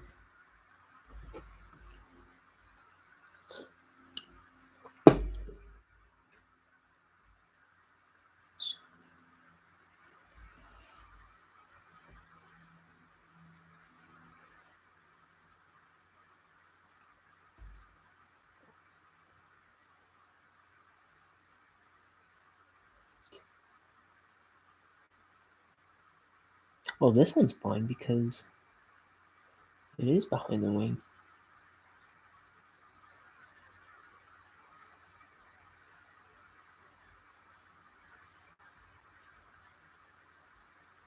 Well, that part. There we go.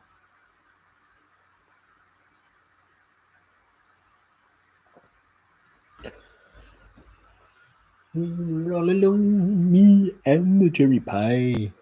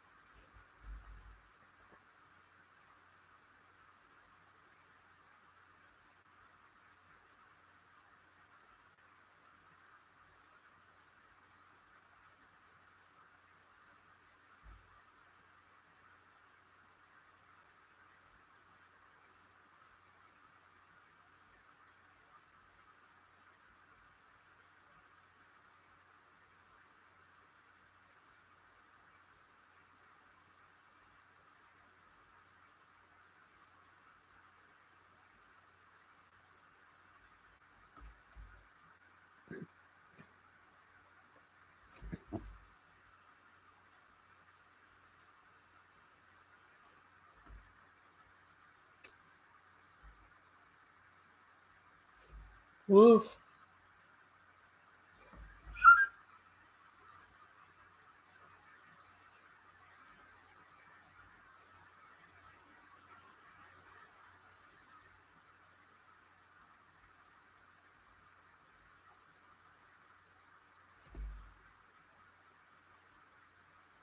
Let's get that halo thrown down because I will forget.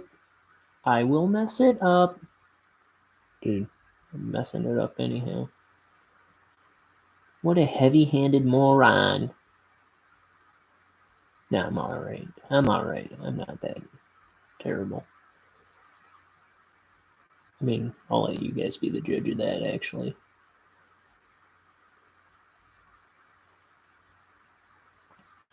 My opinion of myself is biased.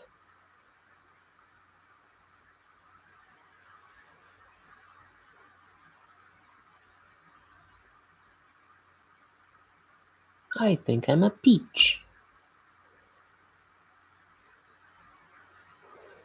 That's how you know I'm insane. Guy thinks he's a fruit.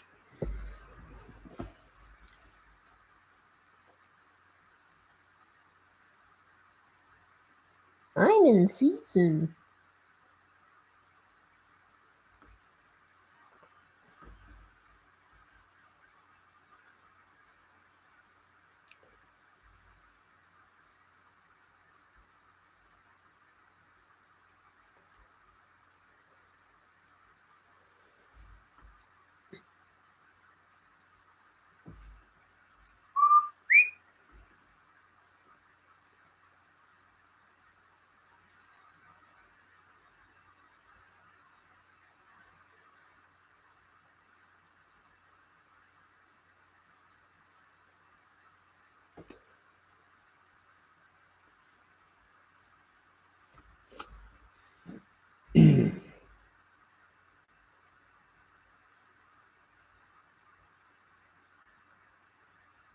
Whoa, Wilmer.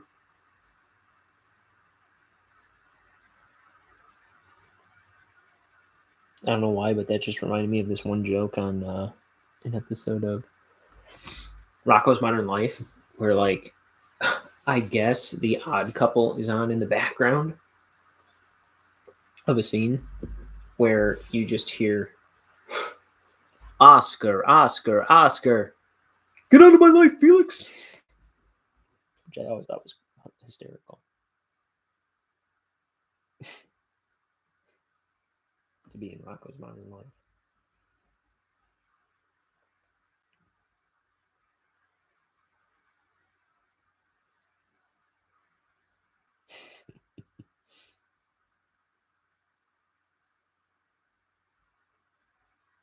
Okay. We've got some stars.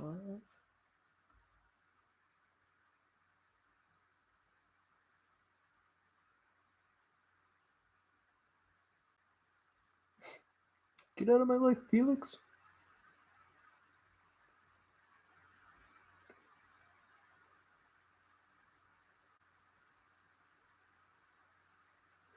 G.I. Jimbo, he's here to destroy everybody. For you and you and you and you.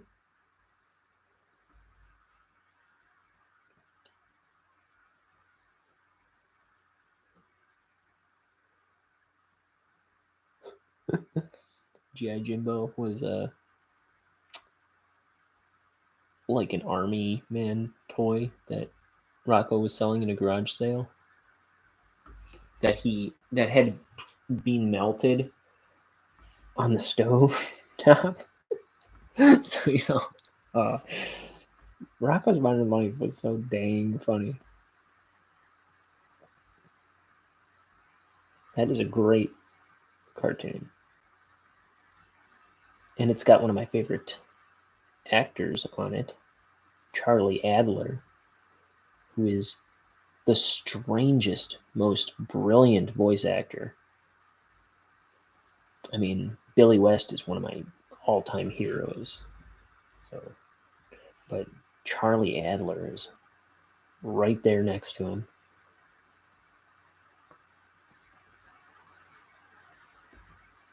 Charlie Adler did the voice of Mr. and Mrs. Bighead. He did the voice of Cow, Chicken, and the red guy on Cow and Chicken.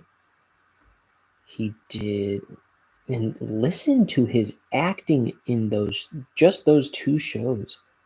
He's insane. The acting choices that guy makes in any given line are just wild. That guy is brilliant, and he's a voice director now. You don't hear him in stuff hardly ever anymore, if anything.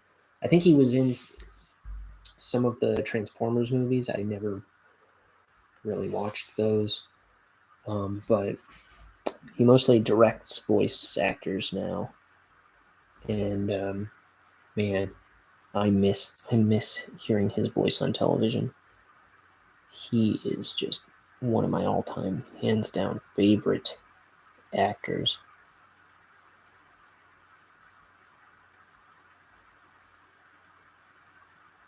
Like I'll watch a Cow and Chicken cartoon every once in a while or something, and I'm just like my jaw drops listening to the red guy. Ooh, like oh my god, like just any given line, it's just insane. He is insane in a good way.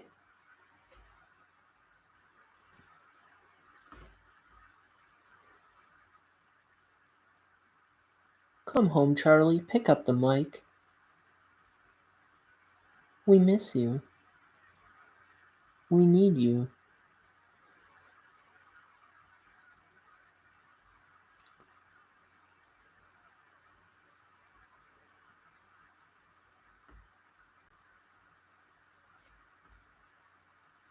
Oh, he was like Ickis on Real Monsters. And the noises you can, like, thinking about him, that character, like the noises that guy can make, those squealing noises that like Ickis would make, or even Cow. Like I don't know. Yeah, man, he is just something else.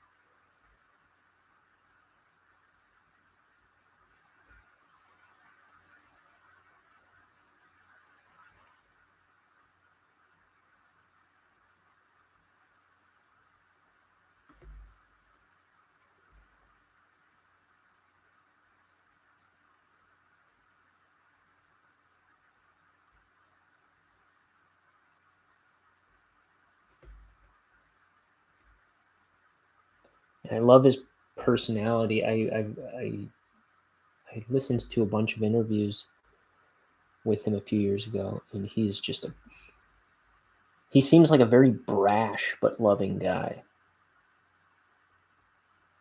And and that's what I've heard about him too.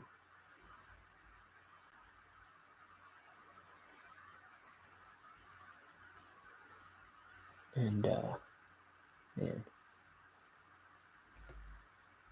we need him back. That would be wonderful. But you know, what are we gonna put him in? Uh, I don't even know what terrible cartoons are out there anymore. I now I don't know that all the modern cartoons are terrible, I suppose, but I don't see anything that looks all that entertaining to me. Jellystone. I shouldn't be so critical. I'm not giving this stuff a chance, but you know, I was talking about appeal the other day with art. Like your art has to have, like, you can have crummy art as long as it has appeal. You have to get the appeal in there, right?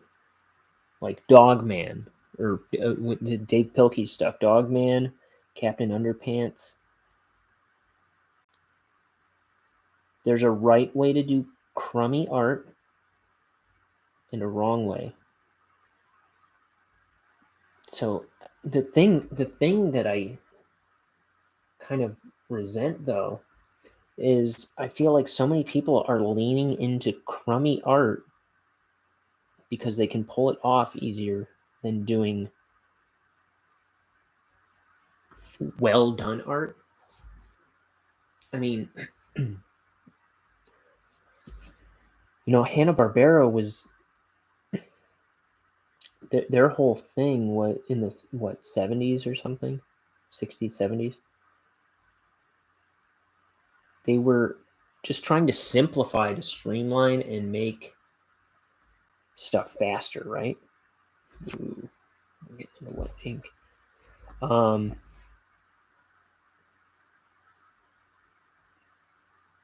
But it's still, and it was. Let me think. It was a notable step down at the time in kind of quality of drawings, but they still like worked really hard to design their characters to be appealing anyway. They were trying to make it as good as possible and as simple as possible at the same time. At least at the start, like Flintstones and stuff like that. Like, I think it kind of probably devolved a bit at some point, right? I'm trying. What was I just thinking of? I don't know. All I can think of now is Jabberjaw, but you know,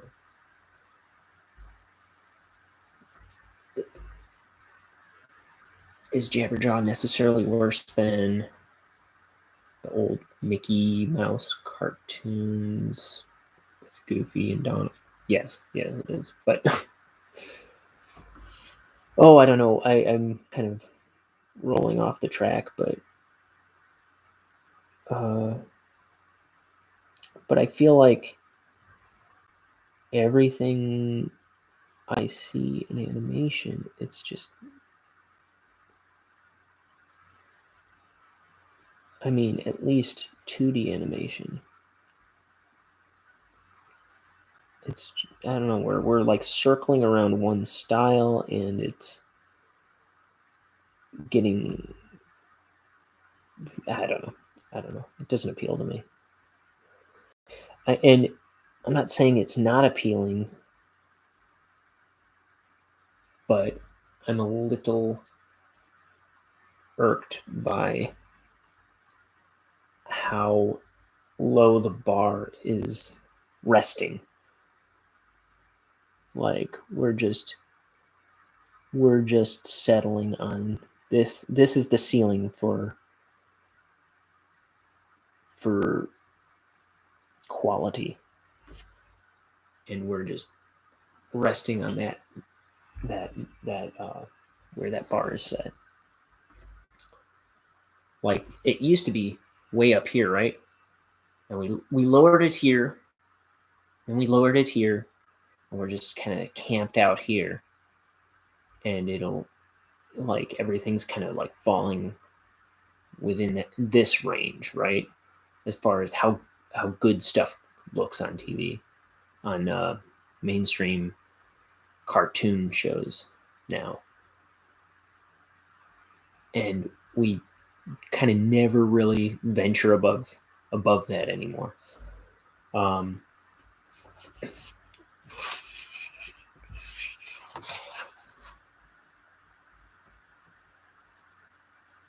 Like I liked Gravity Falls a lot. I think Gravity Falls is very beautiful, but then everything is it feels like a subset of that style, a little kind of, and it's not as good. Like this Jellystone thing. It seems like a third tier reproduction of that style. Like, but it's just devolving and devolving and devolving into simpler and stupider looking art. And I don't know. It's like those characters were designed to be simple and like streamline the animation process. And I get you're trying to like restylize it, but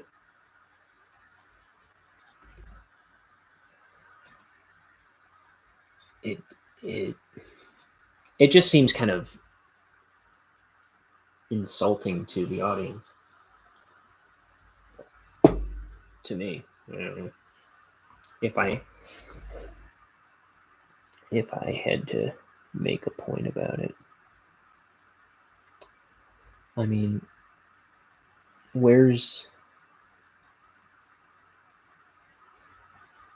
maybe there's good cartoons out there right now. Good looking cartoons, I should say.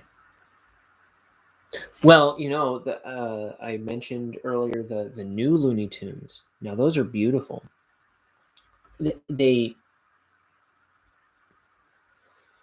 It's not the same. What I've seen, not the same as Looney Tunes. It's as close as you're gonna get today, I think. It's very well done. Very well done.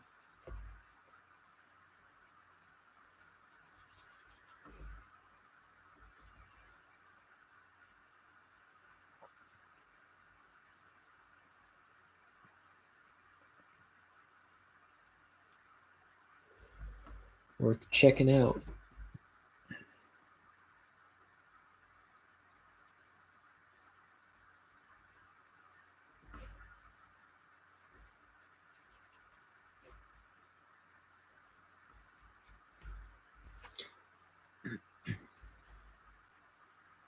I would have liked to hear. I think he's gearing up for retirement. Perhaps Billy West. I would truly like to hear him rolled into that cast. Don't get me wrong. Eric Bauza. He's very talented, but I'm not wild about a lot of his Looney Tunes voices. Very talented. I like his Marvin the Martian. He is.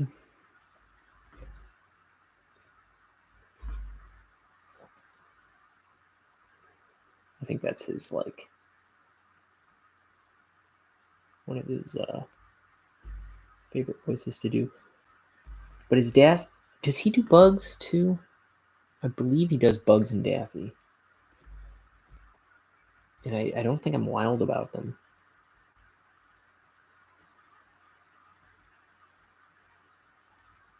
I loved Billy West's Bugs in Space Jam. It's so good. I mean, like when Space Jam came out, it sounded just right, if you ask me. Now I haven't seen the new Space Jam. I've heard good things about it. I'm pretty sure, but you know, everyone's kind of got beef with that. I think though too.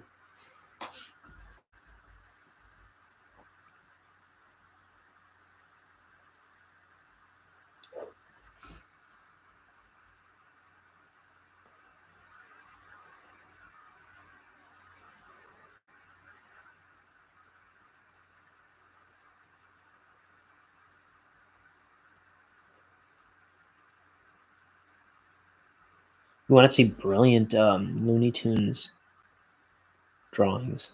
He actually worked on the new Looney Tunes. I follow this guy on Instagram named Jim Soper, Soper, and he posts like Looney Tunes character drawings all the time that look really old fashioned, and oh boy, they're beautiful. Jim Soper, I like that guy.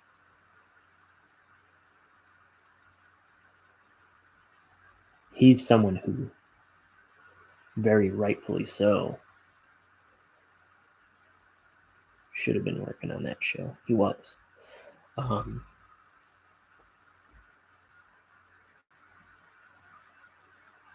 think his art eclipses the quality of that show.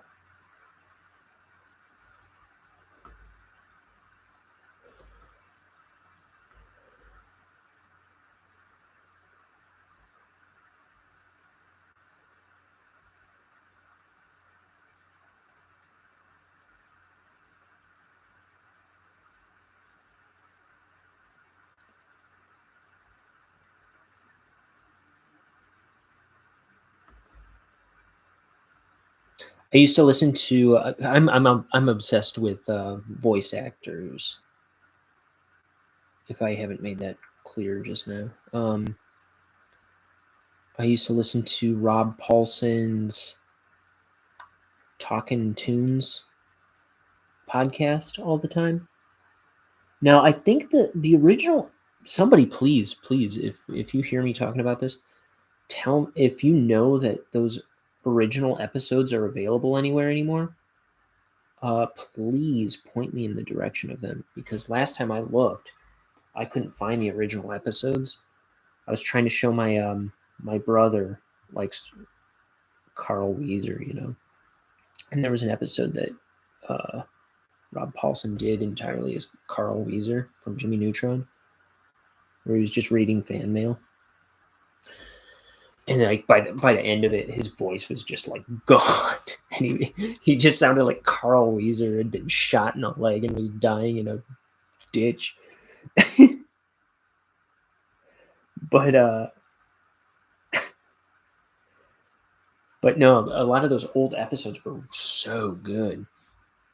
And then I think the Nerdist bought it or something, and it was a bigger show or something. But then all the original episodes kind of disappeared. And if there's some archive out there, or if they've come back, I'd like to know. So somebody share that with me if it's a thing. I'm gonna go off the screen for a moment. I'm gonna get the edge of the page. But yeah, I'd listen to him interview Clancy Brown, and I mean, I'm sure he interviewed all these people multiple times, but the early episodes, there was someone I was going to talk. He had an episode where he interviewed. I want to say Grey DeLisle. Isn't that sad? No, what's her name? I can't think of the brilliant actress. June Foray. He had June Foray on like a year before she died. And it was wonderful. She was just a meek little woman at that point, in her 90s. I think she was 94. I forget. It was a year before she died, I believe. And it was just great that he got to do that show. And it was on stage, that one. But usually it'd be like a one-on-one thing. I'm going to go to the bathroom. Let's see if I can find another embarrassing piece of music to play. Dang it. iTunes.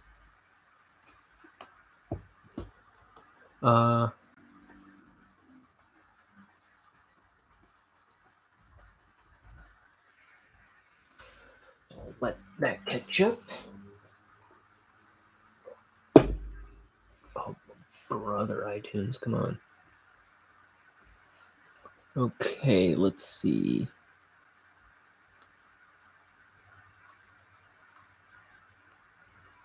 There's a lot of really small pieces, so I'd like to find something that's like a couple minutes long if I could. That isn't too embarrassing.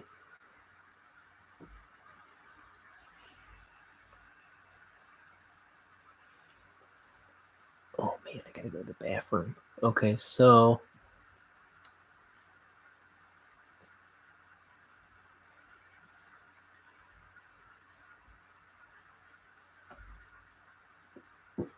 let's see. What's a good one? We're gonna go with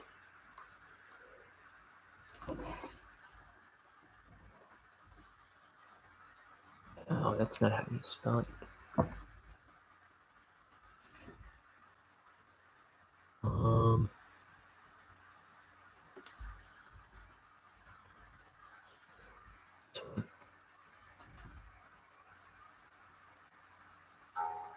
Nope, that's not it. Well, I'm gonna go with one I did. I gotta go. I'll be right back. This is the clown car, made by me a billion years ago on a Casio.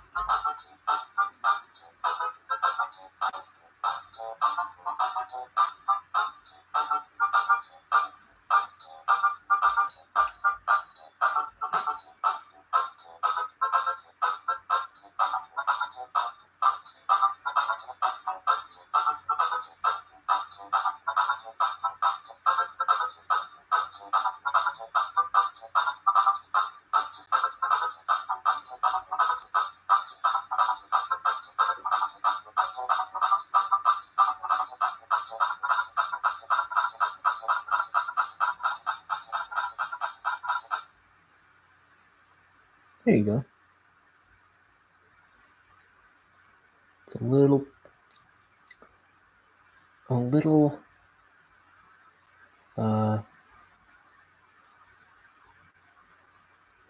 confident piece of music called The Clown Car, which I was playing some pre-programmed beat on the keyboard, and just was playing my own little thing on top of it. And then at the end, I was hitting like different keys, and it was kind of changing up the beat slightly, I think. And then I was like upping the tempo at the end. I don't know. I'm not a musician. And also, I was like 16 or something when I made that. Probably 18. Yeah.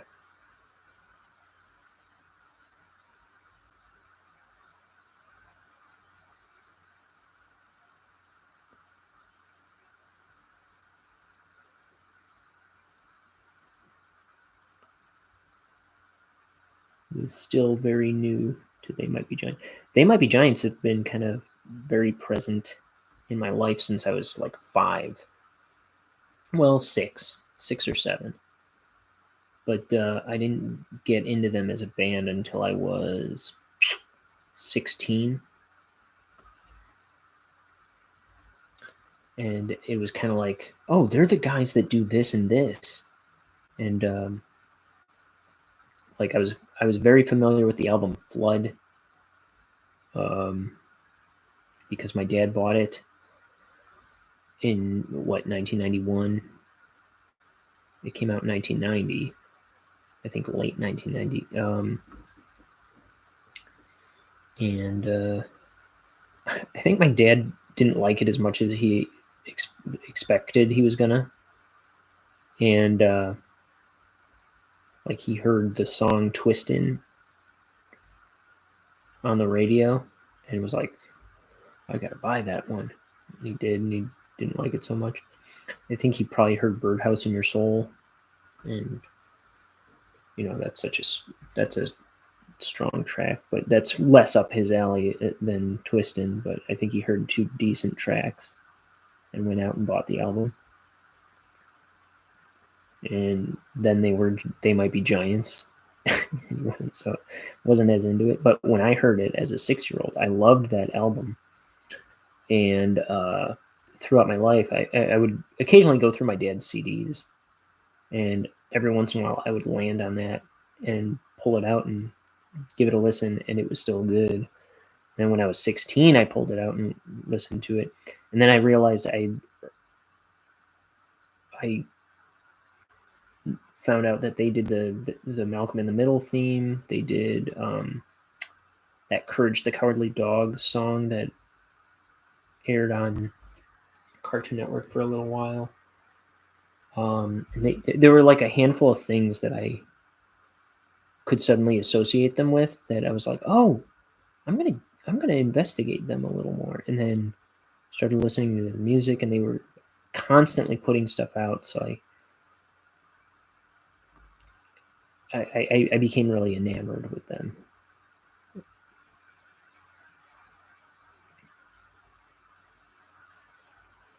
And like I always say, it's like whenever I like something a whole lot, I want to do it too. I want to be able to do it too. So I was trying to make music all the time, even though I wasn't a musician by any stretch of the imagination.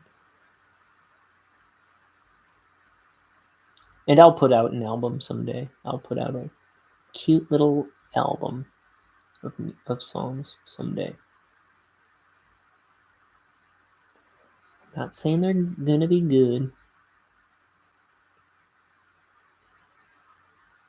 but I am saying they are gonna be bad. No, I'm just kidding.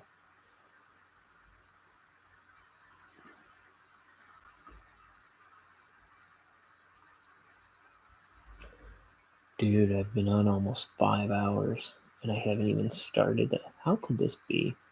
Well, this drawing's pretty elaborate.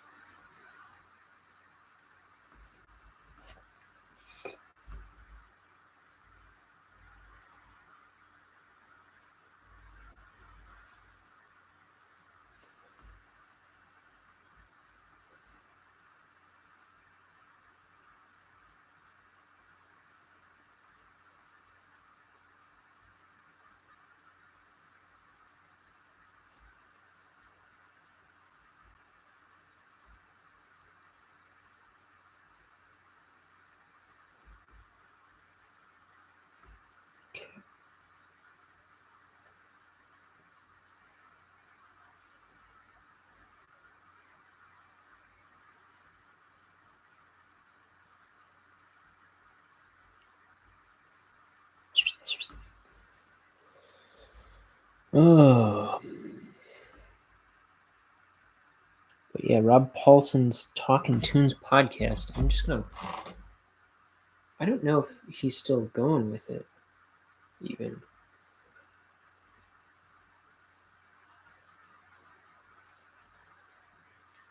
I haven't seen it update. Am I still following it? Browse.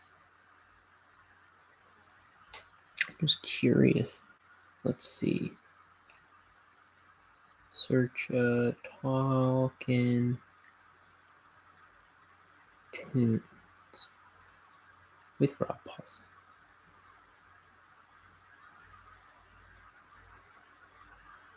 Latest episode? No, I'm not trying to play it. Episode unavailable. It looks like the most recent one was in 2019, March 2019. Dante Bosco, Dude Hater, bunch of guys I don't recognize. Mick Wingert sounds familiar.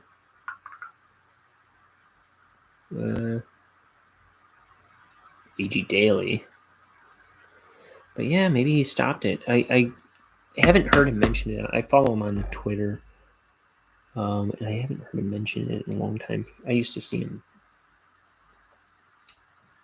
mention new episodes all the time. But you know, he had throat cancer a few years back, and then he kind of bounced back. He put out his book that I have up here somewhere, Voice Lessons. My roommate's brother, my buddy Matt, he got that for me for Christmas. That was a very nice gift.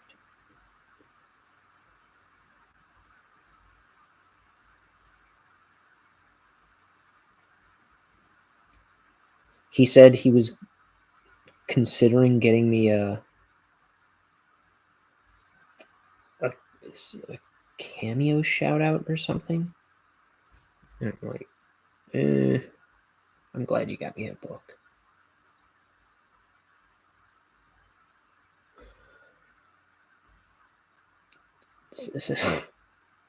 As neat as it is, that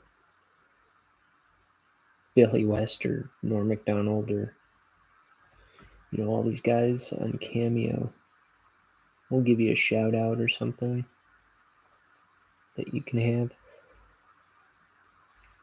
It seems a little desperate. I don't know. Not on their part. I mean, like, it's like weird. What a weird thing. Can you say my name in a voice clip or in a little video clip? It's strange. I kind of get it, but it seems kind of weird to me. I mean, the premise of those things.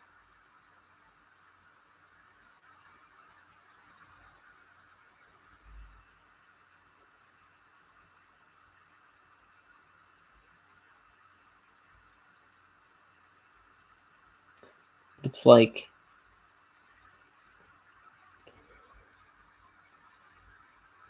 are conventions special anymore when we can just, like, I went to Detroit, some Detroit comic convention a few years ago to meet Billy West and Tim Jacobus, the Goosebump book cover artist, and Bob Camp, showrunner on Ren and Stimpy. And I met all of them. And then I saw Charles Martinet, who my brother Liam was going to come out there with me, but he couldn't, because he would have liked to meet Charles Martinet, the guy who does the voice of all the Mario characters. And so I was in line to meet Billy West, and then I decided while I was in line, because Charles Martinet was in the very next line, and I kept hearing him doing like bing ding dong ding dong bing like just making Nintendo noises, and then doing his little Mario voice stuff.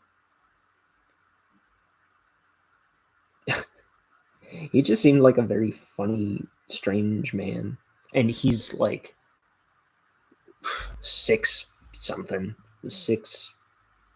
or something like that. Probably not that tall, but he's this big guy, and he's making all these cute little noises, like he's some kind of elf. But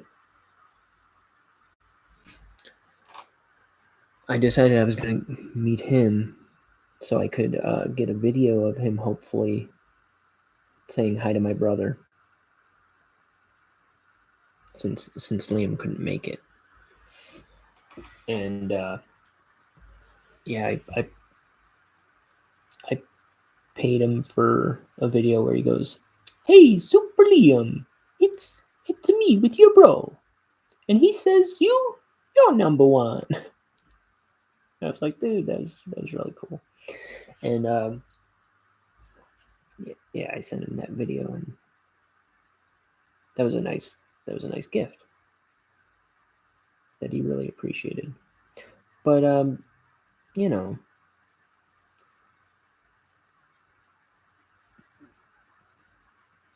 that was a great like, I went to that convention by myself. I drove 6 hours to go there because I was like, I don't want to be a guy who never met Billy West and or these other guys. Like, it was a great opportunity. It was just like the first time I was aware of an opportunity to go to a comic convention where I could meet that many guys I would really like to meet. Because I'd been to some comic conventions with my buddies before, and it was like there wasn't really much for me there. Because I'm not a huge comic guy, actually. Here I am making my own comic, but I don't really read a whole lot of comics, and my interests in comics are actually pretty few and far between.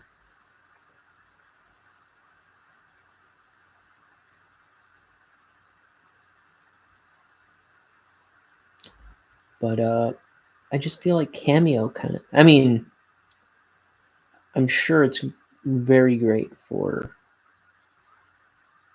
these actors and things like that. That they can kind of make that kind of money year round, especially in a year when like something like COVID just kind of dismantles all this income for them. Just guts it.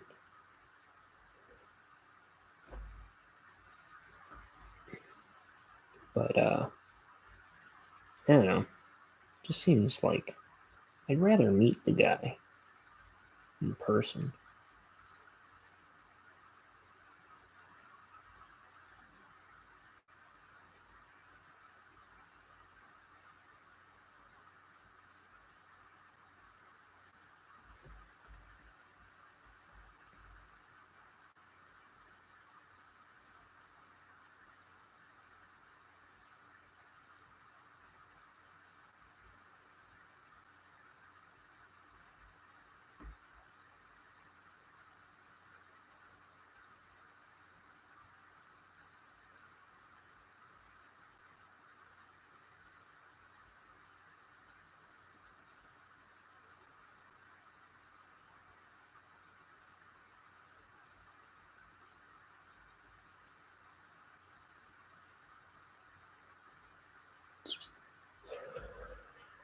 Okay, 5 hours. 5 hours in, still on the same page. Who knew?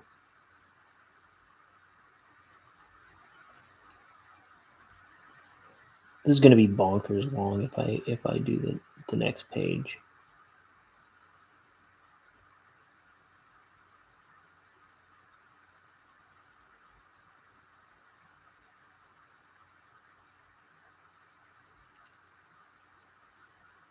It's already 4 o'clock.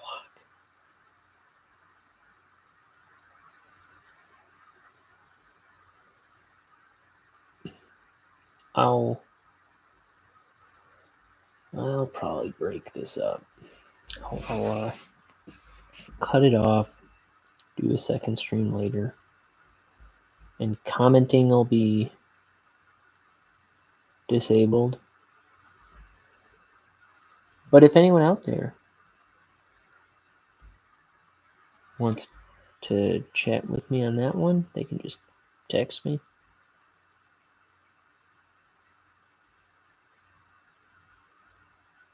And I'll chat with you that way. Otherwise, no one came into this one. So it'll be just like this one. I'll just find something to talk about.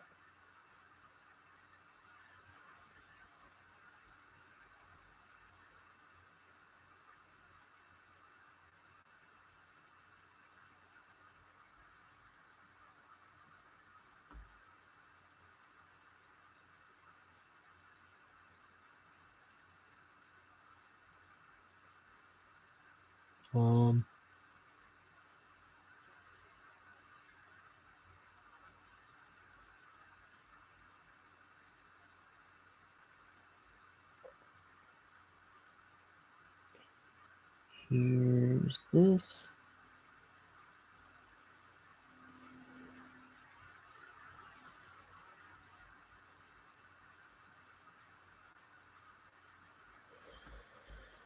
Okay.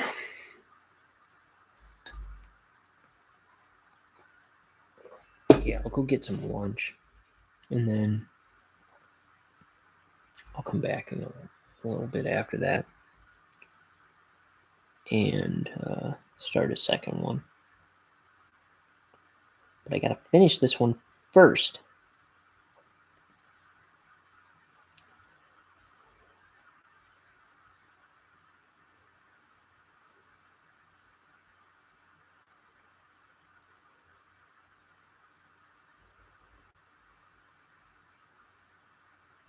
I don't mind other guys dancing with my girl. That's fine. I know them all pretty well. And I know sometimes I must get out in the light. Better leave her behind. With the kids, they're alright. Aren't they? The kids are alright.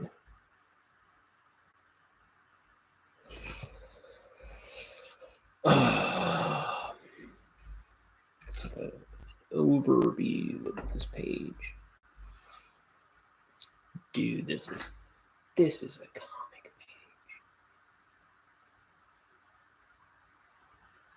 page. Other artists, they do their thing. Me, I do this thing. I went into that sentence not knowing what I was going to say.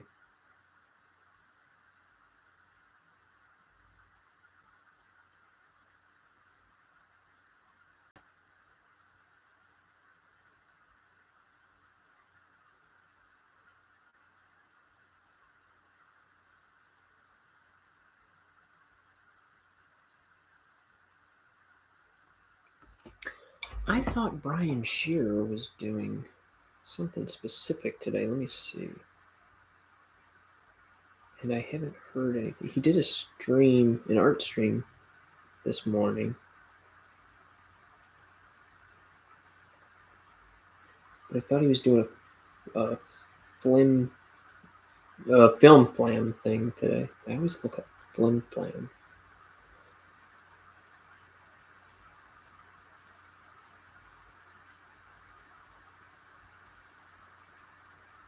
It's film flam. Let's see. And they do, I think I have to look up one of his existing sleepaway camp. Yeah, because I thought they were doing something today.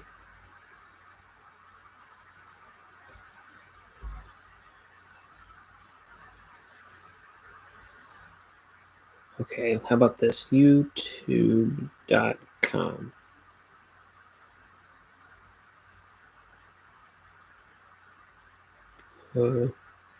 Film flam.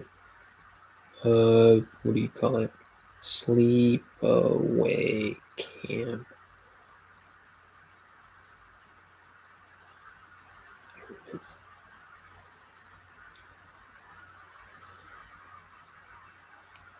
Yeah, they haven't done anything yet. I thought he said Friday he was going to do a thing with where they were going to review a movie, or maybe they're going to watch it today, and then they'll review it. They're going to do a review on a movie that one of his coworkers made,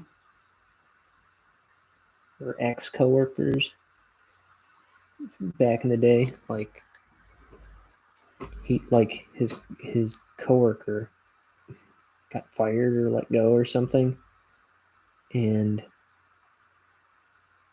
decided that was a good opportunity to make a movie about a serial killer. And I guess it's profoundly terrible. So they're gonna do a review on that movie soon, and That sounds like it'd be very fun. And then, if you follow Brian Shearer's Discord, they're gonna do shortly after. They're gonna do a watch party thing. So I'm looking forward to that.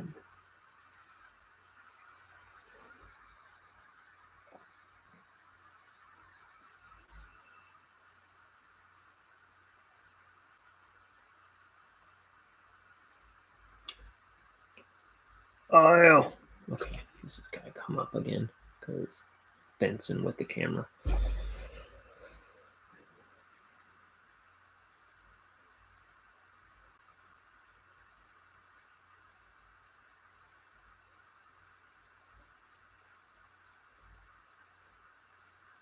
And I know sometimes I must get out in the light.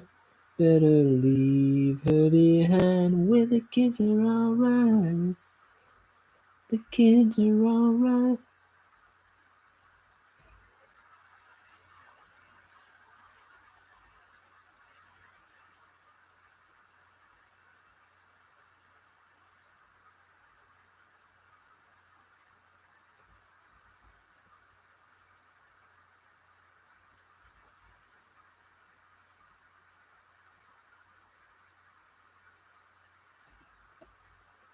Okay.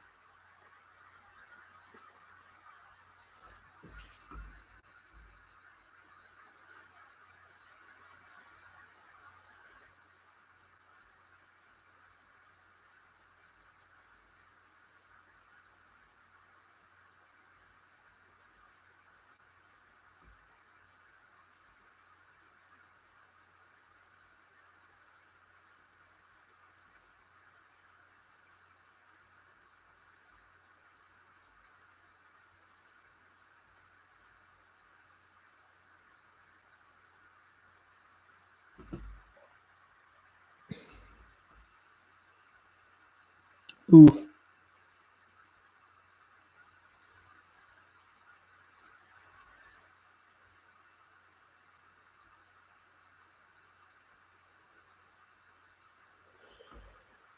Bugs, bugs, bugs, bugs, bugs, bugs, bugs, bugs. Bugs, bugs, bugs, bugs, bugs, bugs.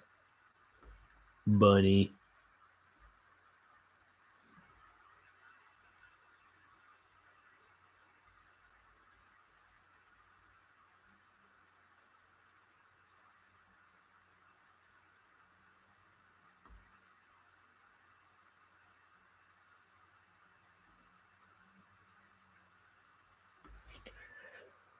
Oh.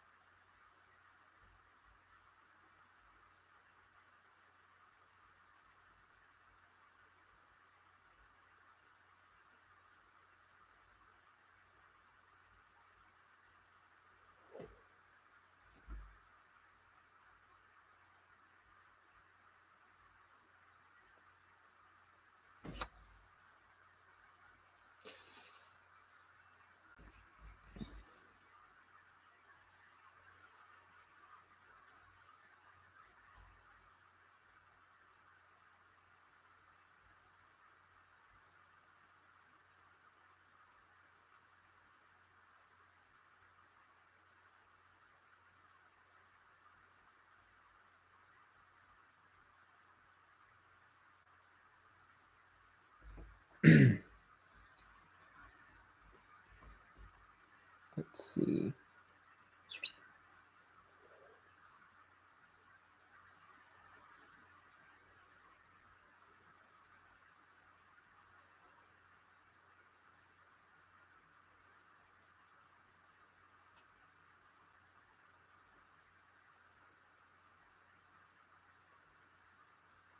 We're drawing.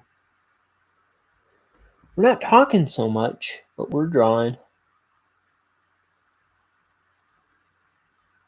Sometimes we burst into song.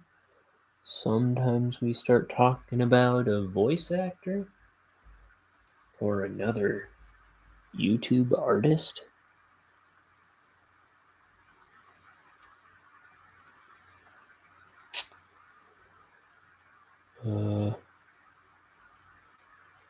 Let's see.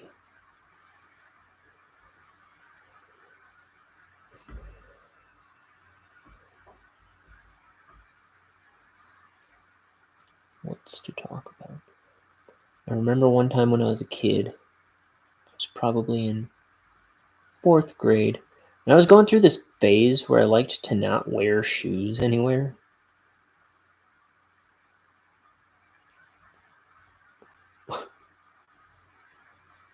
Like, me and my friends, we found out we could get to this Target like a town over, like we could walk there. It was quite a walk, um, but we could get there and buy like toys and stuff, and if we had money. So I remember like we went there a couple times, and I would go there without shoes, and I'd get all kinds of comments and weird looks from the cashiers and stuff. But one day, I was we were we were playing some game where we were running around the house, and there I am with no shoes on, and I feel something like prick my foot a little bit, and I just remember being like, "Ooh, what was that?" And I look down on the ground, and I see this like dying wasp or bee or something in the grass. It's just kind of crawling around, looking kind of faint, like it's not long for this world. But when I realized I'd been stung, I stepped on a bee and got stung. I just let out the most blood curdling scream. Before that, I just went, "Ooh, what was that?" But when I found out what it was, I just, like, I mean, it was like I screamed bloody murder. I'd never been stung before. And yeah, I think that helped get me to wear shoes again.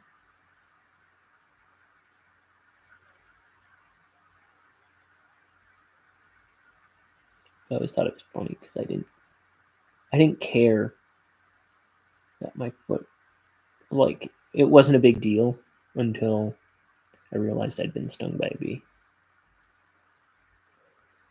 But then it did really start hurting later on.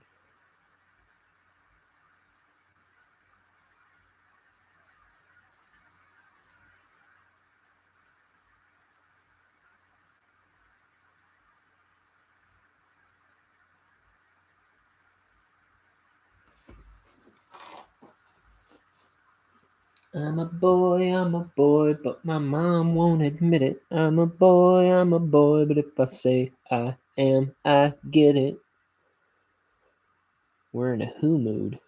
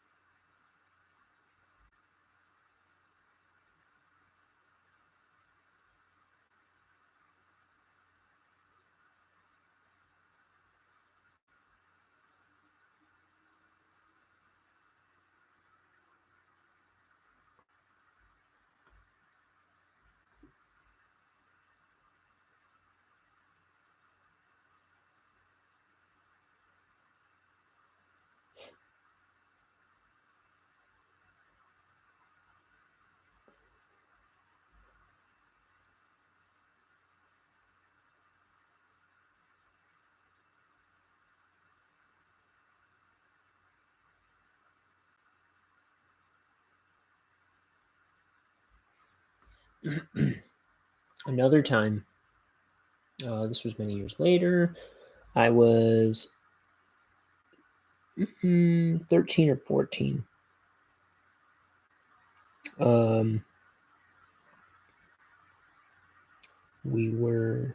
Me and a buddy of mine,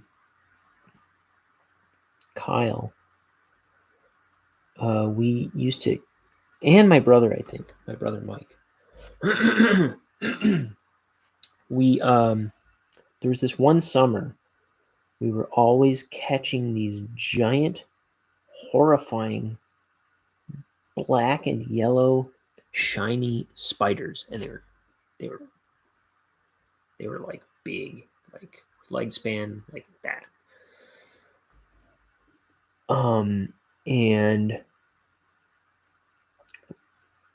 I was always afraid of spiders. I don't know why I was fine this summer doing this kind of thing. We were catching them in our bare hands in the woods behind my house, our houses, and just putting them in cages, like little terrariums or whatever, and then we would pit them against each other.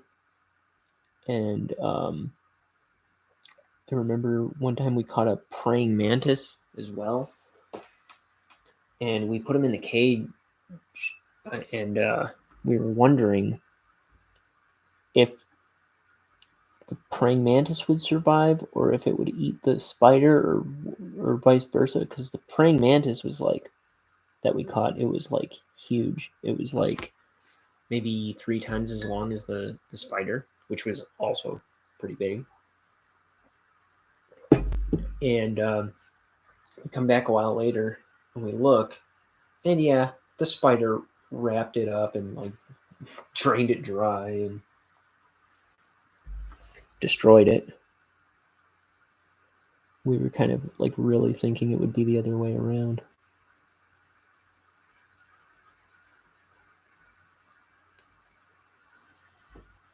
But yeah, this whole summer we were catching these psycho freaky shiny black and yellow spiders that were kind of like on their abdomen. It was kind of like wasp pattern. It's the only time I've really seen them. I never saw them again. But this one summer, we were just catching them all summer long. And yeah, in our bare hands most of the time. And I don't know how I was okay with that. But I was. It was a fun summer. I didn't get bit or poisoned.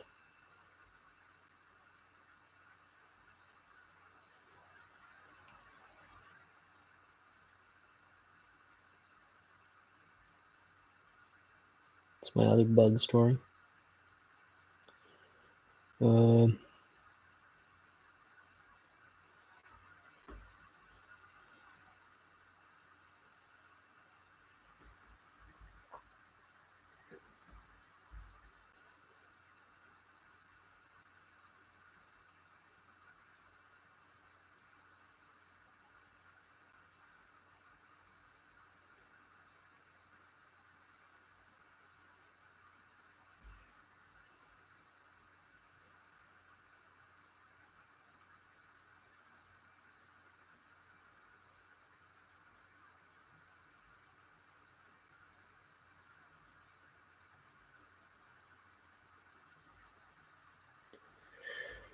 Yeah, I'm gonna wrap this up once I finish this drawing. I'll call it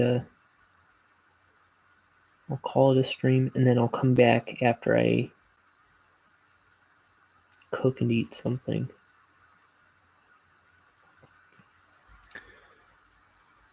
And we'll just do that.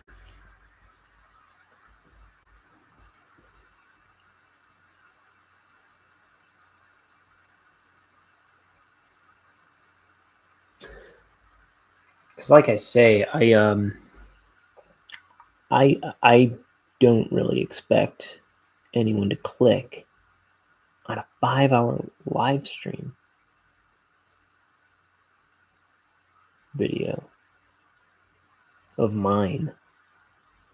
Now, I would, if I was following somebody, I would click on a 7-hour live stream, an 8-hour live stream, and I would just draw along with it. That would be wonderful for me to find.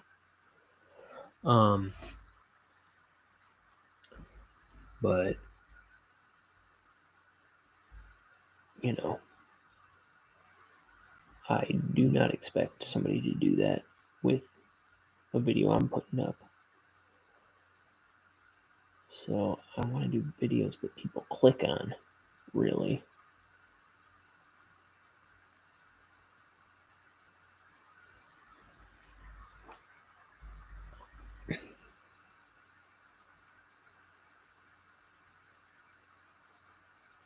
But also, I want to ink these dang pages on here. You know what I mean?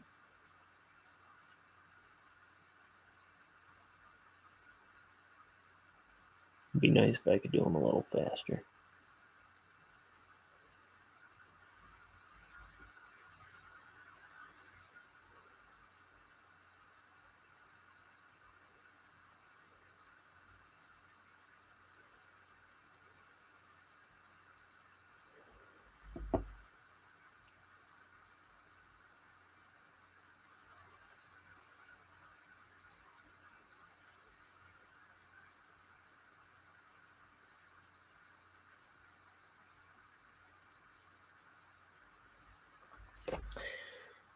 Okay.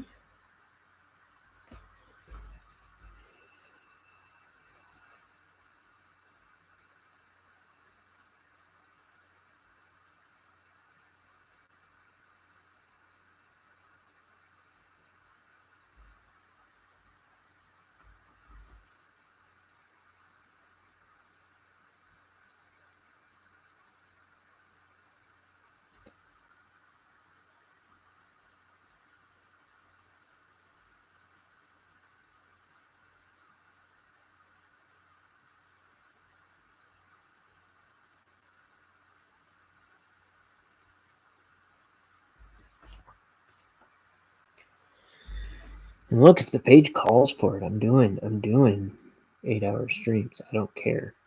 I spend my time at this art table, and if I'm here, I might as well have a camera on me, especially if it keeps me busy. I mean, sometimes I gotta wander away from the desk here and there, but you know, it's keeping me busier than I would otherwise be. I'd be tinkering around on my phone or something a lot more. It's keeping me in the zone, knowing I'm on a stream.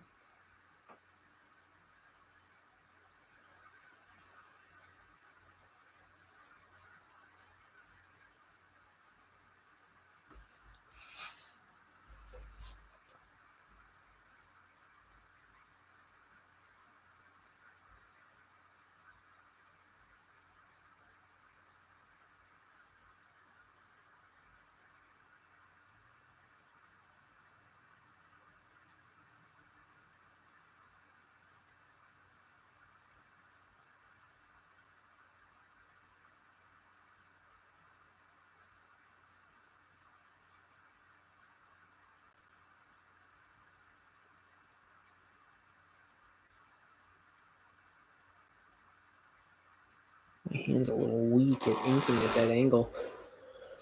I should turn the page.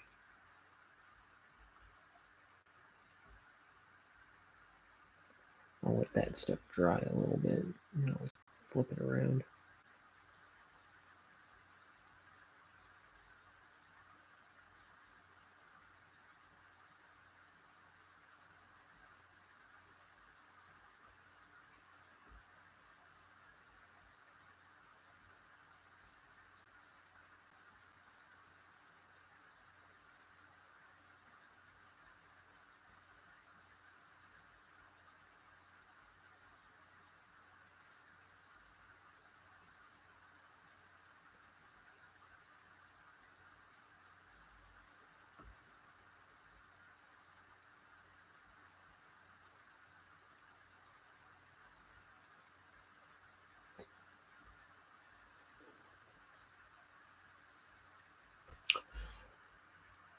That was cool.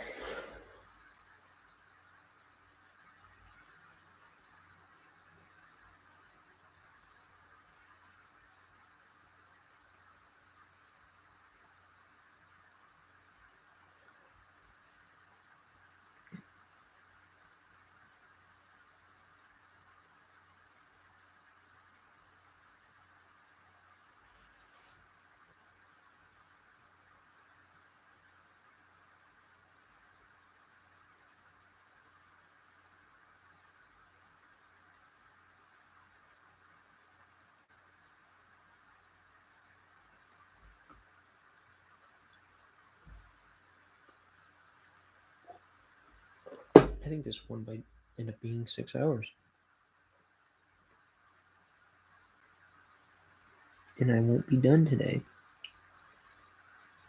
Because this is yesterday's page. Though I am technically 2 pages ahead right now. If I'm trying to do a page a day.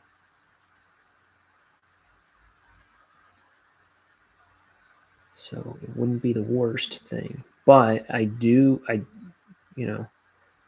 want to get into the habit of a page taking 2 days. Because that's unacceptable. That's not going to work for me. Because then it won't be 8 months even. It'll be 16 months, and I don't have that kind of time.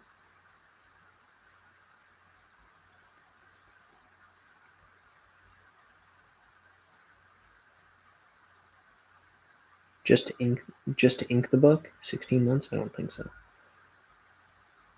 We're not doing that.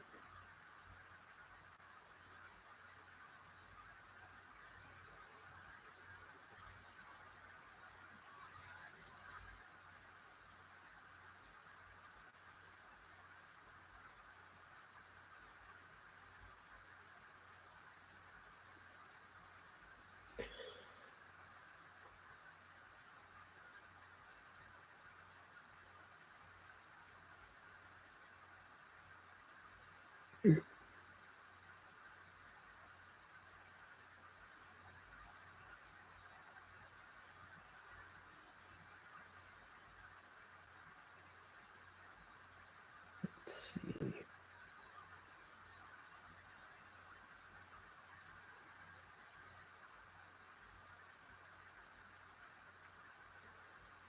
Okay, now my knuckles are starting to burn.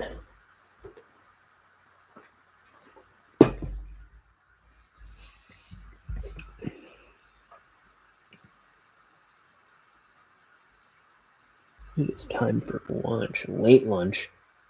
It's almost 5 o'clock. Dang.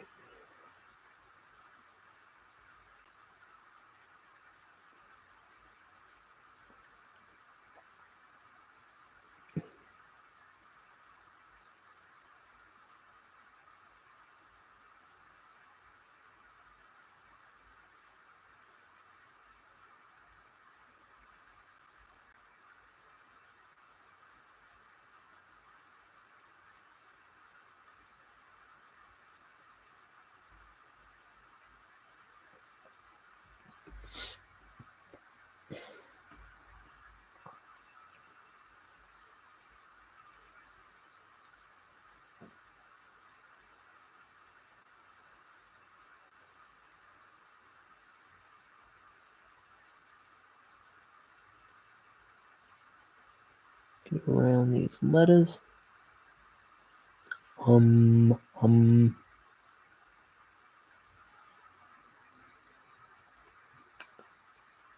Wait a minute. What am I inking here?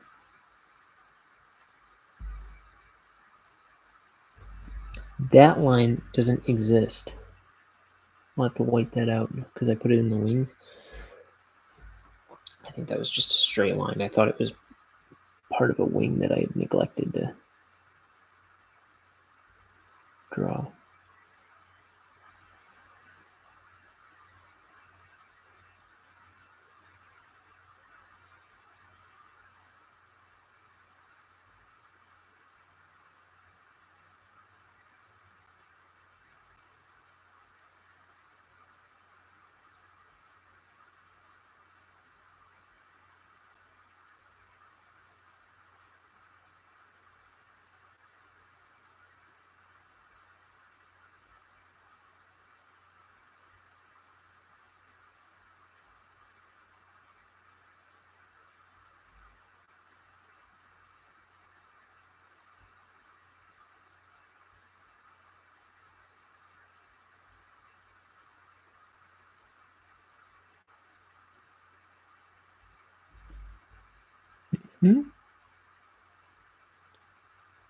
Yep. Guys, this is how it's done. You spend all this time doing it. So figure it out now. Do you want to draw a comic?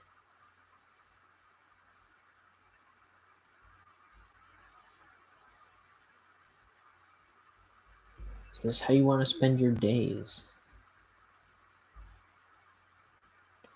I say this is a better use of my day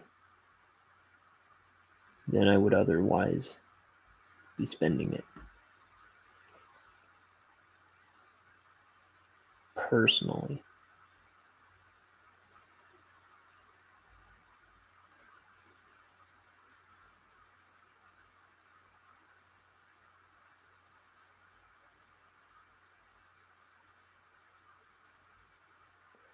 I mean, like I was saying yesterday, I think, or maybe the day before, maybe both. It's like even the stuff I would be doing for rest and relaxation and kind of like leisure time fun. Oops, I don't want that. I want this. I'll straighten it out. Not as rewarding as actually doing this heavy concentration, heavy labor, hand burning drawing. Now, because this is like serious work, it really is. And my theory is this will bring you more happiness. Like doing the hard dream job thing will bring you more happiness than screwing around on video games or watching TV.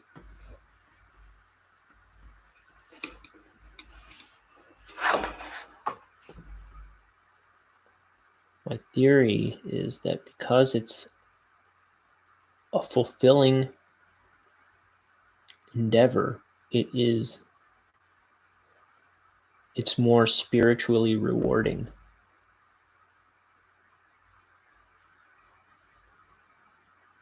And we don't always realize it because it's hard, but it makes us happier to do this kind of thing.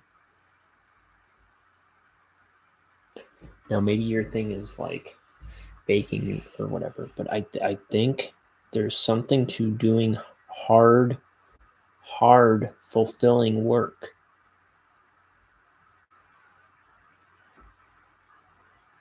that will bring you more joy than something more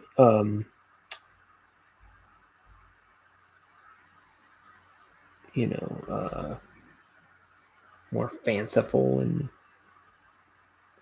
just self-indulgent.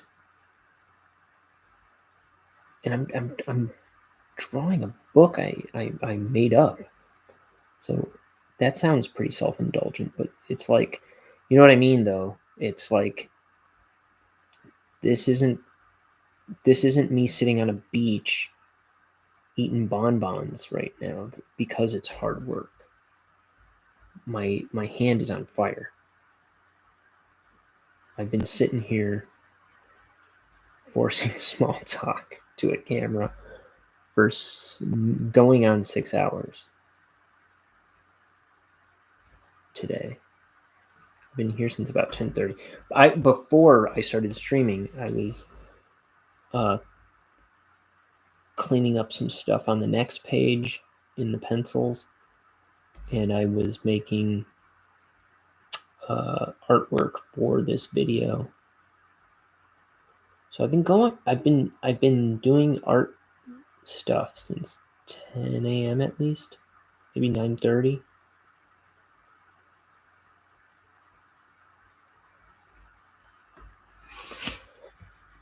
I think it was about 9:30, and we're at 4:30.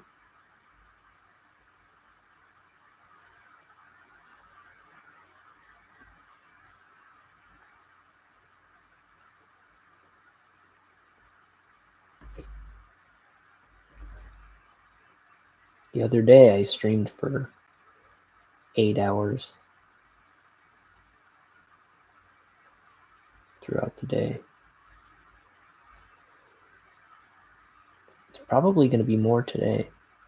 I'm already at 6, and I intend to come back on in a little bit after I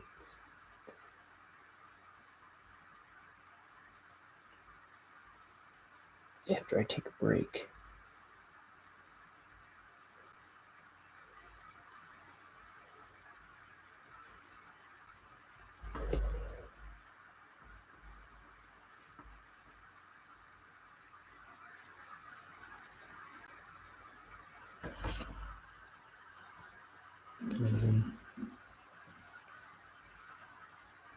Mm-hmm.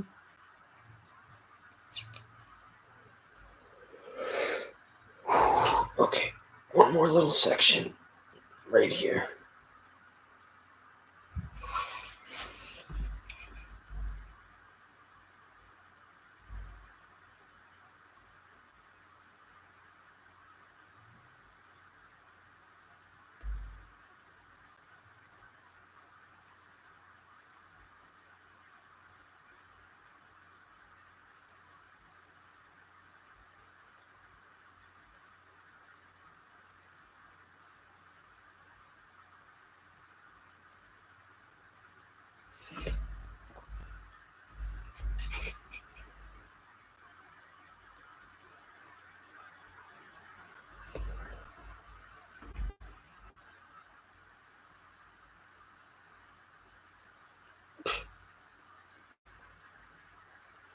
Okay, yeah, let's do that.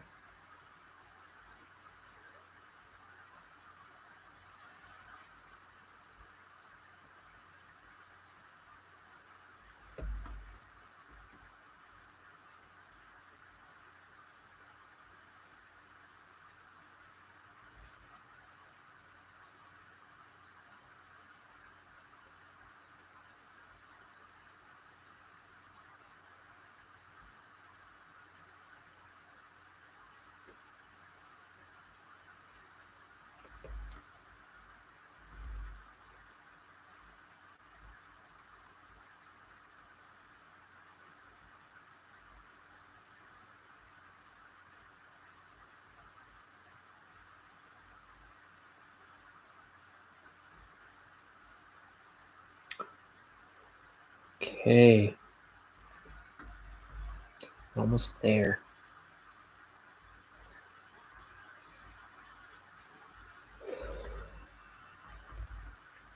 Does YouTube kick you off after a certain amount of time? Like, I think, is it like 8 hours? I know that people can do, like 24-hour streams or something.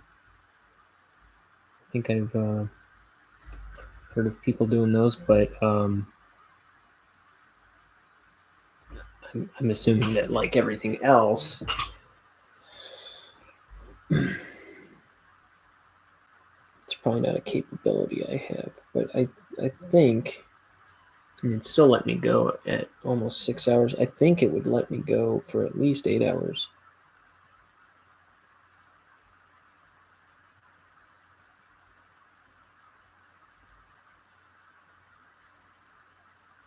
So it might be better off that I'm gonna cut it off and after this page anyway.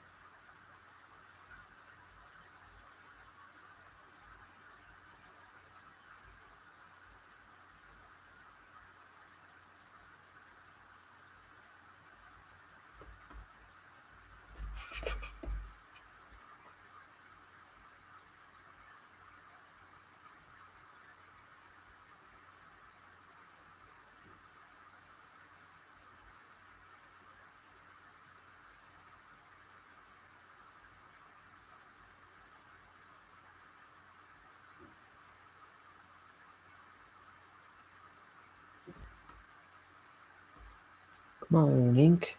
Let's get this done.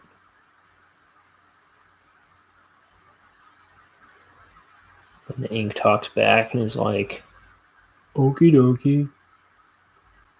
I'll be like, thank you. And then a third guy walks in and says, who are you talking to?